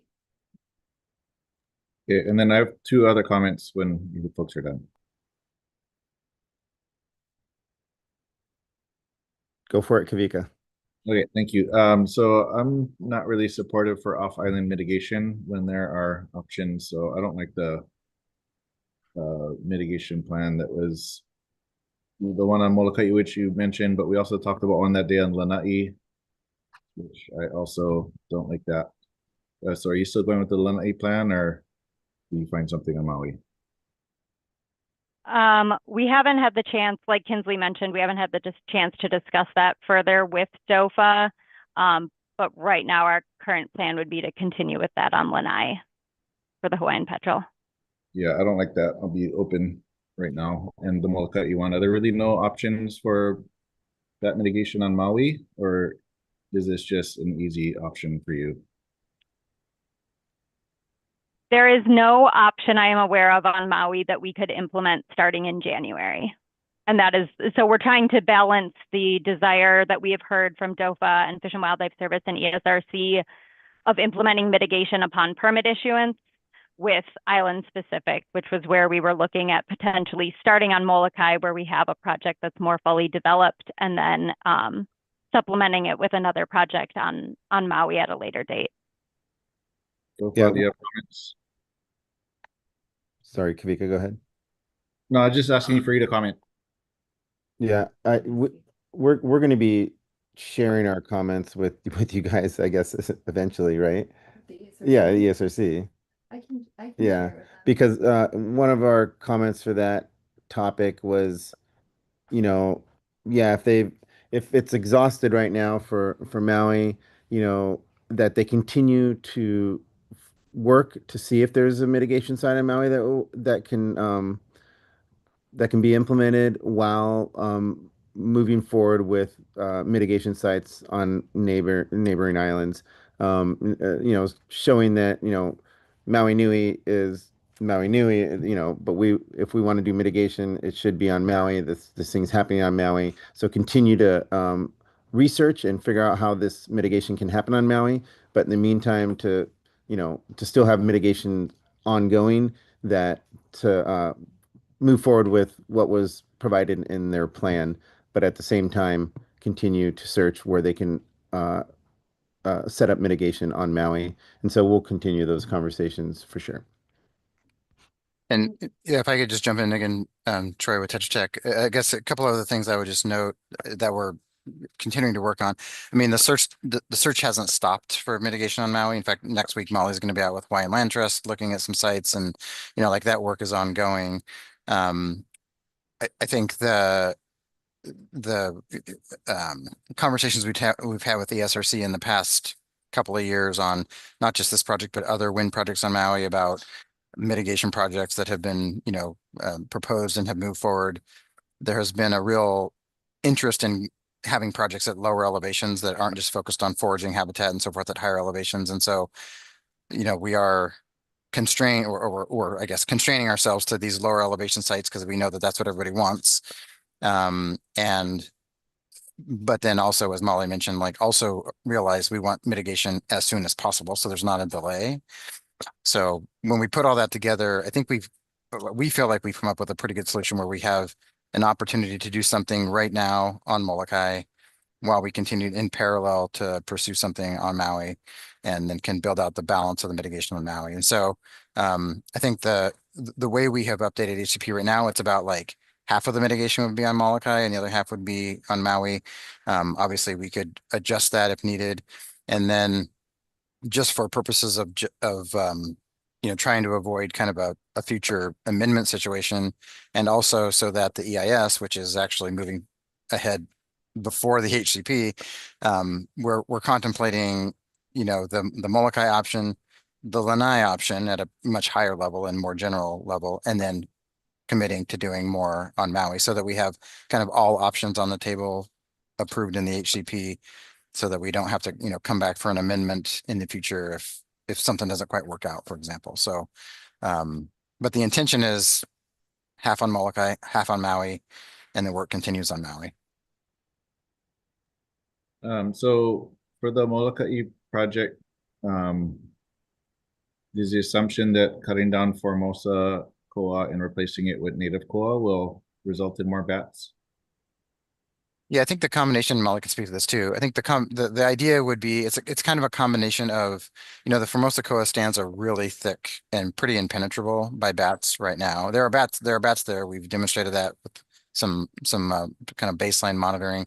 And so part of it is, thinning the Formosa to open up those areas to make sure the bats can kind of move through them.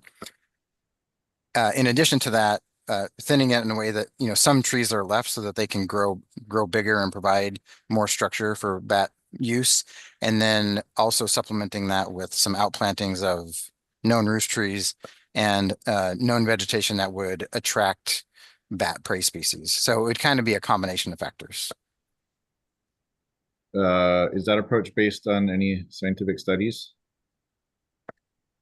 I mean, I think it generally aligns with what we've been doing on most other mitigation projects in terms of trying to create, bigger, like larger trees the bats could utilize, and then opening up areas where they can actually penetrate the forest, and then supplementing it with, plant species that will attract prey. So I think the basic principles are all there that we use on all the other mitigation sites. Because they're large swaths of Molokai that are just wind swept, and you can have large tree species that are just whipped to grow low, and you can't just expect to plant a okoa tree there and expect it to get big. If that's the nature of that ecosystem, the trees are gonna stay low and dense. Yeah, it's a great point, Kavika. And one of the other things that was on slide, but on a couple of the locations, we have some targeted areas where we are proposing outplanting trees primarily to create windbreaks on some of those areas. Not necessarily for the vegetation, but to encourage the bats to use them. So that would be part of that as well. Yeah, I'm not really comfortable with this. So Dofa, do you folks not have any recommendations for mitigation sites on Maui? Go ahead, Kinsley. Yep. So I got a little confused because I think at one point we were talking about bat and then we moved to petrel. So I just wanted to speak to the petrel mitigation first, being proposed on Lanai. I think the reasons being that Molly was alluding to was that Makamakaole, which was a known, or which was originally used in the original HCP for Hawaiian petrel mitigation, has not produced yet. But we have been hearing feedback, that there was a certain number of years that was needed to, establish, and now they have seen a Hawaiian petrel in a burrow prospecting, and so the potential for it to be soon for production, is very real. I think what Molly was stating in that there would not be a project available in January, my thoughts were she meant like that would be producing perhaps.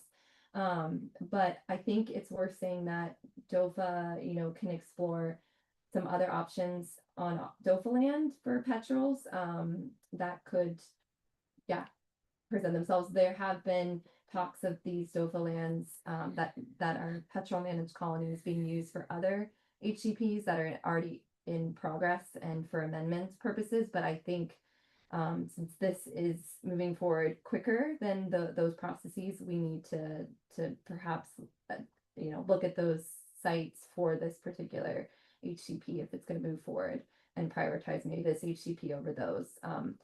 So I think I can do my homework on those sites and work with KWP to kind of I guess provide them more information about those sites so they can pursue that. But regarding the bat mitigation, I think what Jason spoke to, we were recommending that if exhaust all the Maui options, and at this point we don't have DOFA managed land that would be available. That's ideal for creating the reproductive potential we want to see in the low elevation pupping areas. So I mean, I think we are comfortable with them pursuing it on Molokai first and then pursuing the larger project on Maui. Just to start maybe having some offset like they mentioned, which is something that we have been recommending and trying to regulate with the licensees, that they have mitigation offset prior to their take. But I don't know if that, Jason, you want to add anything? No, I think I kind of covered it. That's similar to our comment that we provided to them. but I can circle back regarding the Hawaiian Petrels project. There were nothing in public comments about potential bat mitigation sites. Yeah, There there were, and what Yes. from what I had said earlier, and I wish I had my comments in front of us, but we had said that as long as they're continuing to pursue and try, and it sounds like they are right now pursuing locations on Maui for mitigation, but we would also like for things not to be held up and for them to continue with their exploration and mitigation on neighbor island, but to still have a majority of their project on Maui.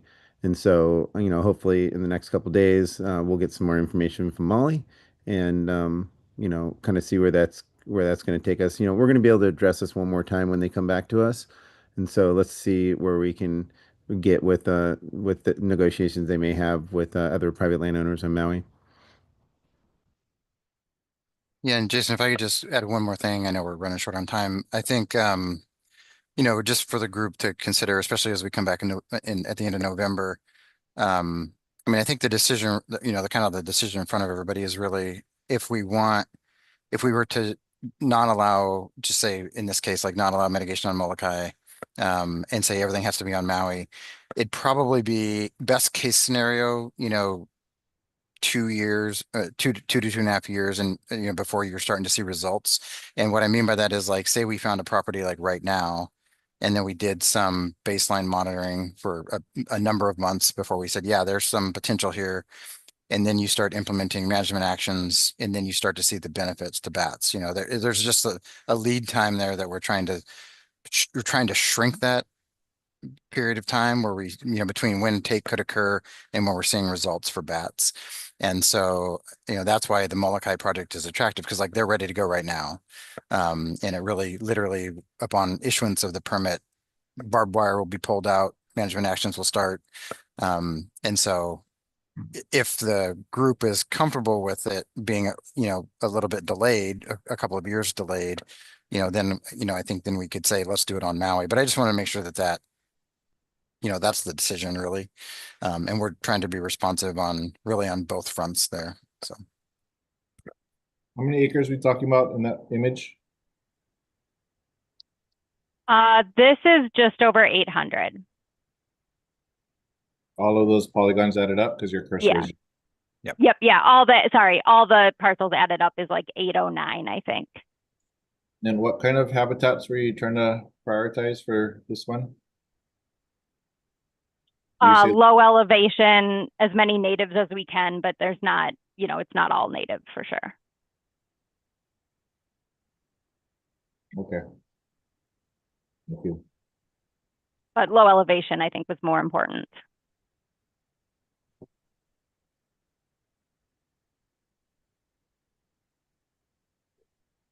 I guess we can jump to our recommendation slide at this moment, and see what we can get detailed on that slide.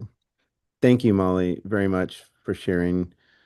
And Troy, you speak very eloquently, and I'll just text you what I want to say sometimes. You can.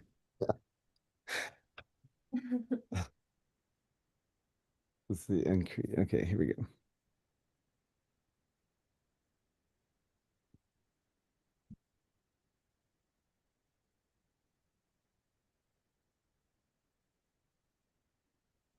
And we also, like I mentioned earlier, we provided comments, a lot more comments in this for the project, based on their published HCP.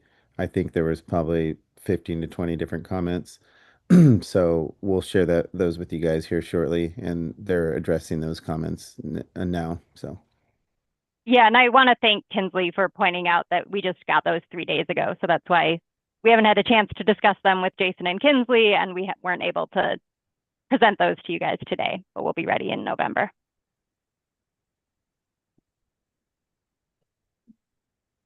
Yep. While we're looking at bullet point 1 and 2, we're going to just look and see if we have any testimony from the public. Do you have anything on the HCP email? No. There's any testimony on Zoom? Yep. Any testimony on Zoom? And I see none. Okay.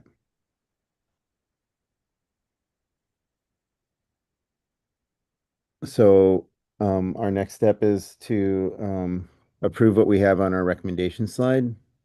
So for the first one, I think I'd like to see something about the detection rate in there as well on those relatively tiny pads.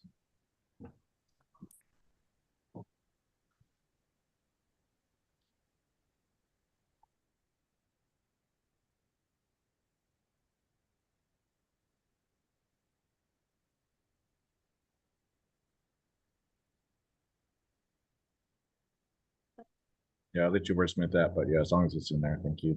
Okay.